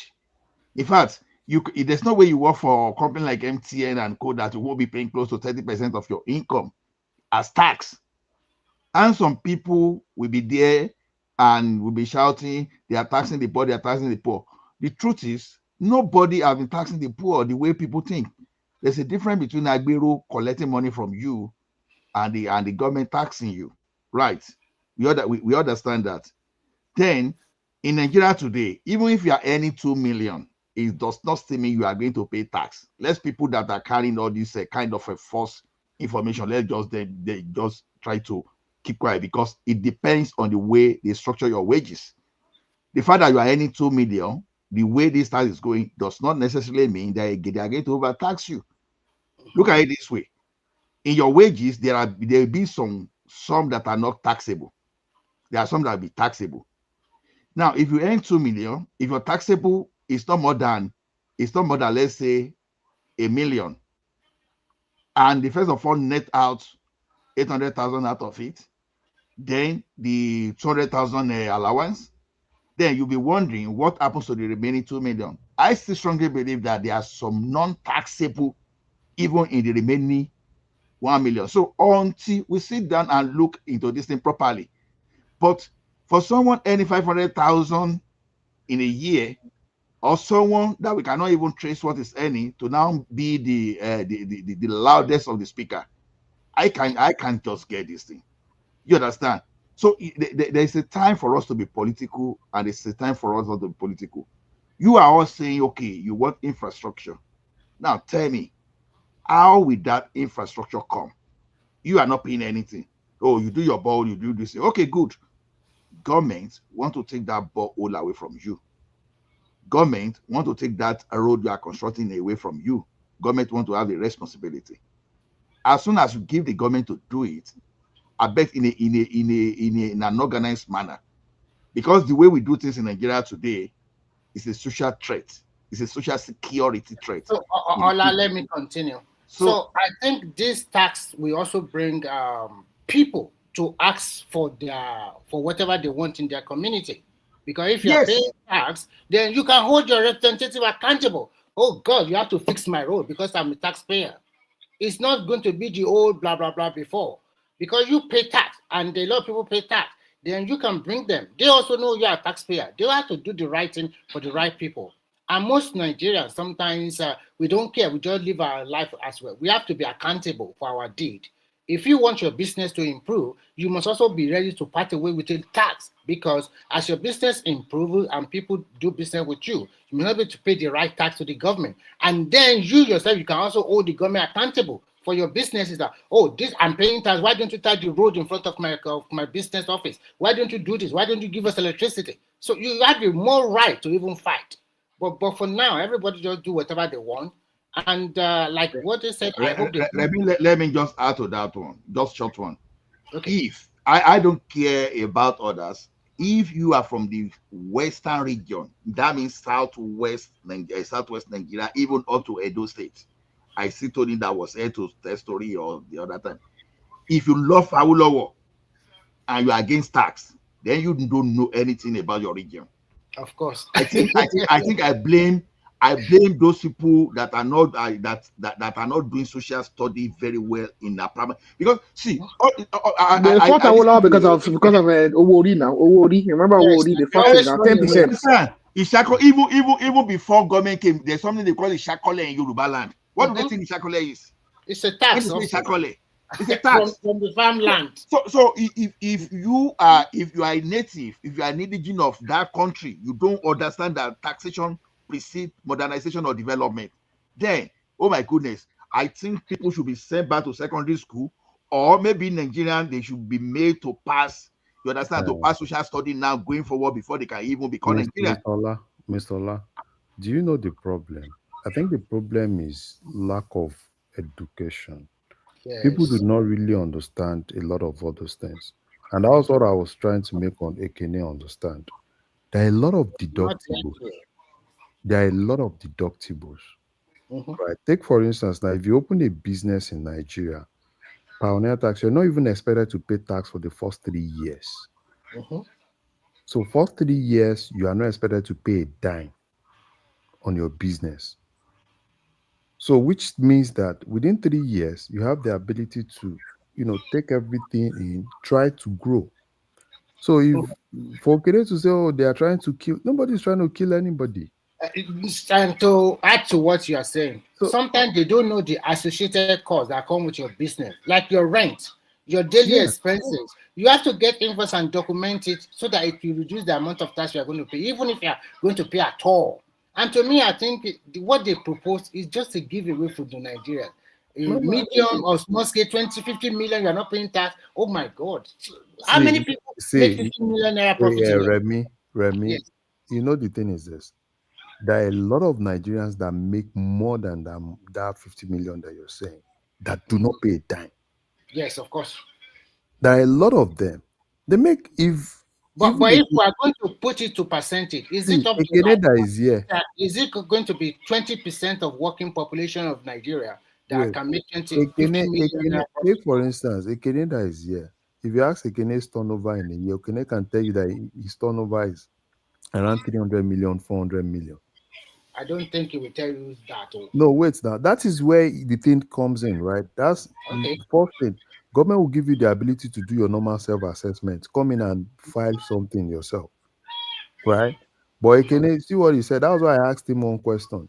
He said, "Oh, he won't use back." I said, "If you want to do a transaction of like 100 million, Say you want to use cash. will you use cash for 100 million? Does it make sense to you?" No. And a lot of all those things. Because at the end of the day, number one thing is people can say whatsoever. All No, these things that they let are them not go saying. and keep and invite armed robber now. Actually, you don't want to pay tax. Then you pay tax to the armed robbers. All People these don't things- even think what they say He sometimes. will not be able to conduct this because he will not be able to do any importation. He will not be able to do anything. Okay, because look now. Okay, remember now that the federal government has unionized. They've made it possible. You see, when you go to the port now, okay, when you want to import and clear your goods, there's now a singular window for clearing your goods, Yes. and it is digital. Mhm. And you will not be able to do that without your BVN, without your tax clearance. It's 4%. Mhm. It has been centralized at 4% or thereabouts, and it is a digital platform. You will not be able to conduct any importation, any export, any business. If you're a major business, you'll not be able to do any single thing without your tax and all this digitalization and all this. It's been centralized. We now have a data center. We now actually have an indigenous company that manages the data for the federal government. If Tinubu is able I think we have two. There is also the immigration data center, apart from the. Oh yeah, the immigration too, they did their own, but that is public. But there's also there's a private enterprise that does a lot of data stuff for them as well. Except not to do that passport. That's what Do you the know one. that if those guys are able to get this thing right, Yes. Nigeria is going to make a lot of money. Yes, exactly. Nigeria is going to make a lot of money. And that's why for me, if you ask me one thing, why I want Tinubu to continue, is the fact that he doesn't go back on his policies. Yes. Because this is what we need in Nigeria. People will shout, oh, blah, blah, blah, blah, blah. At the end of the day, the right thing just has to be done. Larry, in addition, after his Independence Day speech, come and see people accusing their state governors. That means a lot of Nigeria, they are not abreast of what is going on in their country.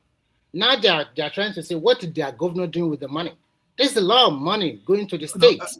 Remy, Yeah. you know why our people are no longer I don't intend to use this in a foul language. Why we are no longer responsible citizens is that I think this taxation is isolating us. We are not really feeling the pains of development. How do I mean? You know, I grew up as a kid, even as early as small as age 5, 6. You understand? Listening to parents discussing politics, all of us will be shouting about the politician. We love all those stuff, right? So then I remember that whenever you were going to farm those days, even your bicycle must have license. There was something we call development levy fee. All those stuff we used to pay that time. So all those parents they used to pay. So all those free education we used to talk about those days, they were not that free. You understand? They were only free after the citizen combined the resources together, and they now utilize that resources for common good of everyone. So it was not free that way now. Now, people actually thought that the United Kingdom, the United States developed just by, the infrastructure just shows somewhere, the government just conjure infrastructure somewhere, and they started taxing.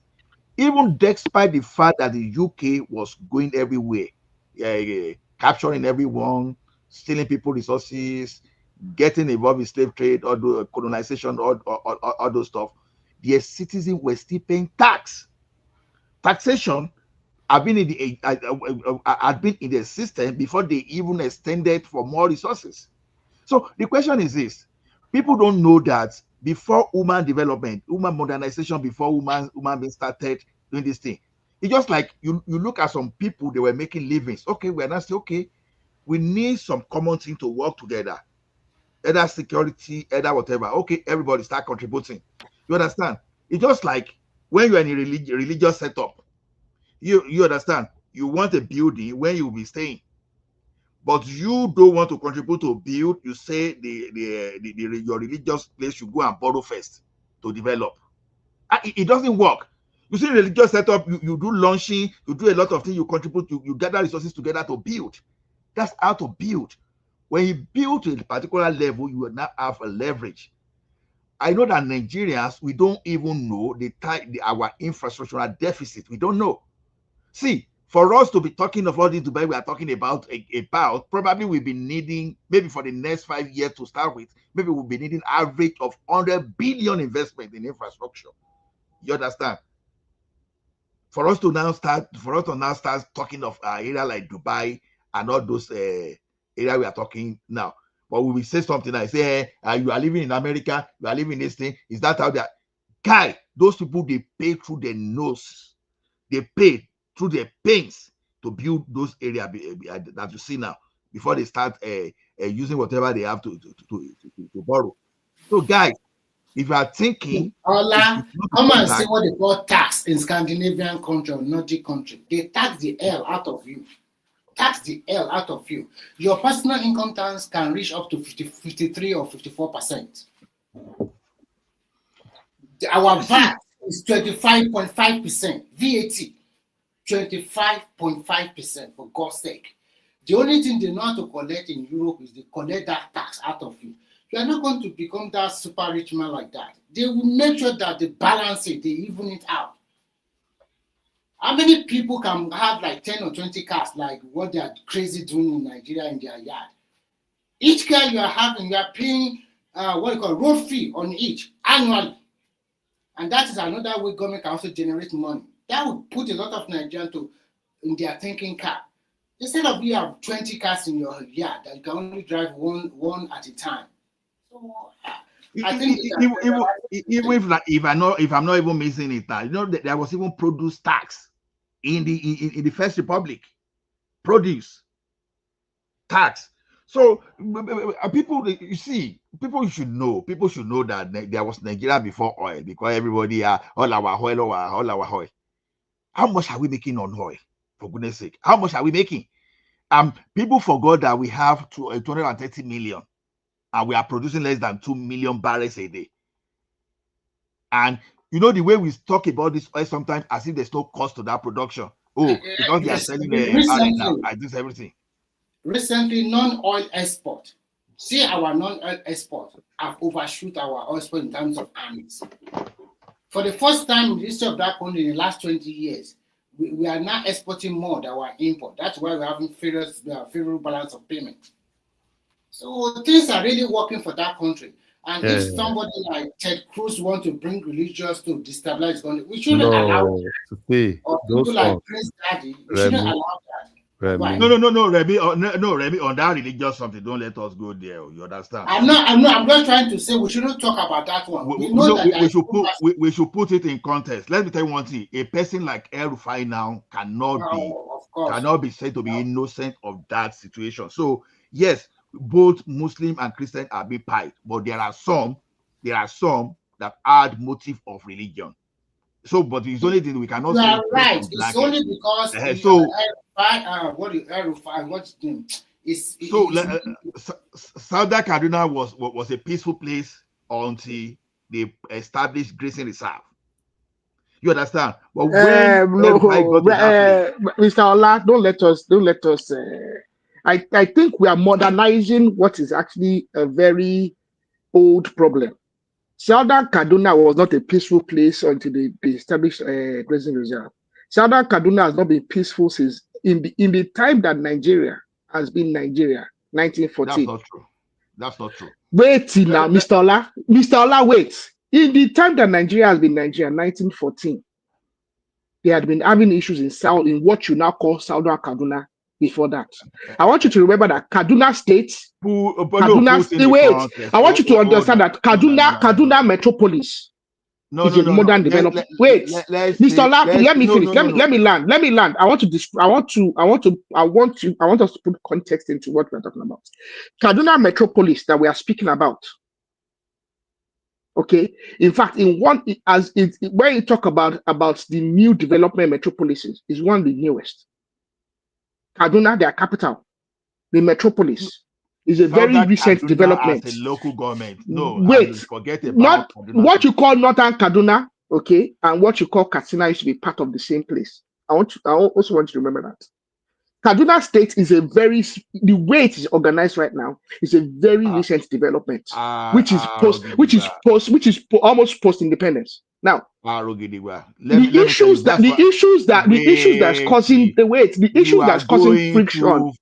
You are going too far. I want us to contextualize this. That is why I want you to put context. Hold on. That's why I want us to put context. When I say this one, I'm talking from independence to date. Because if we are going this way now, I will start telling you Ekiti Parapo. You understand? Even in Yoruba, the problem is this: they've not resolved their initial issues. The Yorubas have resolved the Ekiti Parapo matter. The Southern Kaduna people have not resolved what is causing the conflict. They've not resolved it. Among Yoruba, there was ethnic rivalry, all those intertribal resolve Ekiti Parapo. We have resolved it. What is causing friction has been resolved. Even not too long ago, if Modakeke was a typical example. Even if Modakeke, we have resolved our problem. They now have what's in Lobani Modakeke. Local government like let me tell you one thing. They proposed grazing reserve around that Kaduna South as far back as the First Republic. Yeah, I think between 1957 and up to. Let us stop this grazing. This grazing reserve. The issue causing conflict is this: there's been Fulani people settled in Kaduna for over 400 years. So people are claiming indigenous rights in Southern Kaduna. That is the crux of the matter.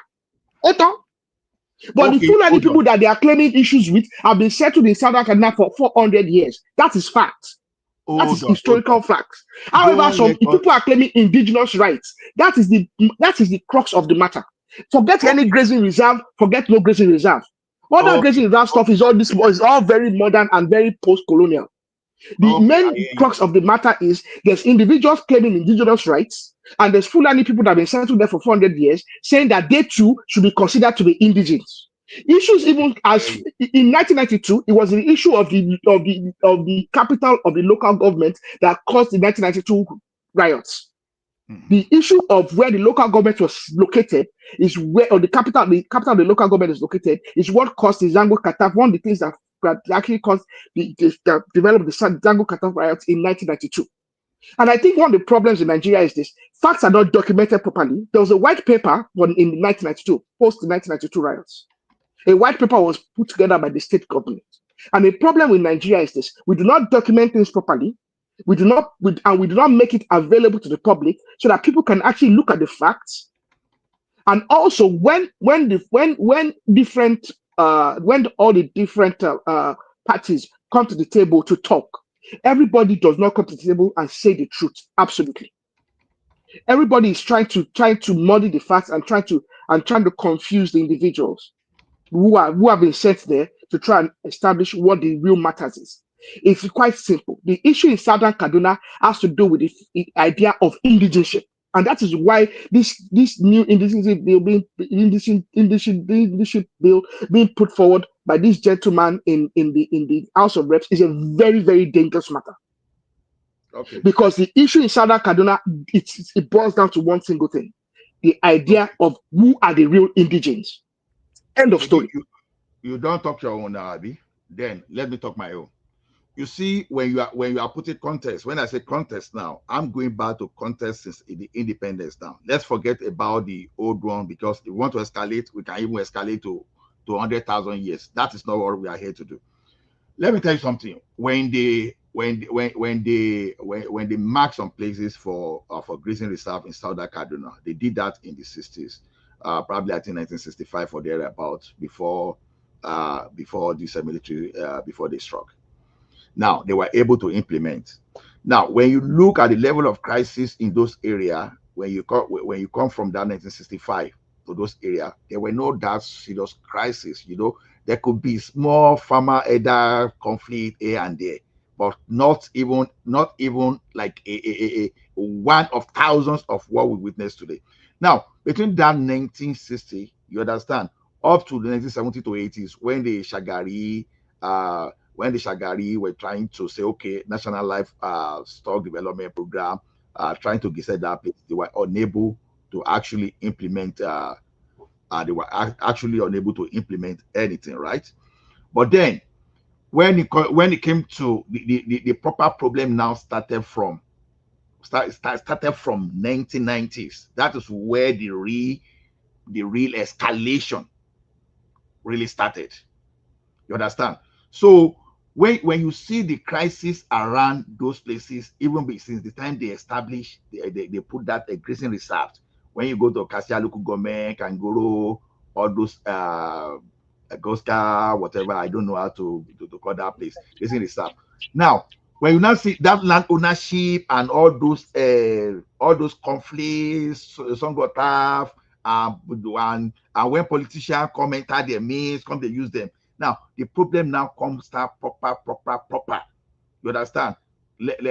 From around from the 90s to where we are today. If you see the crisis that documented in the 90s, now there were about 4 serious ones just between 2000 and up to 2008 alone. Then when you look at 2011 to 2014, another major one around all those places. Then when you look at 2016 to 2018, then we have about 1, 2, 3, 4, 5. And I was trying to point out what happened in Zangon Kataf. Zangon Kataf, I think it was in the 80s. Yes, it was in the 80s. It was during Buhari's, Babangida's regime. Babangida, yeah. It was during Babangida's regime. When suddenly one day they just woke up and the people of Zangon Kataf, who were predominantly, Christians, attacked all the Muslims that were living there and did a massacre, a mini genocide of some sort. If not, it was a military regime. If it were to be like now, where everything is so loose, it would have turned into something more deadly. And that is why I feel that since Nigeria became a democracy, our security has been becoming more looser and looser and looser. There is somebody was making a point the other day about how we are no more like connected. There this feedback that our politicians keep reinforcing our differences has made the country less secure, and it is the freedom of speech that the democracy gives, and the kind of way in which our politicians do their campaign that is you know, ethnic based and has a lot of riling up language and things like that that has, caused these things. But these things have had origins far, far, far, far long ago. And considering that Kaduna space that you were talking about, Kaduna was a city that was established by the colonialists. What they actually wanted was a place where they could govern and that part of Nigeria relatively well. So they were looking at where to situate it. The real meaning of Kaduna is actually gotten from the word kada. Kada in Hausa is crocodile. So and the plural of kada is kadina. Kaduna. So the real name is Kaduna, but the Oyibo cannot say Kaduna, so he says Kaduna. So that is how the name Kaduna, because in that place there are a lot of crocodiles, like because of actually more of a jungle. Now let me correct one fact again about the Fulanis claiming the land 400 years ago or something like that. That is not true. You have to understand that Zaria, Zaria, that the land that is Kaduna is under Zaria. It's like the kingdom of Zazdam controls, owns the land where the Christians of southern Kaduna, but when the missionaries came, they went there and then converted a lot of them into Christianity. A lot of them were actually doing their traditional, worship. Uh, but then, and the reason why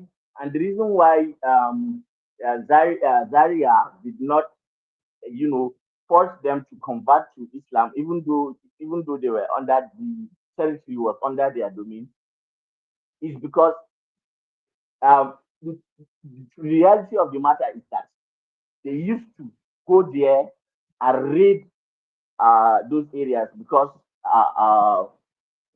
they were not like they are small groups of tribes, and most of them have like they are not as coherent and they are not they are so much different small tribes doing different things and do not have one way of defending themselves, and are more militarily less superior. So they go there, they raid them for slaves. They raid them for slaves. And the, before the Fulani even invaded and controlled and became part of the royal families in Zaria, uh, there are a lot of royal families in Zaria who were traditionally Hausa. You care of the Queen Amina of Zazzau. She actually ruled from Turunku. Turunku is one a local, it's not even a local government, it's a headquarter of another local government in Kaduna State. It is now so insignificant, but another king actually pushed the headquarters back to Zaria, and then it was at his golden age that Zazzau actually grew a lot, that it became so known.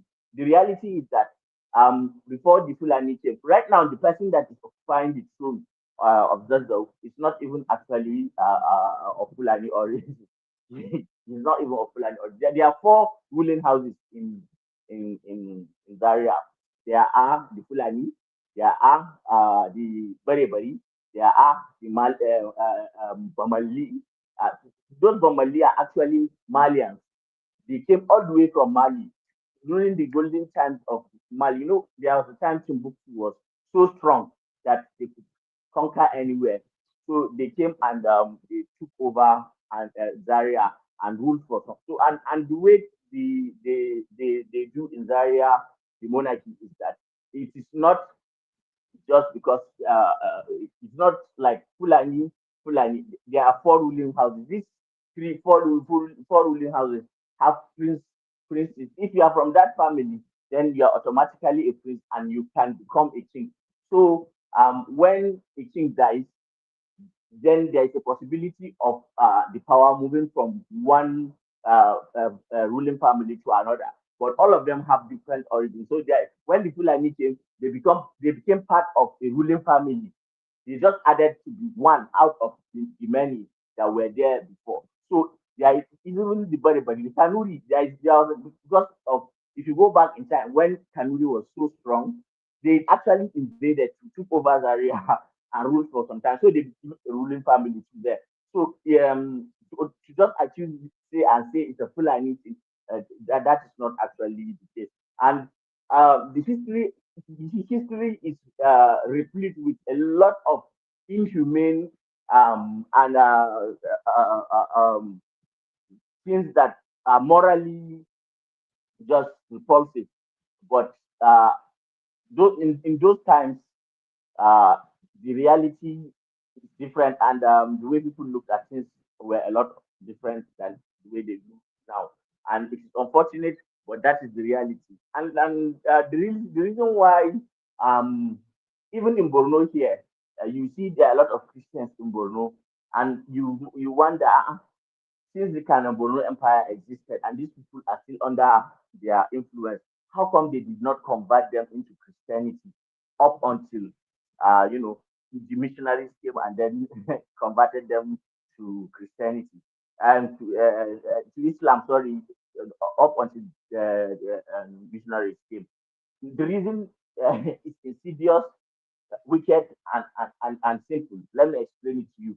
And I know it's not much different from maybe what some Yorubas do and some, kingdoms that were close to the coast did to other smaller tribes and that were not organized in the Atlantic slave trade.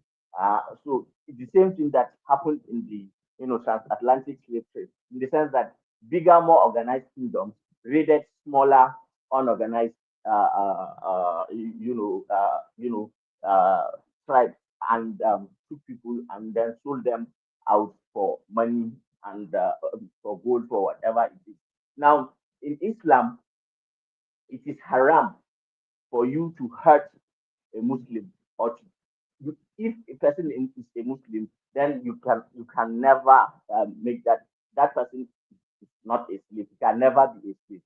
So what they did now is to intentionally not convert them, because the moment they become Muslims, then then that means they cannot be taken as slaves. And now slavery was one of the means of getting money for such kingdoms. Now you may look at it from hindsight and today's moral code and think that that is repulsive, and yes, it's repulsive. But considering the times, um, there is this saying in in general sociology that there is nothing good or evil on its own. It is the meaning that people ascribe to it that makes it good or evil.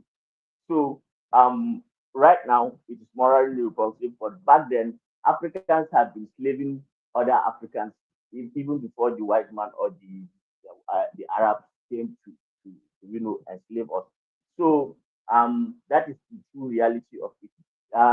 It is easy now to just bring it down to the Fulani and just put it like that. So history is more complex, and but then it adds context to these things, and simplifying it and putting out narratives like this can be dangerous and misleading if you don't actually understand what is happening. That's all I wanted to say. Bye bye. Okay, thank you, Azan. You see, one thing is this, you understand? I know it's a dangerous narrative, right? But you see one thing, if we have religious leaders that not are not giving the right orientation, you understand? I don't mind if we start giving licenses to priests in that country, we must know how they are mentored before they become priests. So the thing is this: I know it's dangerous, but then to some extent we cannot pretend that they are not some kind of at a particular point we cannot say there are no religious tone. You understand? There are some that are religious tone. There are some that is pure terrorism. You understand? So to me, if it was true, you understand, there was a time that I'm not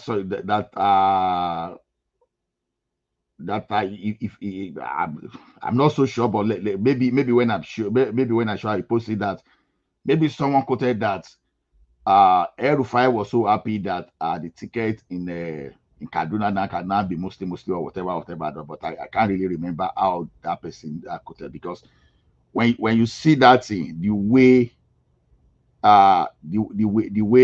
El-Rufai changed things, I know that during June 12th, that Muslim ticket never made any difference to Nigerians, because in the western part of the country, for example, you know, when you say a Muslim is going, except you have the like of Aregbesola, you understand. But when you say a Muslim is going to become your president with another Muslim from the north, so Western country, Western Nigeria, we not care about that, because it's not a threat to them.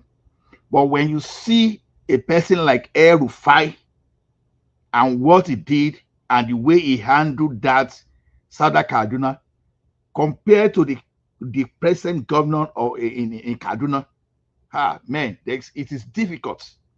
It is difficult to exonerate the like of El-Rufai. Very difficult. Mr. Ola, I think we are criminalizing El-Rufai. I think his problem in Southern Kaduna is the fact that he decided, you know what, these people want to kill themselves. Let me leave them to kill themselves. Really, that was his main crime in Southern Kaduna. Because when I look at it, who was his head of the individual that was his head of security, his SSA of security, was from the same Southern Kaduna. The problem with El-Rufai, when I look at the Southern Kaduna conundrum, is the fact that he said, you know what, these people want to kill themselves so bad. You know what, I'm not going to waste my energy trying to worry about them. Let them kill themselves. Okay. Those individuals in Southern Kaduna, I think we are looking at it we are very far from them. Their problem is a very local problem, and it's a problem that they understand very well. And to be frank, they want to be left alone by government because they are both invested in killing and wiping themselves out. End of story.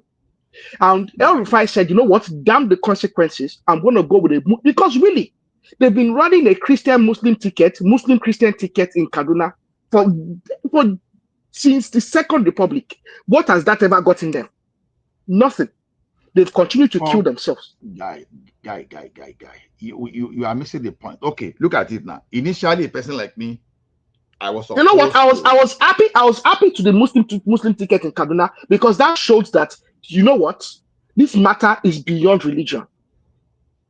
That matter is a matter that is of vested interests.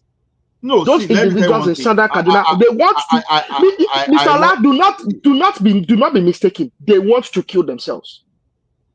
There are militias. Those people have militias on all sides, in all the different villages. All of them have their different militias, and the only thing they want to do is the opportunity to kill themselves, and they do not want the government to be involved. They want the government to just stand aside and let them kill themselves. And that is it. That's the fact. Let me tell you something. Whenever I'm doing this thing, first of all, know that I'm accusing the leadership. The common people, they are powerless. If the leaders are not manipulating the followers along religion or along ethnicity, it might not really carry weight. Just get that thing right. Now, for you to tell me that, El-Rufai was the first governor in Nigeria that tried to introduce this thing that you're saying, to try and actually introduce a board that will censor religious preaching. Do you know that? Okay. You know what they accused him of trying to do? or trying to gag freedom of speech. El-Rufai was the first person. Now El-Rufai, I don't like the way he's playing his politics these days. I think he's playing the politics of desperation. Okay, but El-Rufai was the first governor in Nigeria. This same thing that they are now doing in Bono, that the Niger State governor has now introduced, and nobody's causing ruckus. El-Rufai tried to introduce it. See. Before I turned on El-Rufai, I used to be his fan just because of the way he handled that Abuja. But after becoming the governor of Kaduna State, my opinion changed about him. Let me tell you one thing.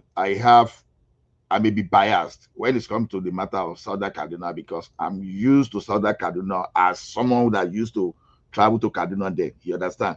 I said it here before. If I found myself in Kano around 2 a.m., I must return to Kaduna that day because Kaduna, it is Kaduna or not. Mina, even if I did Mina for like 9 p.m., even as bad as that road, I must return to Kaduna. See, I know that Kaduna used to be peaceful. I know. But this your governor that you are promoting today, this El-Rufai, is on record today. If Nigeria was a place where we take things seriously and we are the institution, if the institution is well positioned, I'm telling you, El-Rufai is not supposed to be walking around Nigeria today to say this is for me any coalition. This guy confessed openly. You understand? It may not look like sponsoring. You understand? Banditry to you. Where do you find that you understand? You use taxpayer money and the money you realize as your allocation to go and settle some people, telling them you don't is a peace. God, don't come and pay our people again. People that already took arm against your people without even having enough money. Are you now say you are settling them? Mr. Ola, you are sensationalizing. El-Rufai was also the first governor. El-Rufai was forget political. El-Rufai was also the first governor. El-Rufai was the first governor that I heard on TV that said it is pointless paying bandits. It was after the 2015 elections and after he got in. I can remember I granted an interview. I said that shortly after he took over the governorship house, that he was told of an incident that happened post the 2011 elections. That he was told that there are some individuals in Niger that were promising that they were going to retaliate their tribes people that were killed in Southern Kaduna while moving through Southern Kaduna, returning to Niger post the 2011 elections. That he said, wait, Mr. Ola. El-Rufai granted an interview. El-Rufai granted an interview himself on Channels TV and he said this. Wait. He granted an interview. He granted an interview on national TV himself, and this is exactly what he said. That post the 2011 elections, that individuals claimed that they were passing through Southern Kaduna, that their tribes people were killed in Southern Kaduna, and they were threatening that they're going to avenge that. That he paid them off for that. But El-Rufai was also the first person, the governor that I heard on public TV, years after that said it was pointless paying bandits because these individuals were going to do what they were going to do either ways if you pay them or not. Stop this. I don't care about El-Rufai. He's not my family member. I don't care about him. I'm not a Fulani man. I'm not a Southern Kaduna man. I'm just a man. I'm just a busybody from Ile-Ife. But I'm not going to. One thing about it is I like the truth to be told. Save this energy. El-Rufai on national TV said he paid those bandits that came just to stop buying his people. He said it on national. Yes, I'm not contesting that. I'm not contesting that he said that. He said it on Channels TV. He said it on Channels TV. I can even pull up that interview. Let someone talk. Let me talk too. Let me talk to now. You empower bandits only for you now to come after. There's no point. After you've empowered them, what are you talking about? You are justifying. The question is this: if ordinary person had done that, that person would be facing firing squad or dead by hanging by now. And you are saying that, okay, this guy did something after they wrecked a lot of life, after they did a lot of terrorism in Southern Kaduna, and you are now saying, oh, he later came. Mr. Ola, you are misrepresenting the facts. He did not say that he empowered bandits. He said that individuals whose kinsmen were killed, who were passing through Southern Kaduna post the 2011 elections, that they were claiming that they were going to avenge their kinsmen that were killed. They were not necessarily bandits. They were just tribesmen from Niger that were passing through Southern Kaduna, who claimed that they were going to have, because they claimed that their cows and their kinsmen were killed. I think and I'm not talking about one or two people. The people that were killed then post 2011 elections were well over 40 individuals. Yeah. And those individuals claimed that those individuals claimed that those individuals said that they were going to avenge their people that were killed. And he said that he paid off those tribesmen, not militia, not bandits. I think one of the several. Don't let us confuse people. Because it's just like saying, I think we should be very careful how we present the facts. No. I'm finding it difficult to understand your interest in this matter. Clear. Yeah, what you are trying to suggest is that he paid off individuals who he had established were criminals. That is what you are trying to say. Okay. Now look at it this way. Just hold it there. Now, how do I say it? Okay. A, you understand? A took arm. You understand? As of the time he paid them off, they are not become bandits. There's no point of arguing if we cannot have conversation. You understand? The question is this: whether what El-Rufai did he enable criminality or didn't enable criminality? That's what I'm after. Someone took arm against people, and you said, okay, it's okay, don't worry, don't do this again. I'm going to pay you so that you don't pay our people again. No. I watched the interview. At the time he paid them off, it was only a threat. It was there had not been an actualization of the threat at the time. So what was only a threat. What now happened after I paid them? Ask the question. What now happened after I paid them? No, I don't care. I'm not talking about what he paid. I know the fact that he paid individuals that were threatening to avenge their kinsmen that had been killed in Southern Kaduna is not in doubt. He said it himself. But I don't want us to misrepresent the fact that he was intentionally paying individuals towards an end. No, don't let us do that. Mr. Ola, Emma Sunujoko. No, you know the Lomoti. No, Mr. Ola, Yoruba Boboa. Emma Sunujoko, and the Malojalo. You don't need to. No. It is important that we do not solve people's names because no. My interest is this. My interest is this, Mr.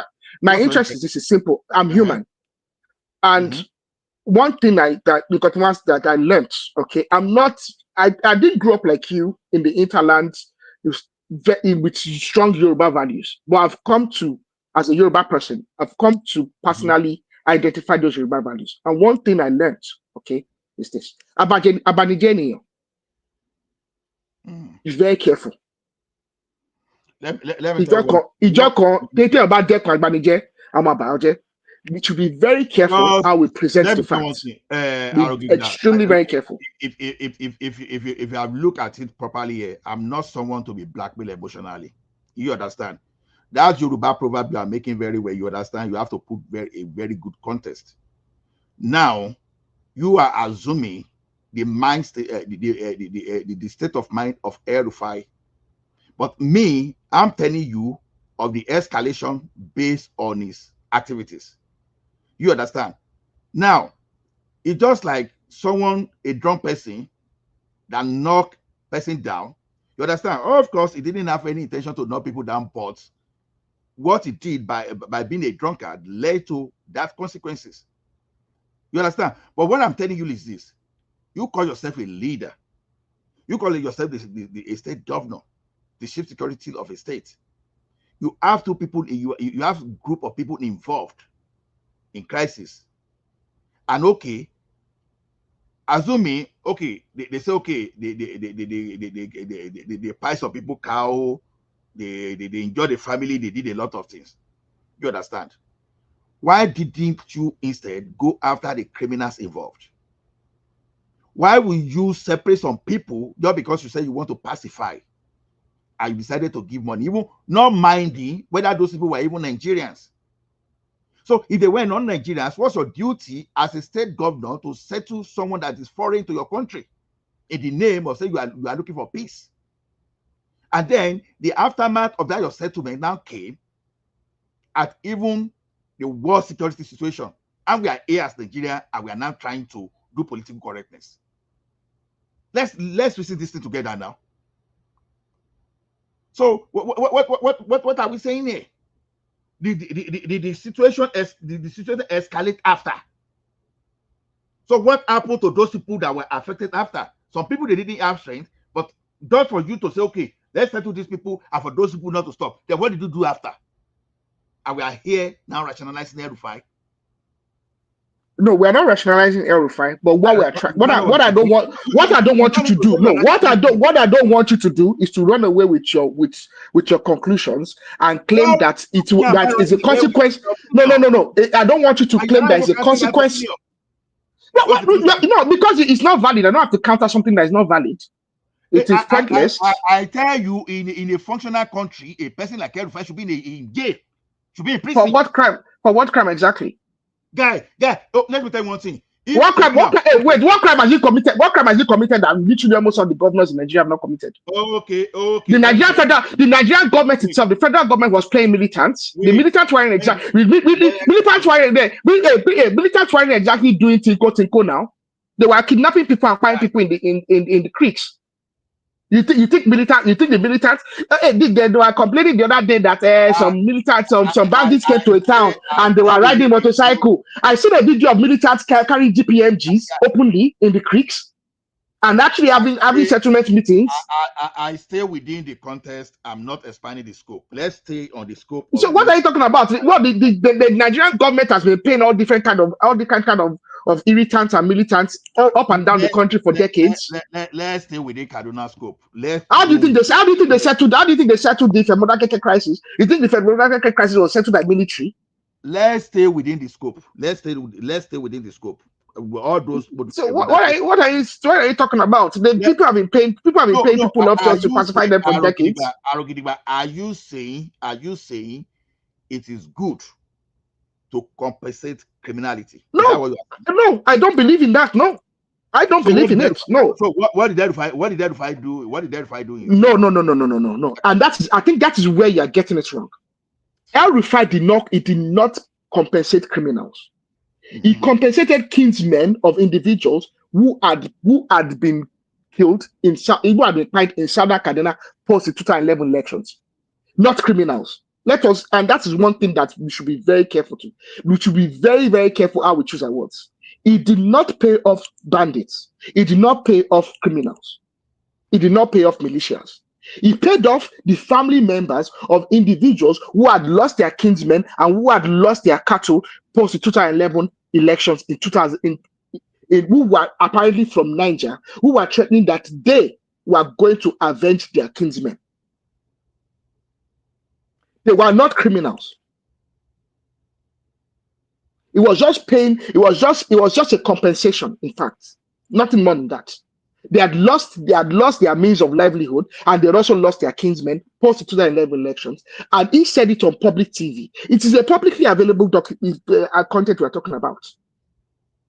He paid off their kinsmen. That's exactly what he said. He paid off their kinsmen. And it's nothing that has not been done before.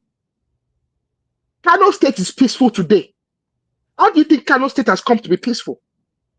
Sokoto State is a lot more peaceful than it was. How do you think Sokoto State has become peaceful? What is Sokoto? What is Zamfara? But they don't have the issue. No, what you are just saying, that if anybody now wants something from the government, now should just take arms against the. That is exactly how everybody has been doing it since independence. The militants in the creeks, they've twisted the hands of the government. If the federal government had given Nnamdi Kanu several billions of naira, Nnamdi Kanu would have gone away. That's the fact of the matter. You in particular, forget about. are you saying it's a good thing now to now be compensated? Absolutely not. Then I do not believe a serious government has any business. I do not believe a serious government has any business paying any miscreant a single dollar. If you terrorize anybody, if you commit a single crime, you should be put in the book, or a bullet should be put to your head. End of story. Let me We're tell you laughing the with it. That's what I believe. We're laughing with it. That is what I personally believe. Let me tell you the danger in that your explanation now. Let me tell you one thing. A policeman came to Canada to seek asylum. Just by the virtue of association with SARS, it was denied because they said SARS they have a known record of abusing human rights. Although this individual, there was no evidence that he has abused anyone, but for merely belonging to that. Now, let me tell you one thing. If anybody right in Nigeria then openly confess to justifying Boko Haram, if you enter Canada, he can even be detained. Just to tell you, you understand? It's not as if it's giving money or doing all those things, just to say something, be able to rationalize why they're able doing all those things. They catch the person in the border at the border in the US or in Canada and probably the UK, the person is going to be in soup. I'm telling you now that Boko Haram's primary negotiator for decades, for years, was a preacher in Australia now. Not even he wasn't a Muslim preacher, a Christian, was a bishop, was a cardinal in Australia. The Australian cardinal was their primary negotiator for decades. I just use that one as an example. I'm not giving you an example of a governor of a state. Now that the only way you can resolve criminality, that you can bring a peace, was just for you to go and give compensation that later escalated the insecurity in the state. Why is the current governor not doing the same thing? How come? Now, tell me. Now, wait. What do you think Sonny is doing? What do you think Sonny is doing? You think Sonny I don't know now. Tell me. That's exactly what Sonny is doing. What Sonny is doing is meeting up with all the different tribes people and literally pacifying them with money. I can guarantee you that is what he's doing. What El Rufai did, okay, however, was after he paid us. Wait. This is fact because me, I follow these matters and I follow it with documents. What El Rufai's chief of security throughout his term, all his years as the governor of Kaduna State, was a man from Southern Kaduna, from the same tribes that you're talking about. I hope you know that. Now, what Sonny is doing exactly is pacifying individuals. What El Rufai, however, did that escalated matters, okay, in Kaduna is this. He actually said, you know what? I do not care anymore. These people can kill themselves. I do not care. Let them kill themselves. I will just turn a blind. What he did is crime in Southern Kaduna is he turned a blind eye to it and said, you know what? I do not care. Let them do whatever they want to do to themselves. I do not care. These people are an headache to me and I do not care about them. And I'm not going to waste my energy or my effort caring about them. That is his principal crime in Kaduna.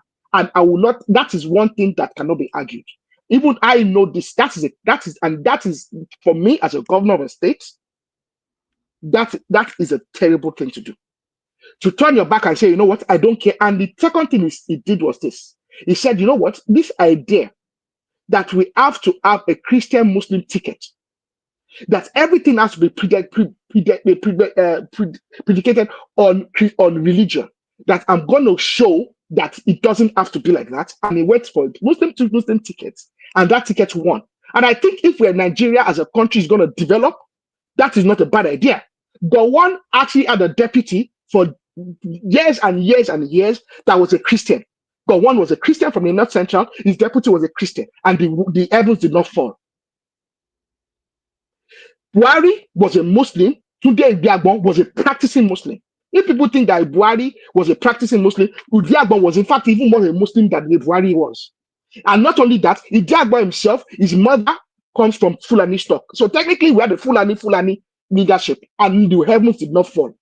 So me as an individual, I think it is going to come to a time in Nigeria that these matters actually are inconsequential. So El Rufai's Muslim to Muslim ticket is not something that I'm against in any form. Because I'm telling you, I've read about that Southern Kaduna matter. And I've actually, my conclusions on it. Okay. And the thing about it is this Southern Kaduna matter, there's every single time they kill themselves, every time they fight themselves, every time they have a riot, there's always a government white paper.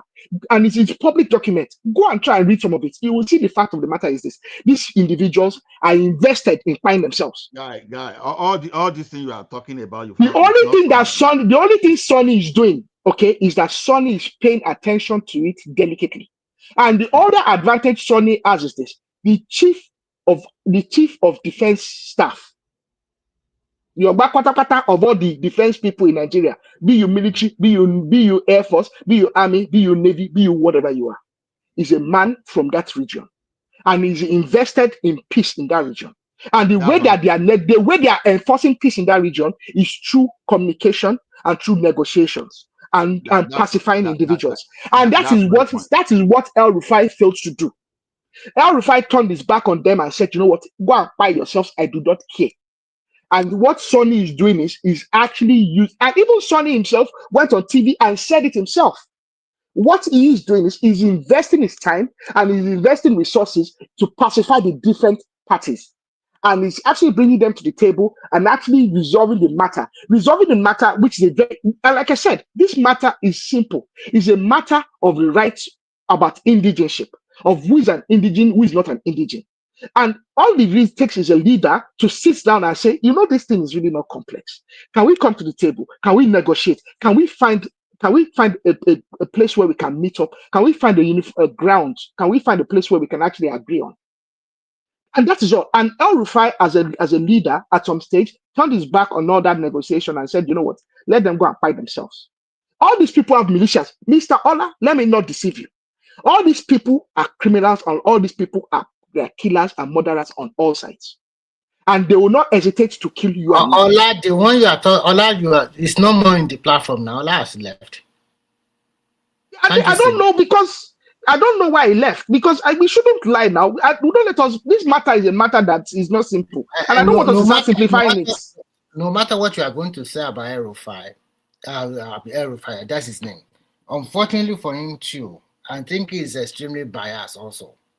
So no matter what, he didn't rule that state very well for that 8 years. We know what happened throughout. There's so many He really failed. Yes, he really failed as a governor when it comes to security in the Kaduna. He really failed. He really failed. And I don't contest that. But I don't want us to now say that he was paying bandits to buy people. No, that is a very dangerous statement to make. But at the same time, that is what Mr. Ola is suggesting. And I think he didn't settle the quarrel very well, to be frank. Exactly, he did not settle the quarrel. He didn't settle the crisis very well. Yeah, look at Billy. Me, I'm a bandit. I need to be arrested.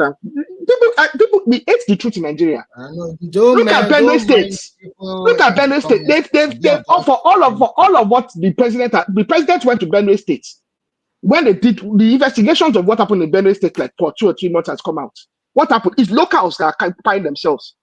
But what we were told is that Fulani bandits came from somewhere they find a lot of people. Whereas locals are being killed, they find themselves. Remy, sorry, I did not leave the forum, but the question is this: when you're in a dialogue and you are trying to give something, and when the thing is becoming a monologue, I just have to recuse myself. You understand? Remy, I'm coming. I told you the consequence of what El Rufai did.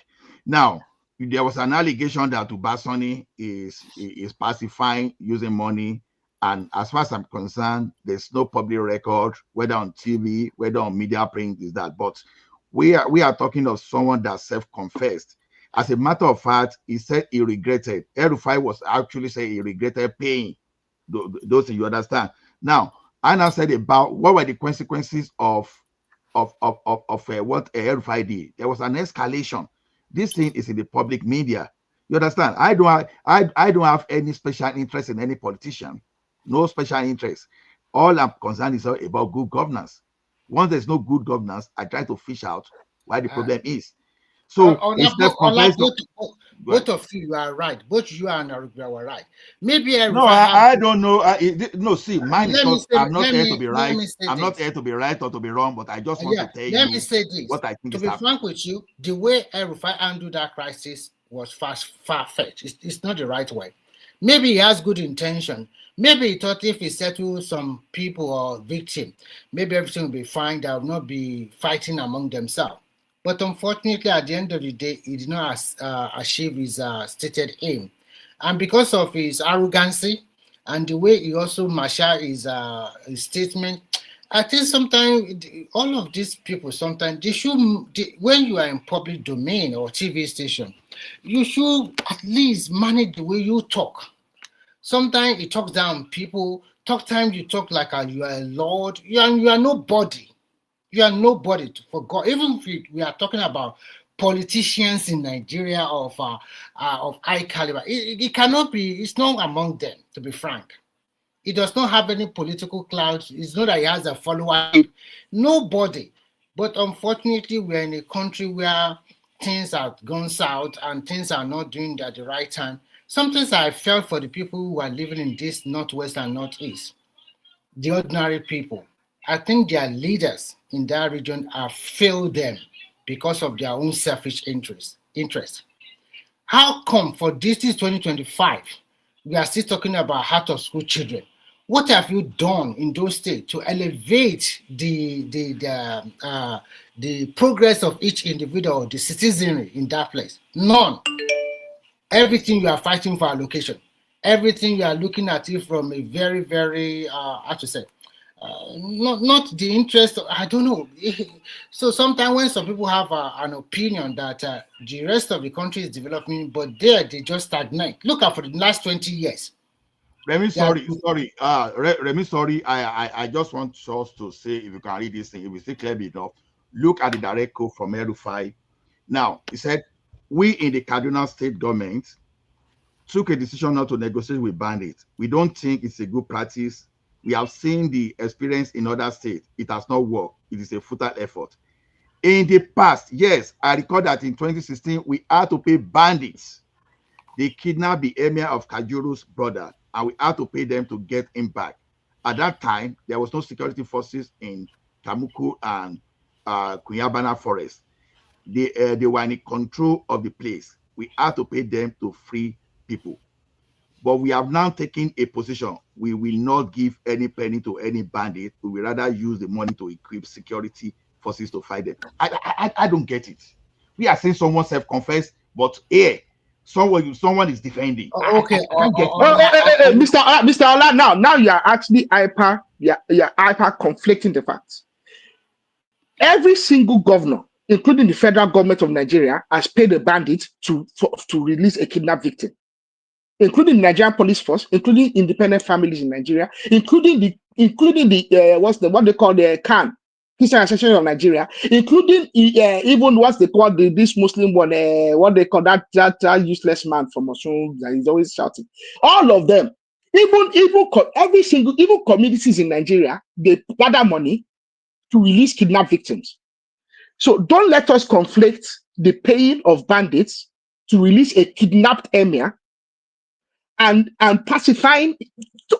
We are, and even this incident we are talking about is an emir not in southern Kaduna. Remember, the emir that they are talking about that they pay the bandit to release is not an emir. Whose domain is in southern Kaduna. We should be very, and I think one of the problems in Nigeria is this. There's never been a time that southern Kaduna has been peaceful in my lifetime or in your lifetime. That is without doubt. There's never been a 5-year period in the history of Nigeria where they've not had a riot or they've not had a breakout of mass hysteria. However, in the times of modernity, me and you now have a mobile phone with which we can pick up our phone and which we can watch a video of what has happened in Southern Kaduna. If anybody were to record what happened in 1992 and they showed it to you, you would swear to the world that you have never seen that kind of brutality before in your life and you might not see it again in your lifetime. Okay, What? on a lighter note, I just want to okay, and I think Larry is still there. No, maybe no. Okay, Prince Daddy, you are there. There was a report that it was going around yesterday and the day before yesterday that Americans have started seeking asylum in Australia. Prince Daddy, how far is that true? If it's there, maybe Ola knows about it. I don't know. Is that true? I don't know about that one. No. That Yeah. report shocked me. They say about 46 Americans have sought for asylum in Australia. Mr. Remy, there's a record number of Americans applying to be citizens of United Kingdom. I don't know if you heard about that. That was made public by the mayor of London 2 weeks That is ago. possible. Seeking asylum, true asylum, to become a legal resident of that country, especially in Australia and the UK. These are the two countries. Anybody can seek asylum anywhere, but I don't know why. But it's unbelievable that Americans themselves can start seeking asylum because because they said that in America now, because of political persecution, economy is going down south. So many other factors they consider. So Australian government bring out that in Australia about 26, is it 16 or 26 have already seek asylum, and the number continue to increase. Well, I don't. Funny enough, I don't have that. Unfortunately, Prince Daddy is not talking. I want him to talk about that, and also Larry, but they are not here on the platform now. I think. So, what do you think about Jonathan's statement and counter statement that he did not say Buhari was the one, the Boko Haram, to negotiate when he was the president? I think Jonathan should just go and sit down. What did he even do? I don't. Who are even propelling him to? No. Can you say that again? Can you please repeat that again? I said Jonathan had an interview with somebody, and in that it wasn't an interview. It was a public statement. He went to launch the former chief of army staff, his book. This man, what's this former chief of army staff? The guy from Nigeria, from Delta State, I think.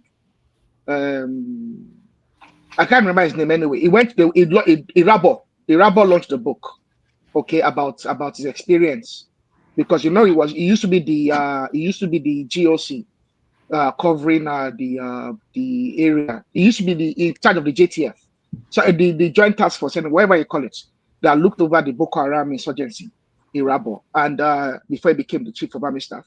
So he launched the book, and Jonathan was one of the keynote speakers, and he made a statement to suggest that Buhari was Boko Haram's negotiator, that Boko Haram wanted to negotiate with the federal government, and that Buhari was which is true. The Boko Haram militants, they tried to co-opt Buhari into being their negotiator.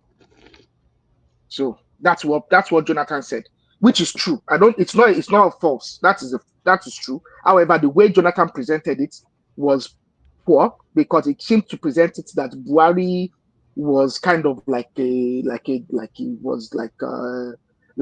I don't know, like as though Buhari was there. Buhari himself did not come forward to. No, it was the Boko Haram militants that wanted Buhari to be their negotiator with the federal government, which Buhari himself refused to do, because Boko Haram tried to buy Buhari more than 10 times. So I don't know how they could be trying to buy someone that they wanted to. So I think Jonathan should have been very careful with his statements, and that is what it was.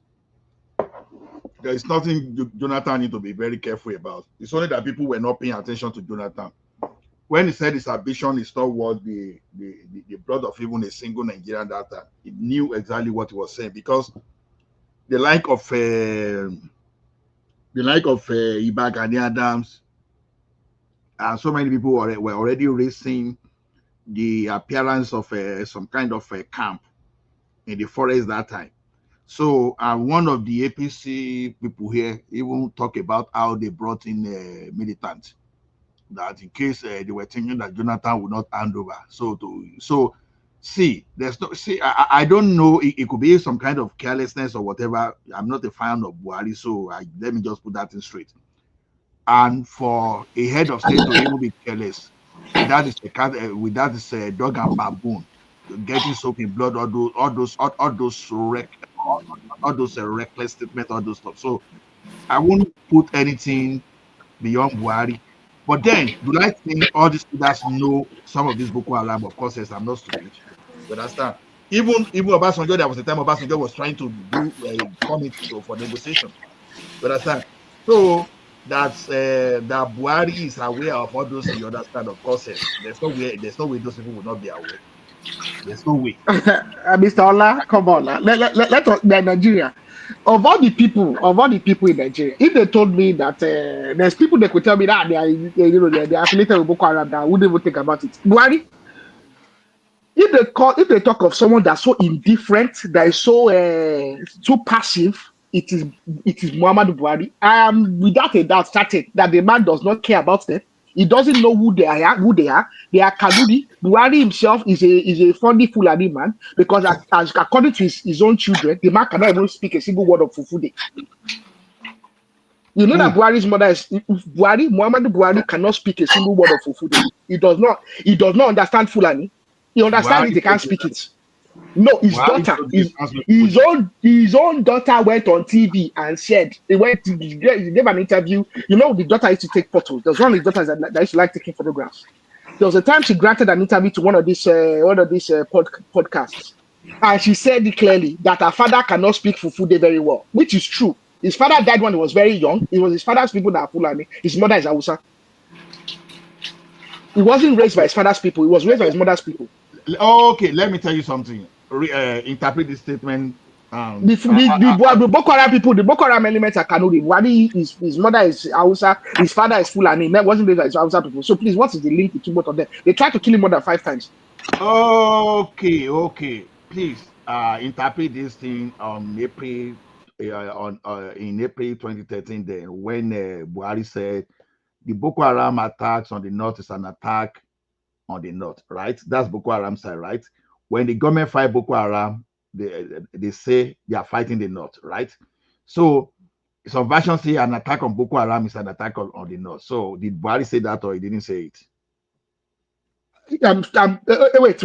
He said that wait. Please make the statement again. An attack on Boko Haram is an attack on the north. Okay, that is the statement, yes. Now tell me, was that granted? Was that off the cuff remark, or was that part of an interview? But it doesn't matter whether it's part of interview. But I'm talking of leaders sometimes. You can say he did not articulate himself very well, which we all know that Buhari is not a particularly articulate individual. So that could have been part of a bigger interview where the statement has been taken totally out of context. Mr. Ola, we are both very intelligent and enlightened individuals, and we know for a fact. Stop emotional and all this. I'm not blackmailing you emotionally. I'm just making no. That's what you know for a fact. You know for a fact that statement could have been. For instance, you made the mention of the dogs and baboons. The dogs and baboons statement was in fact an Hausa adage that has been extremely misrepresented.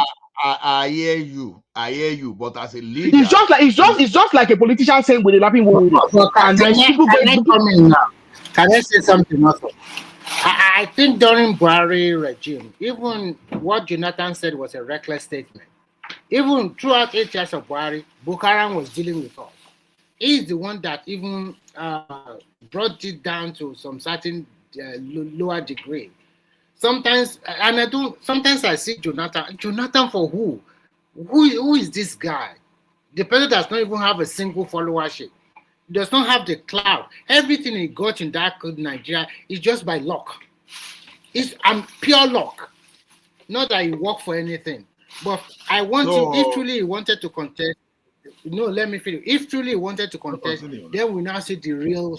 Let him go out there and campaign. And let's see what is going to happen. His time was, oh God, it was a terrible moment. Let's even forget about all the money that country gets during this time. He is not a good leader. Let's face that sentiment. You understand? It's a dummy head. Did APC shifting say that towards that 2015 election that they brought foreign militia. Was it recorded on national TV? That What's the name of the chieftain, Mr. Ola? What's the name? Who said it? Who exactly? Mr. Ola, I like you very much, but I want you to tell me who said it. No, Which don't like me. individual?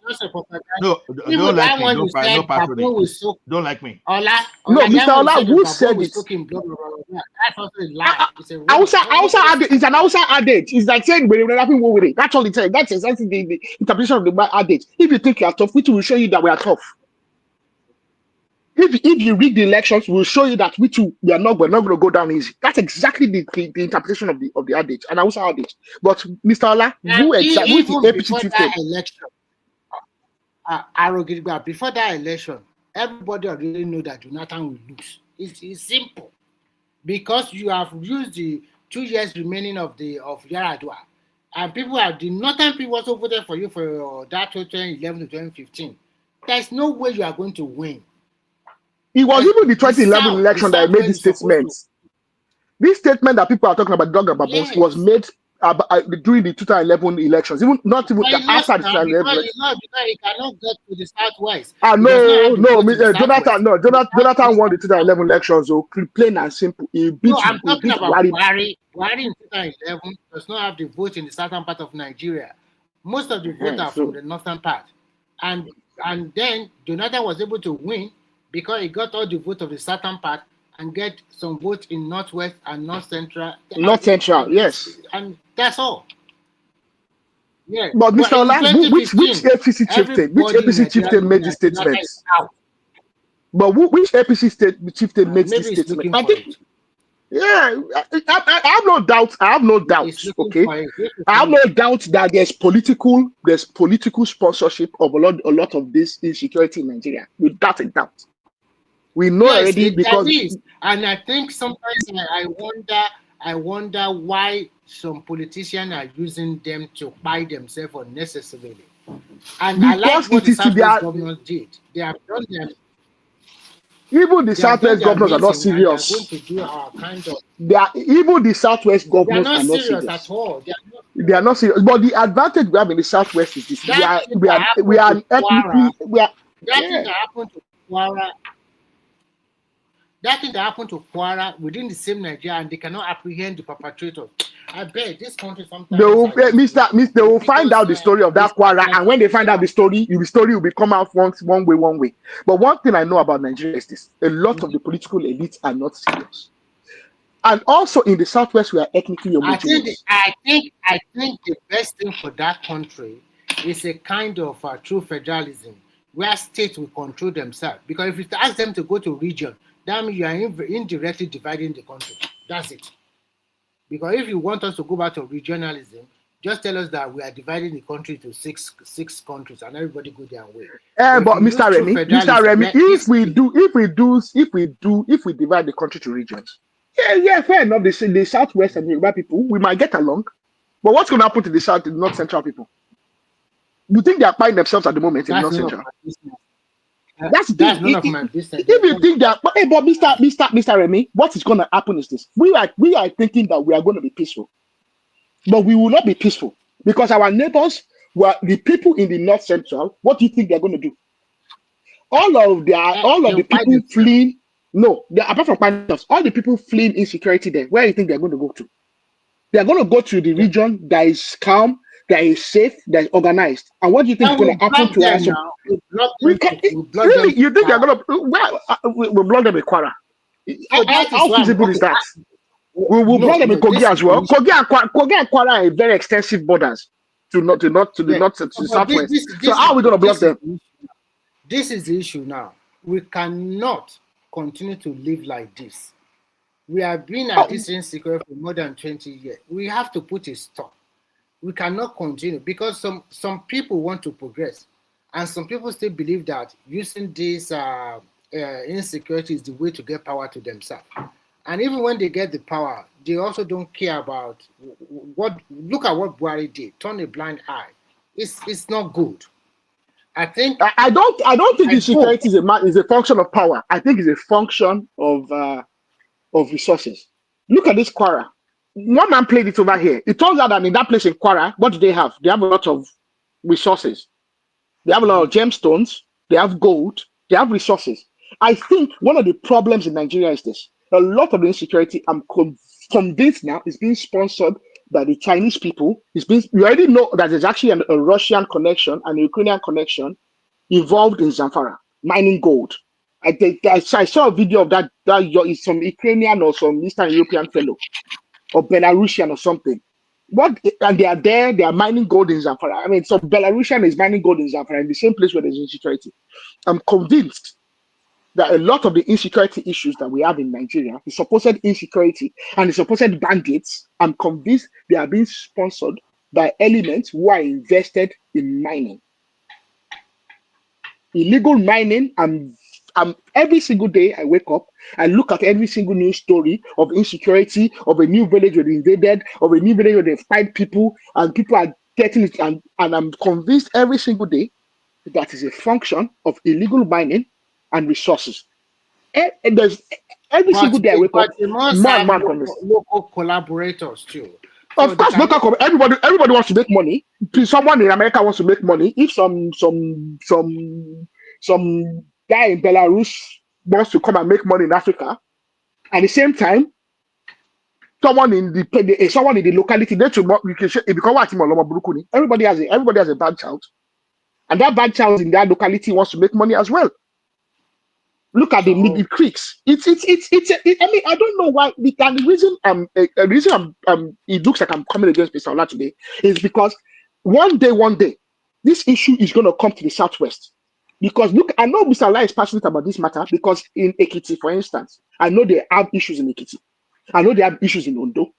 You mean to just go to Ekiti and go and buy them like that? Then we are done. And the reason Mr. Ola is passionate about it is because this comes to that side, that is when we start here. No, but Mr. Ola is very passionate about it because it's very close to home for him. I want to say the truth. If there is this thing going to come to the Southwest, it will come to the Southwest. It will. I can guarantee you. If we come to the Southwest, I don't believe in separation of the country. But if we come to the Southwest, then we should just separate because the issue is, Mr. Remy, the issue is this. The only way we can solve insecurity is for us to identify the problem and to state it clearly and to not politicize it and to not sensationalize it. No, that's the only solution. The only solution to it is that when you talk about the solution, our people, they don't want to join the military anymore because you don't have I believe it. Manpower. So if that is the case, then you have to empower the state or the region to provide security for their people.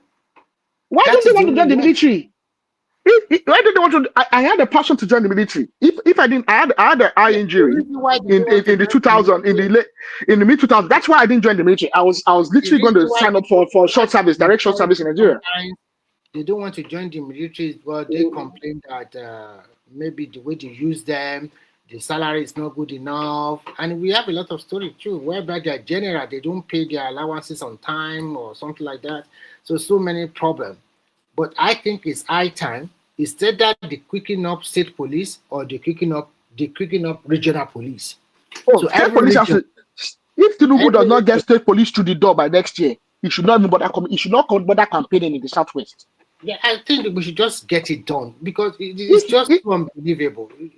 If he cannot get state police in 2026, come campaign in Southwest. In fact, me personally, I will campaign against him. Come from nowhere and they just buy people like that and they just go scot-free. They will not even buy 1, 2, 3, 4, 5, 6, 7, 20 something people and just go away. Exactly like now. I don't blame people because if you buy my family member, me too, I'll be waiting to avenge it. Of course not. That is what is going to happen. Because I know there's no justice. For me, the reason, with the way I look at Nigeria is this: the reason Nigeria is so bad is because there's injustice in Nigeria. They buy my people. There's no justice. I can't go to court. There's nobody to give me. I'm gonna try and get some self-help of some sort. God help us in that country. But if we can't tell ourselves the truth, we are going nowhere. 2025. Look at what we are talking about on an international platform. We're talking about the fact that we cannot even deal with simple criminality, murder, the highest of crimes. That someone will buy someone and they will go scot-free. The more Back in the day, you kill someone now. Look at it. What the opposite in that country? The only thing I do not appreciate in the approach this evening is you are not looking at the irresponsibility of the leadership. Anyway, I am, Mr. Ola. Anyway, I am absolutely. hold on, just hold on. Now, sorry, I think I'm mistaking Bala for APC shifting. Apologies. It's actually the PDP member. I'm sorry about that. You understand? So I know Fani Kayode and all those. What's his name of this guy? Fani Kayode and this. What was this? Fayoshe. They talk about that, but that Bala was even the one I was even thinking APC member, but unfortunately he's a PDP member. That senator, I think he became a governor too of Bauchi. So he made that in publicly. You understand? And to be honest with you, I heard this thing from a private citizen before him. So, but just for maybe if you go to the it's good to mention the politician that mentioned it, because we had a private citizen that said this thing earlier, apart from public figure like Iba Gani Adams that said it. Even Asari Dokumbo, all of them, they all said all this thing about the foreign militias. As a matter of fact, they counted the number of camp, the camp that started emerging in our forest that time, that they alerted the security people. So people came out to say this thing there publicly. But where I do not appreciate, I've always had my own side to all this kind of bargaining. I don't know if anybody has done it here. You understand? God bless his memory. Even Yadua, despite the fact that I used to, I will not deny the fact that I like that Yadua senior. The approach of even doing settlement for that militancy in Niger Delta, I've criticized that it was just a very bad approach that they were sending bad precedent, but it's just a matter of time for people to be seeing what you are doing. If Nigeria has not been compensating or rewarding criminality, I tell you, probably we won't have the level of kidnapping that they have in Nigeria today, because there's no way. Even though as bad as Abacha was, even though I would say I did not really like Abacha, but Abacha made mention of something that if there's insurgency that is more than 24 hours, was it 24, 48 hours, that government knows about that. And from everything that will be seen in that country is that government knows about this thing. Obasanjo, correct me if wrong, because I start to be corrected. If I remember, there was a time that he was making a move to resolve this issue of this Boko Haram, all those negotiations. How will you negotiate if you don't know anything? Jonathan himself came that there are Boko Haram members in his government. You think it would be so reckless to make such kind of statements?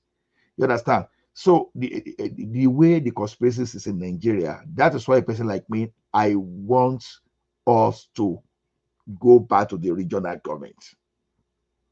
I want us to go back to that regional government. The reason being that if I'm in the regional government, my value as a Yoruba person is different from the value of someone from the north. You understand? If you are going to use my money to sponsor someone on pilgrimage in Ekiti, you will have to explain why pilgrimage is so important that you have to sponsor. That it's not education that everybody can benefit from. That it's not other infrastructure that you have to sponsor a person. Ola, can you hear me now? Yeah, I can hear you. I think we're also not looking at it from no. Let me just round up. I will give you the room. So the thing is this. Honestly, I was surprised the way you were defending El-Rufai, El-Rufai this evening. You understand? Because to me, the misbehavior of that man is well documented. Even the one he's doing now, the way he's ganging up around now, is well documented. You understand? A person like me, I like buying book, but I still stay within what I can find online. Especially from the media. You understand? At least the upstream media. So to me, El-Rufai, there's nothing you can tell me about El-Rufai tomorrow. That guy destroy Kaduna South. And I think Ubasani is building. And there's no record so far, both on TV and on print media, of where Ubasoni has paid anybody money. If it's paying without my knowledge, I don't know until maybe if they publish the statement, the financial statement for Kaduna.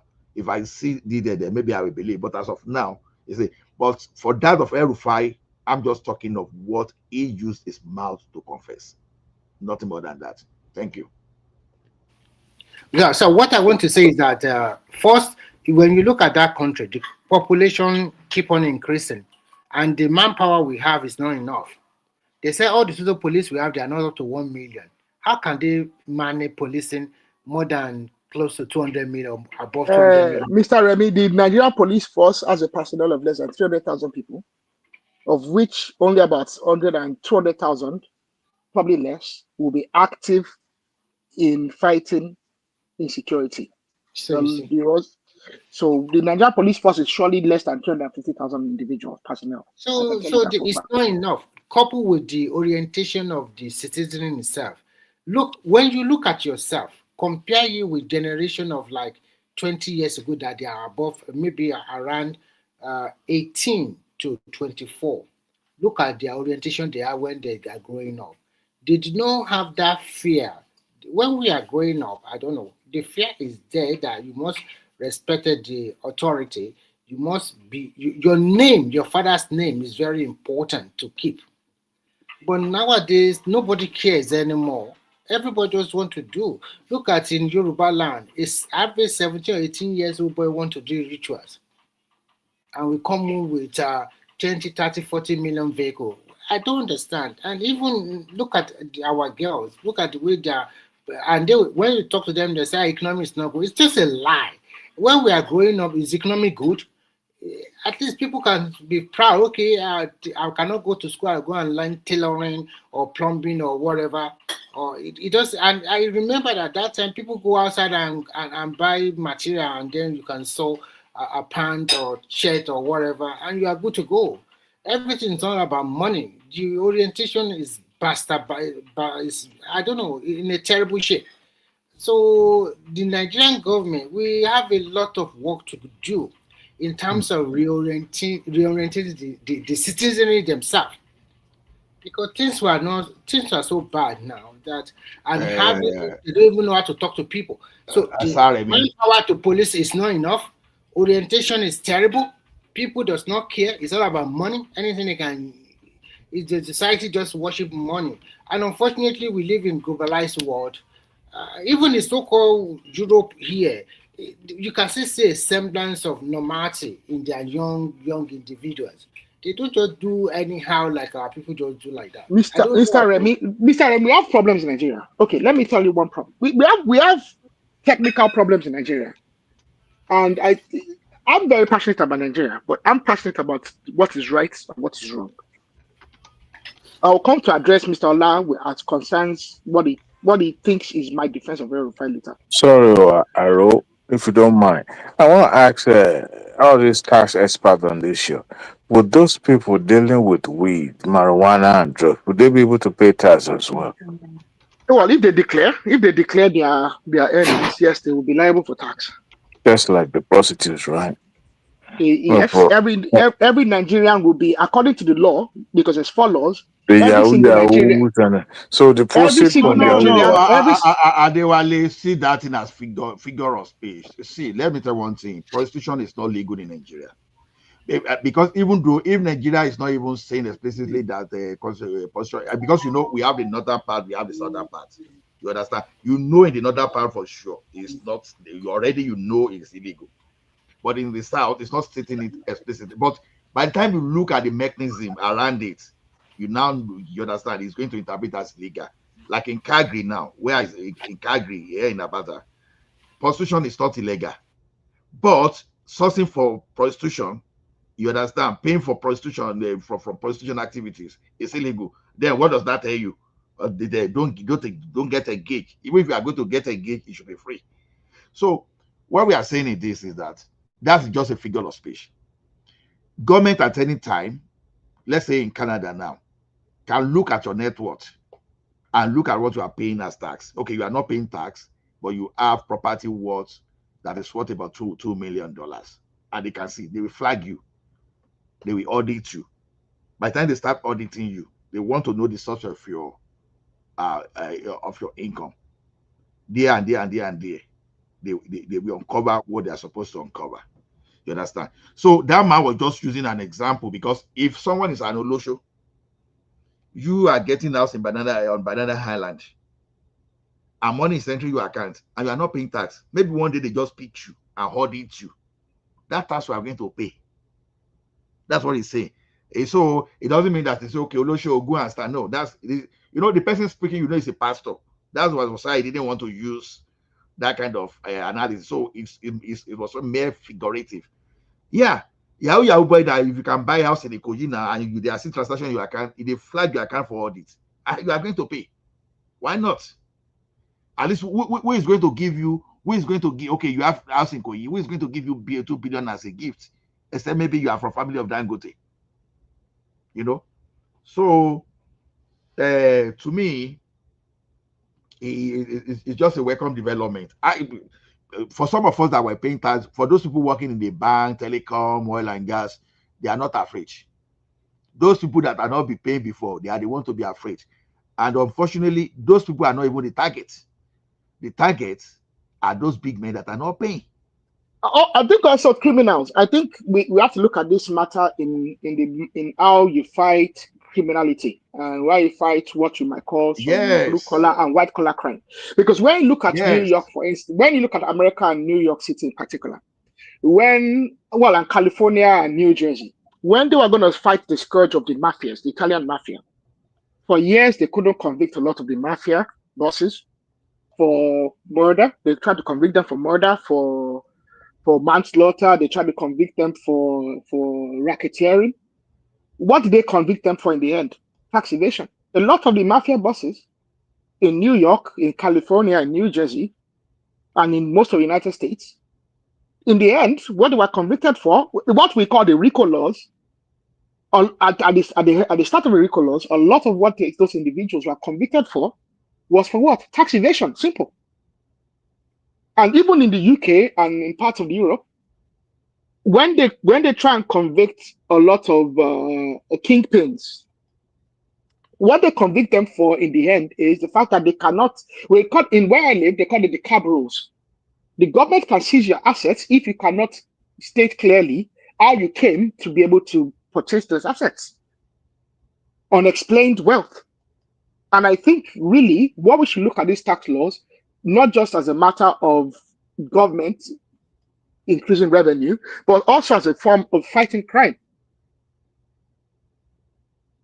Especially when it comes to advanced frauds.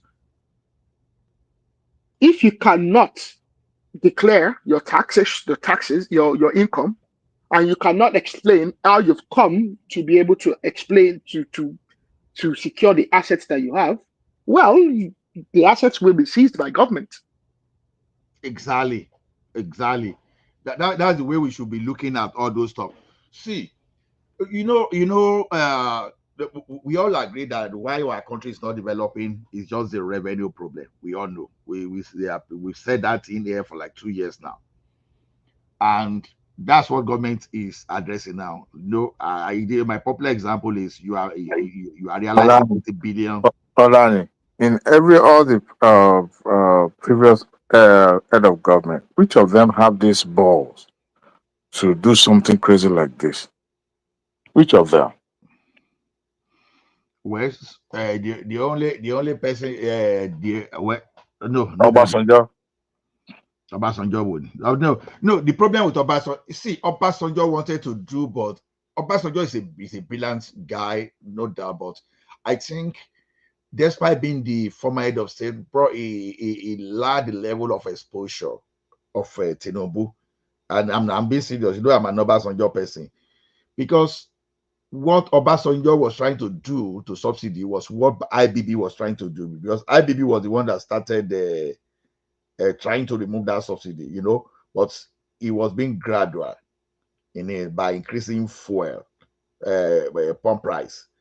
So Obasanjo tried several times, but the thing was not changing. Instead, that is a subsidy that is journalized in 1977 started biting like that, because the more they do, the more these people kept coming with subsidy. So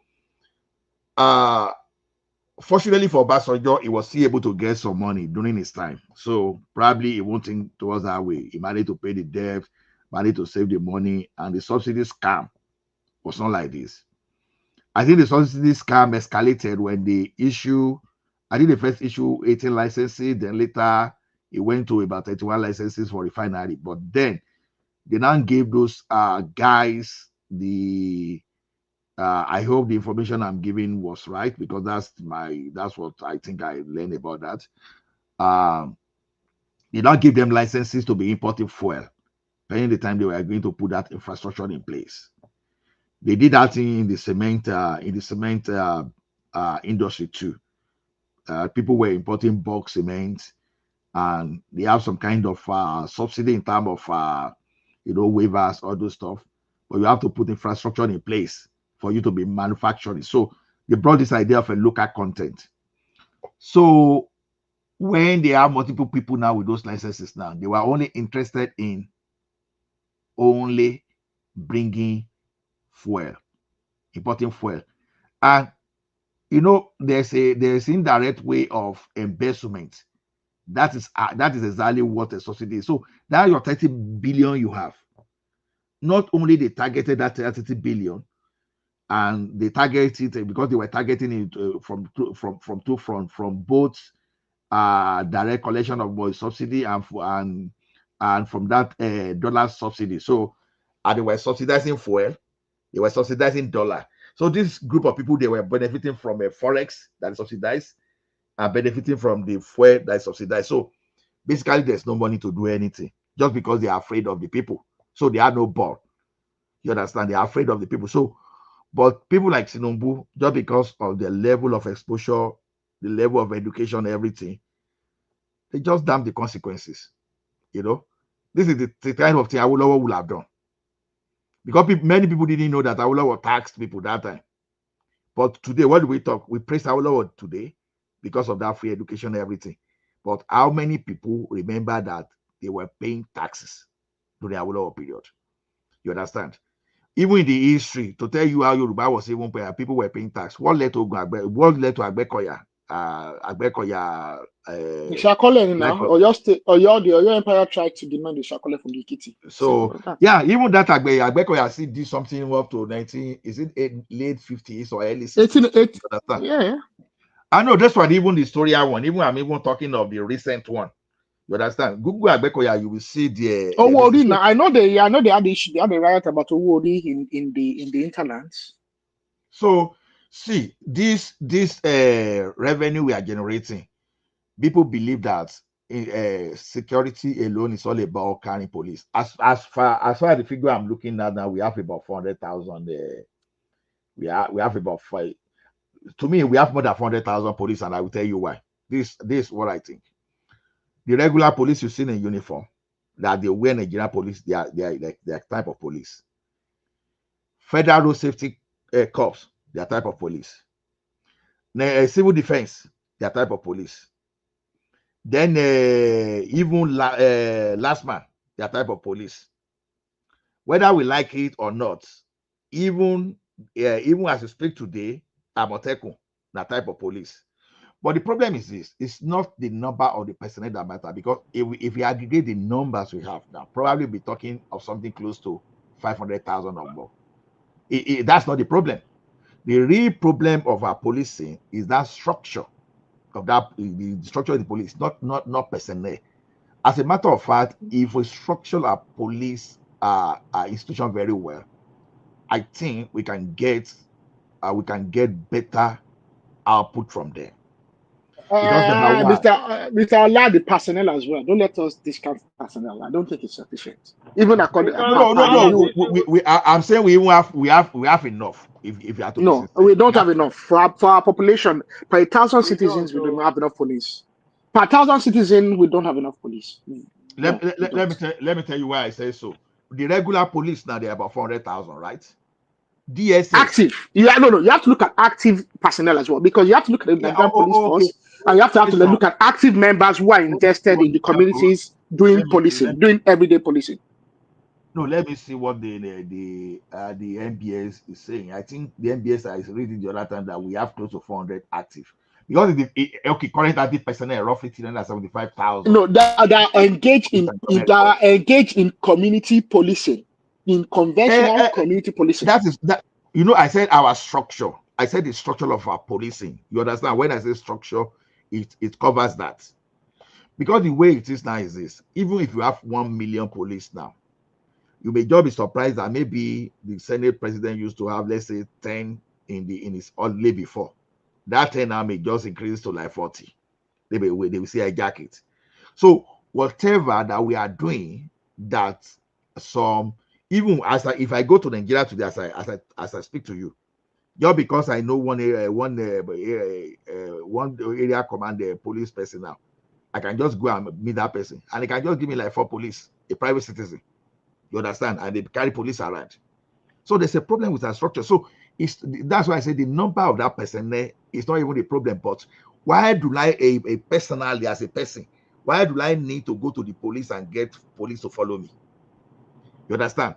So whatever that is happening there, we have to solve that. It's just like if I go to Calgary police service now and I demand for police now as an escort, won't they be looking at me? Are you stupid? You understand? Well, you can if you have a reason. If you have a reason, if I feel my life is threatened, I can apply in my locality. I can apply to the directorate in my locality. I got that. And the superintendent would have a policeman stationed in front of my house. And they will be changing shifts. And for how many weeks, for however they decide that I need the security for whatever security. No, that I got. But no, I'm just talking of general context now. I got that. You know, those are even rare situations. I got that point for sure. You understand? Even I know here that I don't even necessarily need the police. I can even get the private security, and that they will give me the exact thing that the police will give me. I know. That's not what I'm saying. But I'm just saying that, okay, I find myself in Nigeria today, and I want to travel to Ekiti now because I know someone in police. Oga Ejo, for many police Mary. And before you know, they will give me. Sometimes they are giving you for free, but it's not free. Maybe because I've probably maybe I've given the area command like maybe 2 million before I even arrived. You understand? So what I'm saying is that why we have some people using our police for transaction. You understand? Those are the part of things we look at. If as we speak today, if we are using the police effectively the way we are supposed to, the structure is very okay. The problem is not supposed to be as this serious. Then part of what is going to help us with security is that the state of our economy. You see, one thing I can give example of some of us that we managed to grow up in. We managed to live in the unlike some of you that live in Ikoyi or those banana island. No, but some of us that live in Agbado, Jayi, all those areas. You understand? Can tell you about some guys that actually wanted to do yahoo, but unfortunately, some of them they were not lucky. But maybe their friend didn't show them way, or maybe they didn't have enough capacity because this yahoo we are talking about too. You need capacity to even do it too. So it just so, but what I'm saying is some of these guys immediately they even got job to work with what's the name of this Nigerian German chemical disease that producing pharmaceuticals, or they have one factory, those people that way. You'll be surprised. Someone that was even thinking of even becoming a bad guy before just getting factory work, all of a sudden, his life is focused. What I'm saying is this: by the time you revive the economy, some of these Yahoo boys you see, you understand, organically, some of them will migrate away. So that they will now be left with the core criminals that be left. But fortunately, if our financial system is robust enough, I believe we can track some of these people down, because as someone that I'll be privileged to execute to get involved in a project when we're doing ship and pin in Nigeria, we were able to eliminate card fraud in that country up to reduce that in up to 98 to 99%. You understand? You know, there was a time they were cloning card anyhow. You understand? Just for someone, you are using ATM now, someone is standing somewhere, is catching, will be capturing your information, and will clone the card. You understand? That's why you'll be in Lagos and someone will be withdrawing your money in a Kaduna. You understand? Introducing pin and chip that time, you know, through Verve card, we were able to solve all those problems. You understand? So there are many problems that this tax, something that we are talking about, can solve for us in that country. It has capacity to solve a lot of problems for us. So to me, I look maybe okay, like was it Aro or Remy that said it the other time, like you rightly said, it's going to solve more than revenue issue. Because a Yahoo person, you have to explain one day where you are getting your money that you are not paying tax. But I still agree that with Aro that we don't have enough manpower, because most of the people you mentioned before, they don't have authority to arrest. For example, Federal Road Safety Commission cannot arrest you. They cannot. It's the police. They can only give you fine. Mr. Remy, see, the problem with a lot of our law enforcement agents is they themselves don't even understand the laws. Yes, they actually, contrary to what you said, they can actually arrest. Because like you and me, sir, there's a law that actually guarantees citizens arrest in Nigeria. Do you know that? No. I can arrest you. I know, If I see you committing a crime, if I see you committing a crime as a citizen in Nigeria, I can detain you and arrest you. Pending the time that a police officer or a law enforcement officer will arrive and then detain you according to the law, read you your Miranda rights, at the end of the and day, detain you. Is it brother to distinguish what you are talking about? We still have to ask whether the issue with NSCDC, sir. Yes, we must have it. But the issue with NSCDC, okay, and the issue with civil defense, sorry, not civil defense, but what they call the ones that stand on the roads that wear green and red, is they didn't have federal road safety. They didn't have the rights to carry to bear arms for many years. But I believe NSCDC now have the rights to bear arms. I don't know about road safety. So because in Nigeria, the common citizenry does not respect anybody that does not have a gun in his hand. Yes, so the way I address you, if I'm rational. So that was the issue. But in Nigeria, they do have a right to detain you. Okay, they do have a right. Or however, in Nigeria, only the directorate, okay, technically, even not the police, only the directorate of prosecution can actually prosecute you for a crime you commit. That is one thing, and I think one of the only states that actually makes a clarity with that is Lagos State. It's like Lagos State is the only state that seems to have their head correct, because in Lagos State is the only state that actually charges you for murder correctly. Sometimes it's bad as well, but in Lagos State, if you commit a crime, you'll be charged appropriately. Do you know what I noticed in Lagos State? Because it's not so big like Ibadan or whatever. You will see police or neighborhood security with vehicles and arms patrolling the street. Going to Ibadan, you cannot see the police patrolling the street. They only patrol major roads and it's over. Even major roads, even Mr. Remy, me and you lived in Ibadan. I lived in Ibadan. I was about 13 years old when I finally left Ibadan, and I didn't have to live in Ibadan anymore. You should know Ibadan. But you and I know, between gates, the only place where you will really see police presence, Bashorun, up and down that BCOS, from BCOS to Soja Bashorun, all the way to BCOS to gates. Then from gates, then Kilokwe, then Iwo Road. Iwo Road, DBT, that's where they have their main Kilokwe in Iwo Road. There customs, there are plenty around that customs area. Customs, Awolowo. There are plenty around customs, Awolowo. Body area. Jericho. Probably you might see them in Okado sometimes. Now think about it. Think about these places we talked about. That is the smallest part of Ibadan. What about the inner street? You can never see them there. Nobody cares because Ibadan is substantially more than those places that we just talked about. So that is why that place is under policing. It's under police. Police always patrol the street. You see, exactly.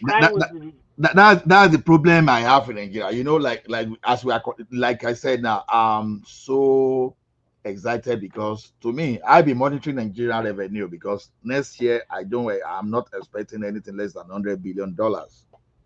You understand? And that's why I know that all those people that are earning 70,000, they are not the one to give us.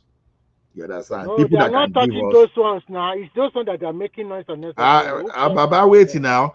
You understand? Because we need to know all those people that are living on Banana Island, Yes, so. VGC, Lekki Phase 1, all those people living in Asokoro, all those areas. You understand? Yes, When you Pay all of those rich areas. You when you tell us put where they get the money. fire and pepper for the this thing, you understand? Then go bring all those taxes out. Because that's why But I'm saying when I see someone living in a face me and face you in Yanamera in a Agege is becoming what a concern me? primary now. They don't trouble those ones now. They just You let them live understand? their life. Because they are the ones shouting, they are taxing the poor, they Because are they taxing the don't poor. know. They thought they are going to pay tax.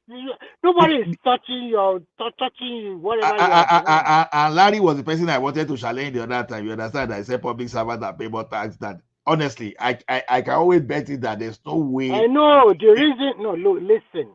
The reason why it said so is probably that one has a good record, a record you can follow. I know that private company probably you guys will pay more tax than the people working in the public sector. You understand? Let me tell you one thing. If I bring the tax I paid, that I pay only while Eh, but, working but, in but, the but, but, market. but, but how many people, apart from organized banking and organized insurance, even insurance, some of them are not organized very well. How many people in other private enterprise? I'm not talking about bank, telecommunication, or maybe Dangote. I'm talking about small factory. Do they even pay tax? No, that's what Do they I'm have a saying. record for their You workers? They don't don't get have a good you don't. record. No, I want you to get me right. I want you to get me right. I want you to get me right. Mm.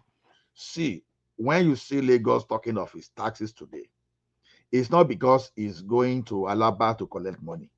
It's just because, okay, look at when I was in Intercontinental Bank. We were 12,000.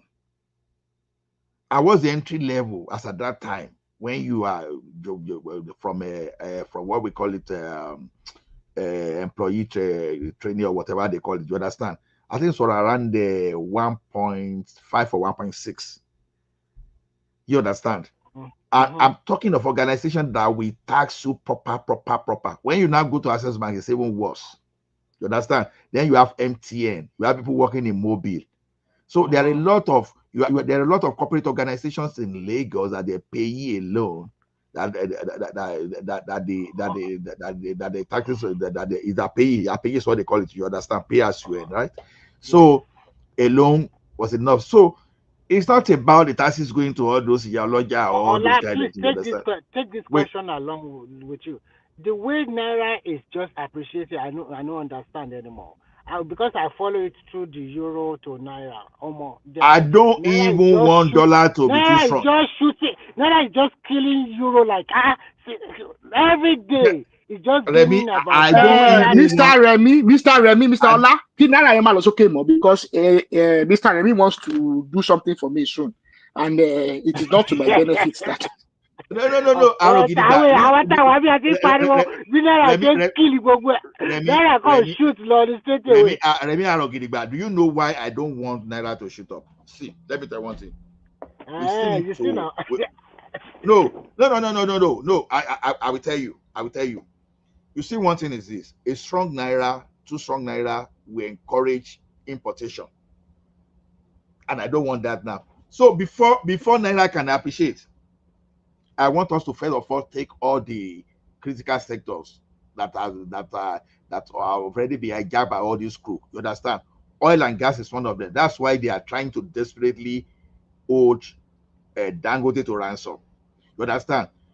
Well, you understand? So when a power sector remove that subsidy too and deregulate everything everywhere where all these crooks in the government are profiteering now. So we don't, because we don't want people like Emefiele and people like Malami to come tomorrow and come and manipulate the thing again. Take everything and let everything stay with the private people, and don't give license for importation. Let us develop our textile, our oil and gas, our electricity, everything. If Naira strengthen after that time, I don't have problem. But as of now, if Naira is very strong, and some cooks start importing noodles, cooking noodles in London and importing to Nigeria, I don't want that again. I don't want a situation whereby we have strong naira and be importing toothpick. So, but a weak naira, a weak naira, we boost our export, and once we build a solid the solid base for our export, then we can now talk. We cannot talk about, okay, let us strengthen naira, but a strong naira now does not benefit us, to be honest. It doesn't Mr. benefit us. Ola, Mr. Ola, can I speak for a short while? I know I've spoken quite extensively today, and I would like to beg for your forgiveness. I know me and you, we ran back and forth for quite some time. No problem. I know that argument will be like that. That's why I moved to the back. That's why I moved myself to the back end, because it is not to disprove your passion, but I would like to ask everybody to forgive me. I'm not we didn't offend anybody. No. But I want to address something that was said by Helios, Demilios, or whoever in the background.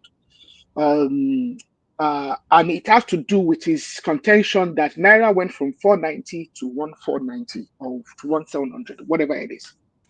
I'm not someone that likes to speak enough. I don't like the sound of my voice any more than the next person. But please grant me this audience to speak, please. There's never a time that our Naira was truly 490 to the dollar. I think there's a misconception that people had that when the Naira during the times of Jonathan was 150, that the true value of the Naira was 150. It was never. To the best of my understanding, what I've been able to cobble together is that the Naira has always been subsidized as far back as sometimes around maybe mid-70s.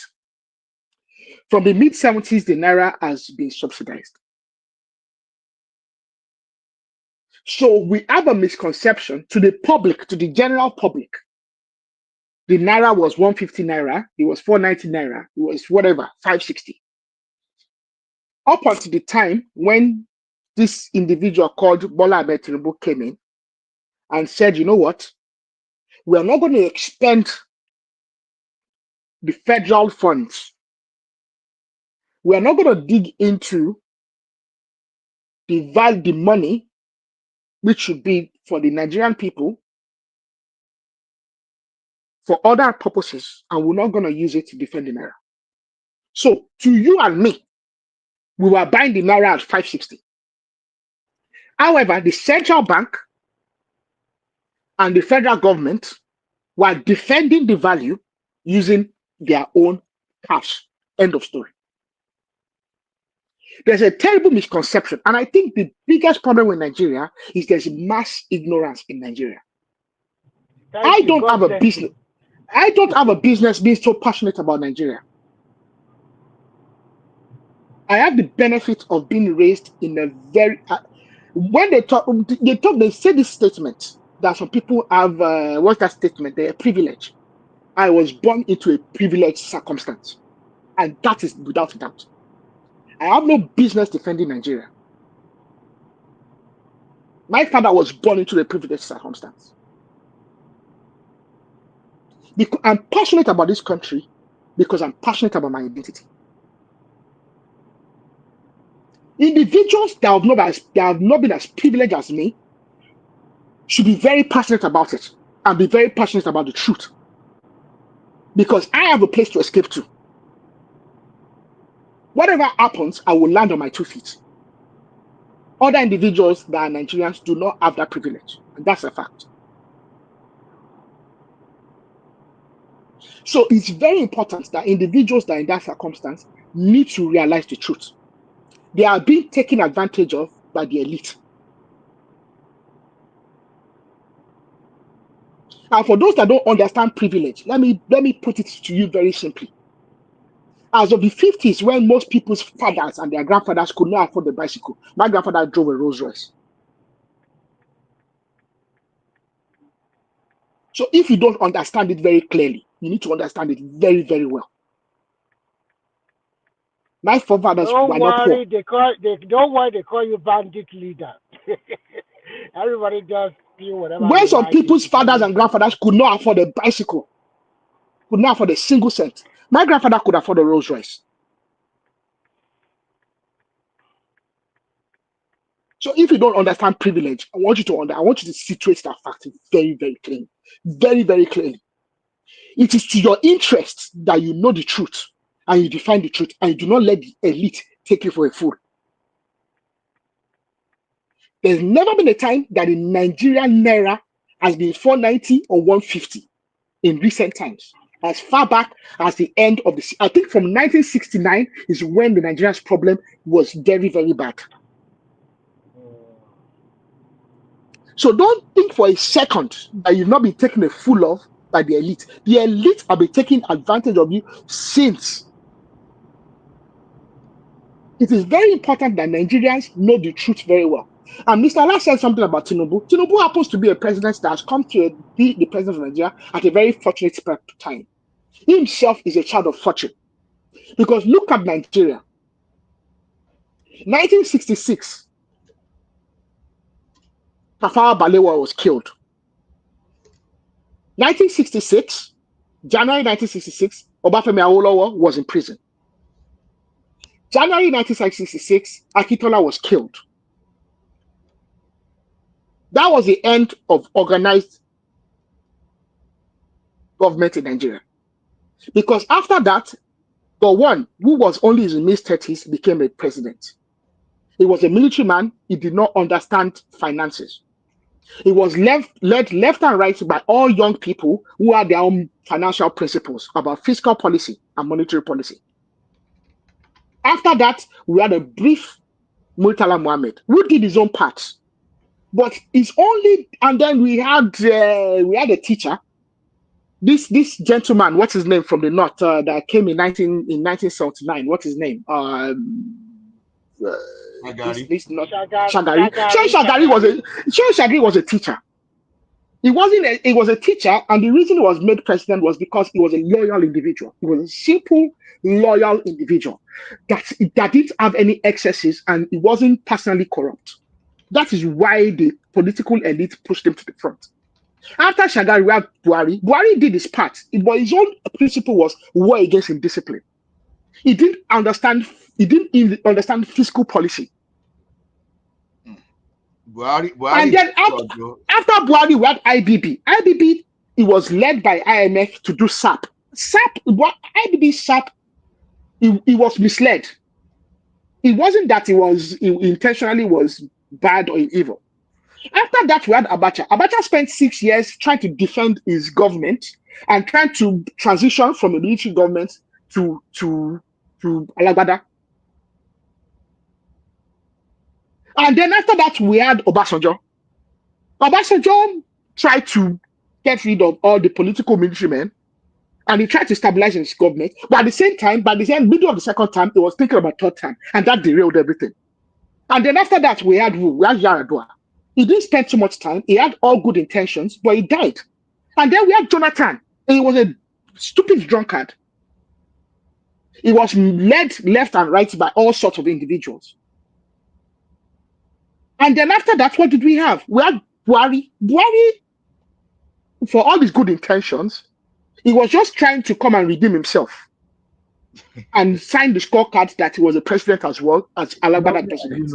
I agree on Buhari, honestly. But to be frank, Tinubu is a child of destiny because he's the only real president we have had since 1966. Since January 1966, the only intentional individual that has become the head of state and the president in Nigeria is Bola Ahmed Tinubu, and that is a fact we need to realize. And that's the reason. I agree on that. I agree. That's the reason he's the only individual that had the balls to implement reform. Nigeria has been unfortunate since January 1966. We need to understand that fact, and I think sometimes as Nigerians we do not appreciate our history. Let me say something about so that it's just for us to learn together. You see, Shagari was not a teacher he was a teacher in the 40s, but World was no longer a teacher at the time he became that president. So he was the secretary. He was the secretary of the party. But I'm just trying to say that the simplicity. He wasn't. As a matter of fact, he wasn't an accountant. No, as a matter of fact, his political career started in 1954 when he went to the Federal House of Representatives. So, since that time, so he was in politics for a very long time before he became president. So, what I'm impressed is he wasn't a sophisticated individual when it comes to fiscal policy and all these matters. There's a reason. There's a reason for bringing that. You understand? Because I could even tell you that at the same time that Ajashin was a school principal, but in real sense was school principal, but he had been a follower of Awolowo, learning the role, not just that. But so reason I'm saying this thing because we must not allow the situation of Buhari to happen in that country again. To me, when you take Buhari out of it, normally I don't have problem with some. Yes, I have problem with Atiku. I must tell you that far because I think I have problem with Atiku. Other than that, if we have the proper structure in place, I think my national target will be moving toward Kwankwaso, for example, based on the recent knowledge I have about him or other stuff. Now, the issue is this. When we don't have properly mentored politicians like Buhari, because we know that military brought us to our knee to where we are today, we have to be very careful. And unfortunately, people do not respect Jonathan. That I understand, but if you really look at the record Jonathan set, the way he set it, apart from this senator that messed up his government, honestly, in some area you will still want to prefer Jonathan to Buhari. You understand? Because Buhari had two opportunities to do very good, but the guy destroyed the economy on those two occasions. So he had the first chance, he had the second chance, and the second chance was even worse than the first. So, my own conspiracy, my own theory, my own sensitization is we should never, at any point in time, allow a person of Buhari to be there again. And that is what I will carry to the people like Obi. Anybody that is telling you that I will fight corruption, I will be disciplined, all those stuff. They are just they are just boastful because, to me, the like of Tinubu has proven to me, even though himself may be corrupt, that he can fight corruption more than all those people that use I will fight corruption as a mattress. How do I know this? You understand? You facing that issue of subsidy once and for all, you save the country instantly. You save the country about $38 billion annually. That's the money being wasted on all those crooks that got refinery license. Ola, where is the money now? Wait, forget where the money is another thing. Let's just even talk about where is another thing. Stop that. No, you have to tell us where the money, not just give us all this local theory without where the money is. Really the argument. No, it is better to listen to this. We come to where the money is later. You understand? At least the money were being shared by oil importers and those people around them. You understand? Just like those people that fought for refinery, you let us return the refinery, national security. You understand? Since 2007, when they returned all those refinery, what happened? Nigerian government spent about $18 billion, and yet the refinery is not working. That's how they share our money. Now we are coming to where's the money now. I will tell you where you can find some of those money. As of today, about 510,000, if I remember what the president said in his broadcast, got student loan. Not only student loan, they got upkeep allowance too. Do you know how to look at that impact? Because I see some people are just 510. No, it's not 510. For example, I came from the family of 7. In the family of 7, if one of us got student loan, so that means that you've relieved the burden of the entire family, because the father and mother will no longer concentrate on that person that is draining the resources of family for school, because student loan is taken care of. That means that the entire family of 7, we are relieved. So if you calculate average family to be average family of 7 in Jesus Christ, see mathematics. It's not mathematics. It's logical. How can you say when they pay for one person, then they need 7 people? What kind of mathematics is this? Okay, hold it to Nigeria, hold it. Okay, now let's say family income is 500,000, right? And in that family income of like 500,000 now, you now have a student among you now. His school fees is 400,000. Out of your 500,000 income, you pay school fees and every expenses of 400,000. What happens to the remaining 6 members? So they will be suffering based on that 100,000. But now, student school fees now, you take school fees out of it because it's student loan now. You still keep your 500,000 to yourself to maintain the welfare of the economy of the family. You understand? That's how you calculate. You don't just calculate on one person. The impact on the entire family. No, my brother. Forget all this agbado calculation. If what they are counting there is per head. So it's not a family of 7, one person get a loan, then the family is not better. No, that is total. I think okay. not No, accepted in any way. Ola, let me help you here. The Ola is telling you the impact of the federal government helping Don't you bring to the pay impact. one There of is no your student impact, guy. loans. Don't There is give your own impact. How scenario. can you say there is no impact? Let me break Don't it give down your for own you. scenario. There is no impact, guy. Let Don't me change all quickly this thing. break it down. Let me Don't you break it stop down all for this thing you. now. No, let us say something. This is not about emotion. I have 3 children. One is in the university. The 2 other are in the secondary school.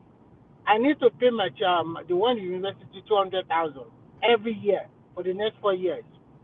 Now, federal government gave a loan to that one. That means 200,000. I'm not going to spend any more for the tuition fee. That 200,000 can take care of all of my other needs like food, books, and whatever for my 2 other children. That's what we are So saying. before That's before very wait now, positive guy, impact. one by one. Talk I talk. Don't go along all this long. You don't go to Okay, ranching. go ahead. See, let me Say tell your word. you, before federal government approve loan for students, that many people have trained their children out of school, train 5, train 6, train 7. What are you talking? You relieve We one, are so it talking now about become a benefit of 7. Okay. Mr. I don't know who is talking.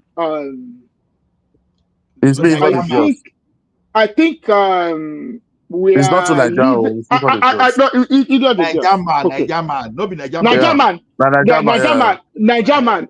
We live in Europe, and I think one of the problems is many of us live in communities where we don't even understand the guiding principles of how those communities are formed, how those communities are maintained, and the fiscal policies that the government puts in place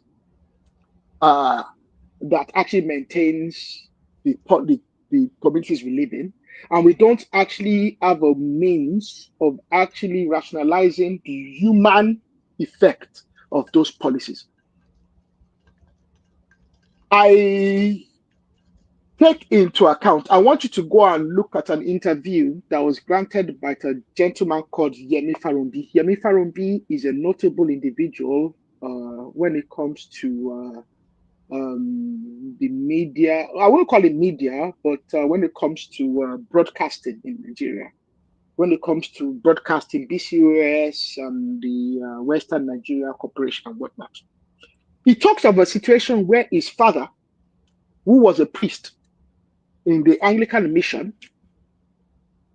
could not afford to send him to secondary school. Back in the day, I believe they used to have modern school and they used to have secondary school. Okay. And he talked about a situation where his father couldn't send him to secondary school because his father was funding his other cousins. It happened to Wait, my Wait, brother. wait. let me Wait, finish because no. what I See what you want you said. to no Mr. Wait, Wait, I no. want you to I want to give you. Mr. No Wait, Mr. Ilios, I'm going to finish don't this. shout. I'm going to Don't finish shout. this. Stop No, shouting. I'm Wait, not going to no. I let want you to tell talk you until something. I Continue. finish. You will continue. You Because continue. See, you said something now. You said we live in abroad. Most of us doesn't understand the policy. And still same you now. You are telling us another this thing in Nigeria that the father cannot send it to school. Many people I'm are trying. still here. Wait now. I'm trying to. I'm bringing you an example that you can relate to.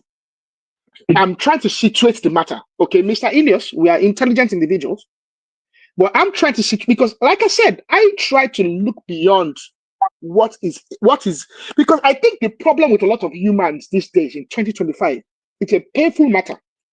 And it's not a Nigerian thing. I think it's a general thing. Like I said earlier, I used the term there's mass ignorance. It's not a Nigerian thing. It's the reason why some people continue to be extremely wealthy, why some people continue to be extremely poor. The information that makes it possible for the individual that becomes extremely wealthy to become wealthy, and the information that makes it possible for the individual to become extremely poor are the same. It is what you do with what you have. But what I'm trying to bring to bear is the human condition. And I want you to listen and listen very carefully. I made it very clearly on that I have no business discussing all these things. I come from a very, very privileged circumstance. I want you to be very, very clear with this too. I come from a very privileged circumstance. I have no business discussing this. I should actually just turn my back and let you people just do what you want to do. But I'm telling you this. The human condition is this.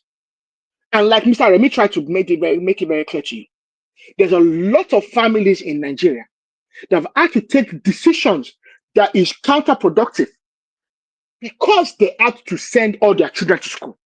There's people that have sold land. There's people that have sold property, that have sold their only house. Wait. There's families where the father has had to sell his only house that they have to send their children to school. And you know one thing about this part of the world, and one thing that is general, okay? Because you have to understand the fact that families have, and there's people where there's young women who have had to compromise themselves. I want you to understand the human condition. Forget this, forget federal government, forget government policy. I want you to see it from the human condition. Because I think one thing with the black man is the black man sometimes is not unable to see the big picture and actually rationalize it to the human condition. Now let us talk now. It's okay. Thank you. Now, I want you to understand the human condition. Okay. There's young men, there's young women, there's individuals who are your fellow citizens who have had to compromise themselves so terribly because they could not afford school fees. You know how many women who are now doing Olosho? And the pathway to them doing Olosho was because they could not afford school fees, simple school fees, because they wanted to disabuse themselves from ignorance. They wanted to educate themselves so that by educating themselves, that is not Nigeria thing now. That is not Nigeria thing. Wait, no, it's not. It's a general human condition. They wanted to escape poverty, and for them, the only way to escape poverty is education.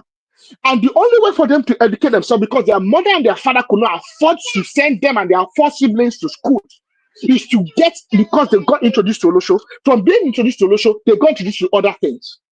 And you have to understand that the society is destroyed. Everybody must not go to school. Everybody must not go to school. Everybody must not go to school, but everybody must be able to. Secondary school, primary school, university, you get low. Abroad, the majority of the white that doesn't go to school. I understand. Only about 50, only less than 40% of Europeans actually have a degree. Okay, I work with people that only have a diploma and they have a good job. With that good job, they've been able to buy a house. With that good job, they'll be able to support their family. Okay? But everybody needs to be enlightened enough and be able to gain a skill that allows them to put a roof on their head, to put clothes on their back, and to put food on their table. It might not be what you call school, because I think the problem with Nigeria also is we've actually made the bachelor's degree so important, and some of the bachelor's degrees we offer in Nigeria does not translate to a skill that allows individuals to gain unemployment. Mm-hmm. But one thing about it is this: this particular policy that the government has put in place does not just apply to universities offering bachelor degrees. It also applies to polytechnics offering skills, level 6 and level 7 skills, that allows individuals to gain skills, that allows them to gain an employment, that allows them to be functional in society.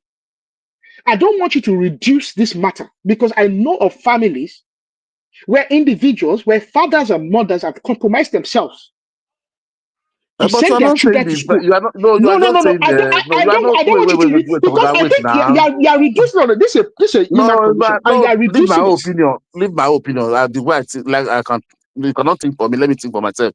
The way I like to reduce it, I can like to rubbish it. That is my opinion. Doesn't change anything. They say majority will have their way, minority will only have their say. So me shouting from nothing tomorrow, if it's only me, it cannot change anything. So that let that.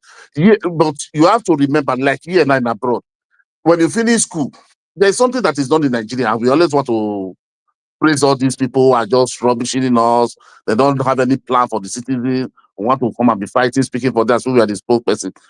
Here in abroad, if you finish school, before you graduate, whatever skills you have, you want, you go and create job. There is opportunity for you to get a loan, but it's not in Nigeria. That is why we have more professor, engineer, doctor, Okay. lawyer. Nothing to Ilios do. Nothing to Emilius. do. Ilios Emilius. Do So you know that Nigeria there's a not bank a of industry? so we are Ilios for people to Ilios go to Emilius. school. Okay. The Can one I we make it have very clear already. to you? That's why you find Can a I graduate doing conductor. You find a graduate doing can, Okada. What are we guess talking about? see, Mr. There's mass ignorance in Nigeria. Do you know there's a bank of industry that if you have a business and if you have a business, if you actually structure a business properly and you actually have the business document and you actually you state it very well what the intention of your business is, there's a bank of industry that's going to give you money, a loan at less than at 1% or 2%. That is less. That is You less. guys, look at all this. Wait. They want to do like so Nigeria No, another no, no, world no, no, now. no, no, no, Mr. Elliot, in this same Nigeria, the bank of industry will give you a loan at a 1 or 2%, If you want a 2%. loan here, how long does it take to give you a loan to start a business here? CBN are offering loans. No, I'm asking. Wait now. How long does it take you if you want to take a loan here? May I open a business in Spain? People are ignorant. People are ignorant. Let me People talk are ignorant in now. Nigeria. You cannot hold this thing now. Mister, you are talking about people taking a loan from a commercial bank. I'm talking about the bank of industry and the CBN are offering loans, and there's people that have not even paid back. I know Even people UK, that go to Canada with 200 million. Arugida, let me answer him this way. People are so ignorant in Nigeria. There's so many opportunities, and people taking advantage of it. People are there. People like you are there. This are creating individuals. All these things you are doing, all these people think you are doing, just either 4 years, 2 years more, or 6 years more. You understand? Everybody should just keep painting evil and call it good. You understand? Keep painting Okay, evil and call let it me good. respond to you because you want to make it short. In Europe, if you are sourcing a loan from a commercial bank, if you are lucky, you can get it within 2 or 3 days. The reason is very simple, because they have a record, a register to keep to go and check your data, whether your credit rating is positive or negative.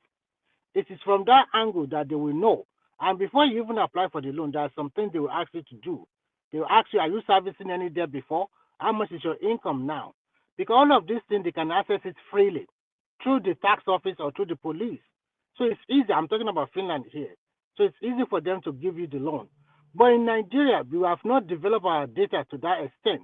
But still, I know a lot of people that get a loan from this Industrial Bank and also Agricultural Bank of Nigeria. We are right. People complain a lot in Nigeria without knowing the information or does not know where to go. And if you have opportunity that you have 3 children in university and the federal government is giving them a loan without no interest, so why not take advantage of that and then send your kids to university and you still maintain the life you want to live or even improve the life you are living? Mr. Ilios, So in conclusion, let me finish this way. Let me talk now. Let me talk. Everybody got their tax. Just give me 1 second now. You will talk. I have not been talking.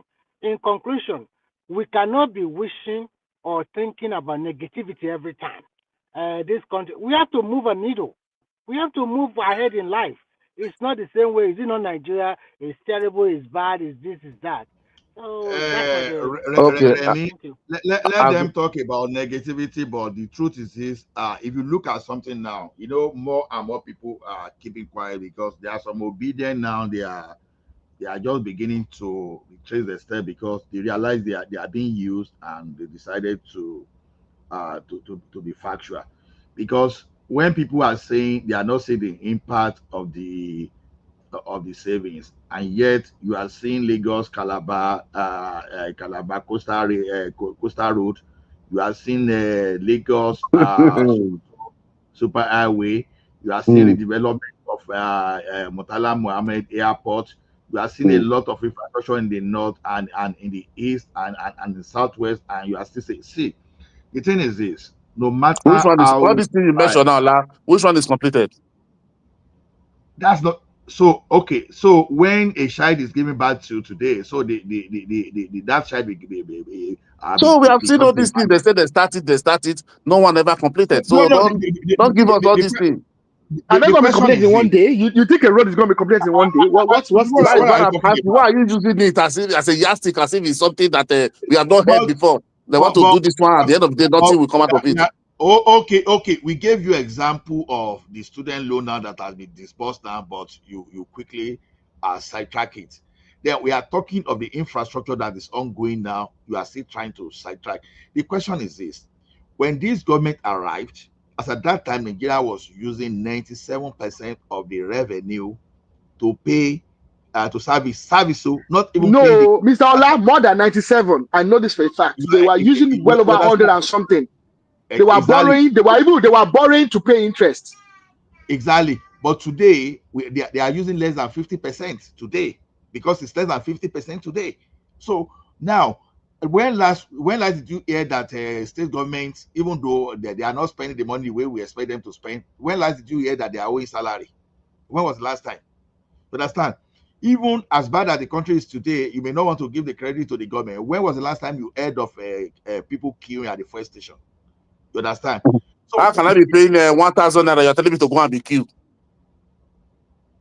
My goodness. How can I be paying Mr. 1,000 Ilias, naira Mr. Ilias, I know you've lived in Spain. I know, Mr. Ilias, you have lived in Spain. Because wait, you have lived in Spain. You have lived in Spain. 1,000 naira is less than far less than a euro. How much do you pay for a liter of petrol in Europe? Okay, now God bless you. God bless you. See your comparison. Let me follow you on that one. In Nigeria, they say today minimum wage is 70,000. You tell me how much Forget is that minimum wage. hour and how Forget much is hour minimum in wage. Spain? A barrel of petrol is internationally is set by OPEC. It's That not is what set I'm by the telling you Nigerian now. Wait. government. Yes, Tell now you me are how right. much a barrel. You are right. No shout of that. Wait. Tell me how much a barrel of petrol of crude oil is, and tell me the production cost of crude oil is not anything. Oh my Okay, yeah, God. you can look at over. You can look at over. You can Are you remove gaining all these overheads. things? No, you Okay, because that's fine. You are right. you're being a Okay, you are simpleton right. when you talk Now I about this accept stuff. you. I accept. I don't accept. Well, you're right. Mark, I give you mark. Pass mark. Okay, now let me see ask you now. You that Spain, how much is per hour? Per hour. That they pay per hour. Then how much is per hour in Nigeria? You are comparing apples and oranges. It does not Oh, matter where you are. You Hey, are comparing abroad with Mister, it does not happen. they It does don't have not. It fuel. does not. OPEC does not care how much you earn an hour. OPEC sets the price of crude oil.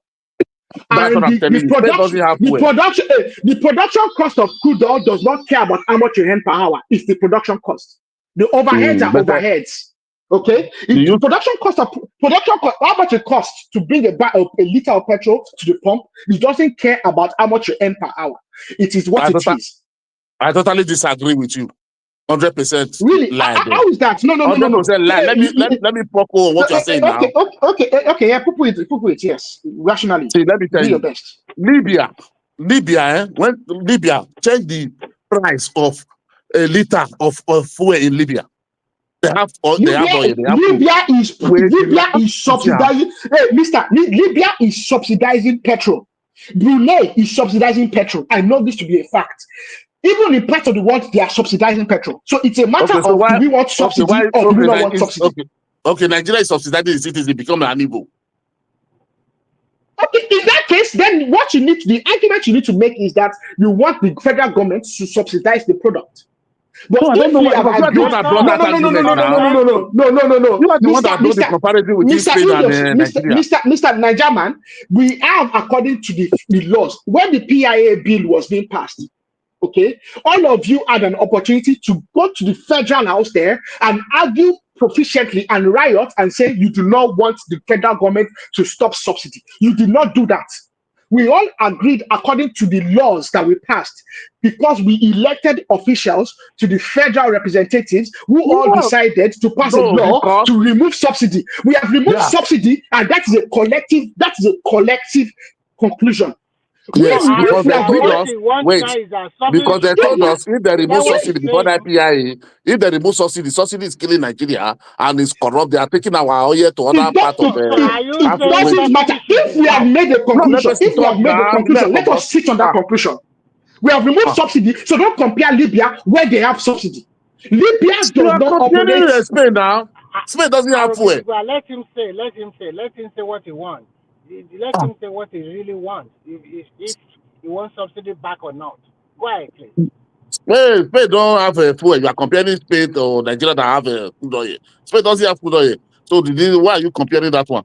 You are not comparing the salary. You are not comparing the living condition. Everything you want to say, what about America? What about? Is Spain and Nigeria the same? You compare Nigeria with countries that they have independent at the same No, time. That okay, is do what you it want is to bring saying. subsidy What back? exactly do you want? Let us ask him a very good Do you question. want to bring Do subsidy you back? want subsidy to be back or Before what? they sign the PIA, what they told Nigeria, majority of Nigeria, that corruption is in the oil sector, that they are taking our fuel to other part of Africa country, you understand, and they collect the subsidy upon in Nigeria. Everybody, a good Nigeria, a patriotic Nigeria, we never allow that one. We support that one. You understand? So at the end of the day now, wait Base now, your you say I should talk. argument on what exactly do you want the federal government to do? The subsidy should be back, or what are you saying? Because I don't understand you at all. Because I don't agree with You cannot understand because I'm not saying what you because your like. argument is neither Let here me or finish there. now. Maybe we Tell us understand now. exactly. Okay, Let me go finish. ahead, go ahead, go My ahead. God. Don't shout. Don't shout on people. Don't Go shout. ahead. You are I'm the not one shouting shouting on you. now. You And are you the the one. shout, You are the one. Remy. You are the Not one be me. shouting. Okay. Let me talk. Sorry if I'm shouting. See, now, if the government remove the subsidy, since they remove the subsidy now, at least all over abroad we have, they subsidize one or two things or three things. Abi, okay, welfare is there. Okay, Nigeria, we don't have welfare. It's the capitalist country. As they remove the subsidy since then, since May 2023, and till today, they are not telling us this is what we have saved from this subsidy we have removed. This is how many those who are we are the criminal, those who are the people we are destroying the country, who we are looting the subsidy money, we are arrested all of them, we are penalized them, nothing like that. Still, it's this same story. We are still hearing Nigeria still suffering system. Niger No, man, you have decided to close your ears to the facts. They've made it very clear. Last month, okay, all the finance commissioners from all the states, they go to Abuja every single month, and the federal government makes it very clear how much every single state gets every single month. Because you have decided to be ignorant to the fact does not mean that the fact has not been stated clearly. If you decide to be ignorant to it, I do not intend to insult you. Because you have you decided to can be say ignorant. That's the whole politics now. The way you can play No, your no, no, politics. no, Now insult and It's not. abuse now, no It's not a problem. matter of politics. I do not No. care. Okay, you are Nobody telling say me now no, they no. come wait now. February 2023. You give me $1,000. I change it. It was it's 470,000 naira. July, you give me say $1,000. I change it. It's 1.4 million, 0.5 million. You are telling me you give me extra. Just give me 1 minute. Let me tell you something. That is the fake. Your voice is cracking. Your voice is cracking. That is a fake life. Your voice is cracking. There's a problem with your microphone. It will be like That's saying, it. Najama, don't do your So microphone. let me answer Niger man. That is the fake life your country has been living for so many years. Because that naira that you said is 400 or 120 or 500 to $1 is because your government is borrowing money to subsidize it. When it gets to the turn that we have been let me finish. When it gets to the turn of Buhari, the international community, they don't want to borrow you money for your recurrent expenditure anymore. If you know what we call recurrent expenditure, that is expenditure that you are generating month by month to service your local, your senator, your rep, your presidency, your governor, and the rest of. But today, they are no more borrowing money for recurrent expenditure. They have more revenue, and they are sharing it every month. I also want to use this opportunity to tell you that somebody close to me received 50,000 naira as intervention fund for 3 months from the federal government. Some receive 20,000. So if you don't know, Let us tell you what is going Now, on. you must see everything all over the 230 million. No, Now, that you is the this year. problem with you. Now, Certain people are you. telling you the truth. You don't want to believe it. Now, You you just want ready. to. I think it's all about to you. Negativity. You Why think that. millions of people are the answering? Okay, let Did me everybody tell on some the social media, on Let me tell TV? him this. Nobody Let ever me said they receive one cover. sorry, Now, Nigerian man. you with their abroad. Let me tell you this thing. Now I will tell you this thing. What you want to hear? Do you know that since Tinubu came to being, all the citizens of Nigeria they are very poor. In fact, they cannot even eat beans and gari. Their life has been so miserable that people are dropping dead on the road. It's true now. And It's their true life not now. make It's you true. happy. No, this is That's true what you fact. want. People are jumping in That's Lagoon. I don't see exactly people what you jumping in want to Lagoon hear. last That's year. what you want to hear. That's what you want to hear. Don't you see people jumping in Lagoon? Niger man, let me tell you something. You understand? Let me tell you something. See, we will keep bringing this thing to your attention for you to know. You see, at a particular point in time, our elites, they could not just go and be dipping their money directly into the treasury and be investing like they used to do it before. So they just have to find some mechanism to do that. And those mechanism is defending Naira. You know, defending Naira is a kind of subsidy. And that of gasoline. So they just have to put something in place and just to share that money. Now, the thing is, when they share that money, the money that is supposed to be meant for development is no longer there. So Nigeria had no option than go to borrow. And we borrow to the extent that the international community, they were no longer borrowing, lending us money. So we started printing money. We printed that money to the point that it became a problem. It was just a matter of time for that economy to bankrupt. People don't use bankruptcy for country because they believe that country cannot go bankrupt. But in reality, when you look at the situation to bankruptcy, it's just totally the same. So the point is this now. That was we were operating. You know what it means when you don't have money.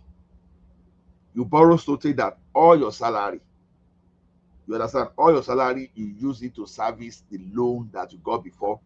And not only that, now you now start borrowing again from friend and family to now service that debt. That is exactly what is happening in Nigeria. You will borrow money from people so that people will start avoiding you because the person you are owing you are not paying. So they will no longer give you money again. That was the situation left in Nigeria. Foreign airlines, they start leaving Nigeria. You understand? It's just a matter of time. You will even have your money. You would like to fly out of that country. You would no aircraft will be on ground to take you just because your country can no longer honor that part where they need to repatriate their money. I think because this thing never happened, people don't know. And it got to a stage that the like of that Obidients were comparing Nigeria and Argentina. I hope many of you that were comparing Nigeria and Argentina at that time, you are so proud of that Argentina now that we can wish you to Japan and go and live with that Argentina as we speak now. That Trump is trying to bail out. See, guy, Naira. They are proposing. You are saying all this, but nothing for common man yet, or whatever you are saying is. But they are proposing salary increment for increment for politicians, and then they say, "Abi, that one is good." We don't deserve subsidy. Hold on. You see something about energy in this life. Let me just hold on. No. You see something about energy in this life. Human being, you have the quantity of energy you can dissipate at the same time. That is why that when you go to the conservation of energy, energy can never be destroyed but can be changed from one form to another. Right? Your energy, when you want to, it's just like you want to read today now. You can decide either to just go and be watching a Nollywood movie for like say maybe 10 hours and you face your assignment. I guarantee you by the time you spend 10 hours watching Nollywood movie, you won't be able to read again. So what will you do at that point? You want to prioritize so that you don't want to waste that energy. You want to concentrate your energy. See, if anybody became the president of Nigeria today, and the first thing you want to do is to start fighting those people that steal money, honestly, you will spend 20 years and achieve nothing. Now, the best thing to do is to look at how are these people stealing that money. You stop it first of all. Then, when you stop it, you use whatever you get from that stoppage. You create some kind of social safety for people. You build infrastructure. You do some kind of welfareism, all those stuff, and with time you gain popularity from the people. Then, after doing the right thing, now maybe you now need extra money. Then you may start fighting, or you build an institution that will be fighting all those people technically in the future. But if you really want to do something for the people, you spend your time in doing important things. So, what are those times that Tinubu managed to spend? You take that subsidy away. You are not even running after those people that were eating that money. Those people that were benefiting are the ones that want to grant Dangote today. You allow the light of Dangote to face them. Why you know that Dangote is fighting them, right? But you are giving Dangote some kind of leverage. You know, Dangote is fighting all those cabana on behalf of government. You understand? Dangote is going to send them out of business. That's the way to fight. Hold on. Ola, what I asked, what I asked, you said, okay, why are they proposing increments on for politicians? That is what about, and they are telling us. Ola, please take this question along with it also. Please, can you tell us that economy is so bad that some states now increase their minimum wage to 120,000, and a state like Imo is now 120,000 minimum wage. A state like Ebonyi also put It's not extra 120,000, but it's 106,000, 105,000. It's not 120,000. I beg, Oga. I don't know. No matter what, every other state is 70,000. But you know some states are paying 2,000 as pension till tomorrow. We are not talking about pension. I'm talking about minimum wage now. I said economy is so bad. Oh, you have to put all together. Imo State can pay more above 70,000. Nigeria, that is why we are saying that as a citizen, you know, when some of us are saying we want regional government, you understand? We know that this money they are sharing, we know some governor will still be using that money to send people to Mecca. Some will be sending people to Jerusalem. You understand? Just to go and contribute to the economy of those countries where your own economy is suffering. We know some people will still do that. That's why we are saying regional. So if you give Ekiti money now, if I have to take my madness to my governor, that nobody is going to use our money to go to Jerusalem for any pilgrimage. You understand? It's easier for me to fight at my state level than to be fighting at the front of 36 states. You understand? That's why some of us are saying, look, that they want to increase politician money. You understand? That's another thing entirely. See, all those things, they are distraction. Trust me, I'm not saying it's good to increase the money while others are suffering. That's not what I'm saying. Those things, they are unnecessary distraction. Why they are saying they want to increase that money? Okay, we hear you want to increase, but let us be arguing that, okay, we want to increase security around our farming. We want to be doing 365 days farming and keep mounting pressure on our own government that, okay, come and create damage, come and create that, instead of us fighting those people they want to increase. Let us be telling the government about what they are supposed to do. You understand? Okay, now see what you are saying now. Is it not what we're supposed to be doing? That somebody will come be telling us the country is Eldorado, the country is more than Dubai, the country where we go every day, where what we see, go to the street of Nigeria. People are begging. Just tap on it like 2 times so that it can bring it to studio. So what we are saying is this: no, people are begging, people are crying. No, Nigeria. Let me tell you something. You know why some of us we are praising Tinubu for what he did, because we understand the gang up. People gang up against Jonathan. We know that there was a corruption in Jonathan government. But when someone said Jonathan was totally useless, it's not true. Jonathan, even though he performed below Obasanjo, but we can't still compare his performance to Buhari. Buhari was a disaster. I beg, last stop it. Both of them are terrible. Tinubu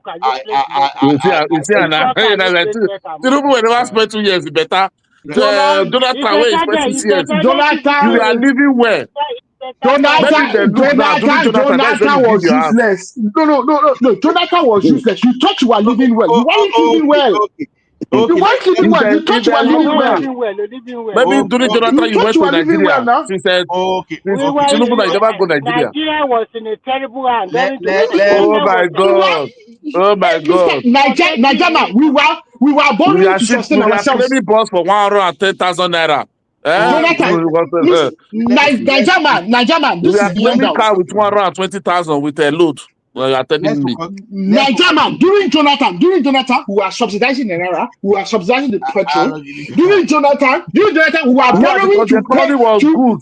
No, wait. During because Jonathan, crude oil was in the high price. You have to subsidize. Everybody subsidize. The country you are here, UK here now, they subsidize things for you. What are you talking about? If you left Nigeria, I pray that people like you never come near governance in Nigeria, because people like you make the white man happy. Okay, during Jonathan, Nigerians were paying to pay the salary of workers. And do you know where they were getting the money from? They were getting the money from banks, from white people in Europe that were rubbing their fingers and saying, "Look at these stupid black No, people." crude oil was 120, People like you are the destruction. People like you are the destruction of Africa. No. People like you are going to destroy Africa. And I hope people like you never You come are near the one government. destroying Nigeria. You and your Tinubu government is one destroying Nigeria.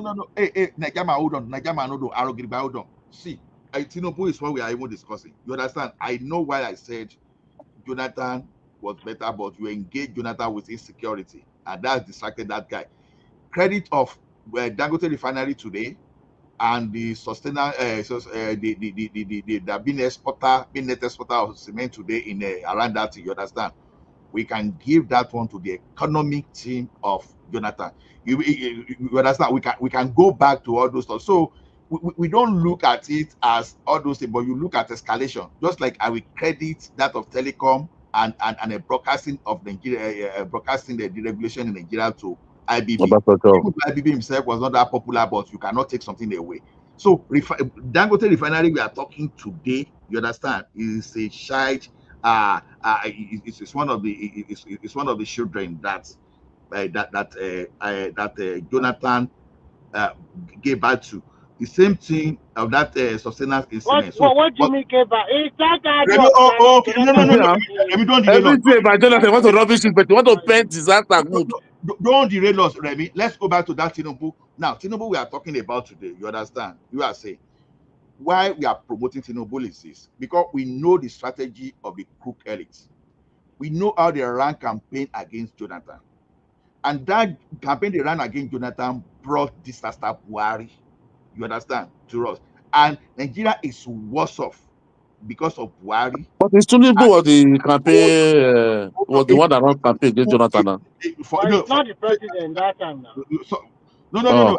I don't even take that kind of thing. Didn't Tinubu support Ribadu? Why didn't you go for Ribadu? It's a cheap excuse. It's a very cheap excuse. An educated person cannot. Don't you see Wale Soyinka, see Tinubu, see Pastor Baka, and all of them in the street? Tinubu did not impose Buhari on you. That is supported. No, I'm not saying impose Buhari. That all of them do a protest against Jonathan now. But that's normal. Now that is politics. Okay. Are you not so why are you guys crying that people should go to their state and do protest? Not to do protest against Tinubu. Are you because you want to destroy the state at that. Oh my God! Remy, wait. We can't allow you to destroy the state. Are you not complaining against Tinubu? Why is Tinubu standing by his own position? Are you not ganging up against Tinubu? The question is this: don't mind them. As a leader, if you know you are doing the right, by arresting everybody that say anything, even DSS now become a tools to people. Hold on. When Jonathan sent soldier to Ojota, didn't everybody disappear? The question is this: as a leader, if you are doing the right thing, you stand by that. Not because under Jonathan we have Desiani and some people that were stealing money gradually. That was why Jonathan could not have mouth to talk fully. If Jonathan has stood by that subsidy remover, you understand? You understand? Nothing will have happened. And meanwhile, when Jonathan wanted to remove that subsidy, you didn't come through the instrument of law. You just wanted to use executive power to do that. It was not going to work. But look at how APC removed it. They passed law. So if you want to move against the law now, it is the law that removes subsidy in Nigeria, and the president made sure that he implemented the law. Jonathan didn't do that. So you can't give excuse that they move against Jonathan all those stuff. Jonathan failed in that subsidy removal. No, they move against Jonathan. We see the protest. So, and the same thing, Tinubu day against, he now come and do it. Like that. I'm a Jonathan person, but I won't take that from you. Jonathan failed. Sometimes when you support person, you should be able to say to tell what it No. is. No. If you say Jonathan have his flaws. No, I agree with you on that one. But you are talking about that protest. We are talking about that protest of. Okay, hey, Niger man. What day did Jonathan remove? Niger man, Jonathan's removal of subsidy is what brought me to become active or interested in anything that has to do with Nigeria. Jonathan removed FOB subsidy. Christmas from period. $85 to how much? To just Wait, on January, he removed the FOB subsidy on the 1st of January. While most people were in their village, they had paid to go to their village, they had expended themselves in their village over Christmas, they could not afford to pay to come back to wherever their base was. Jonathan removed subsidy. He removed subsidy, not by, like Mr. Allah said, he did not remove subsidy by law. He removed subsidy by fiat. Without any notice. When Tinubu removed subsidy, people that go to his inauguration in Abuja was not able to come back. Baba, Tinubu did not remove subsidy. What about that? My God, who removed subsidy? Rampant ignorance. Buhari did not remove subsidy. Buhari signed into law the PIA Act.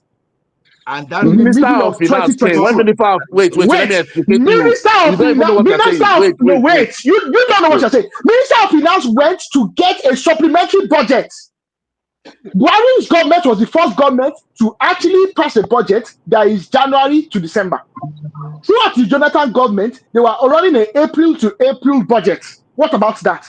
Buhari's government was the first government to run a budget, a national budget that went from January to December.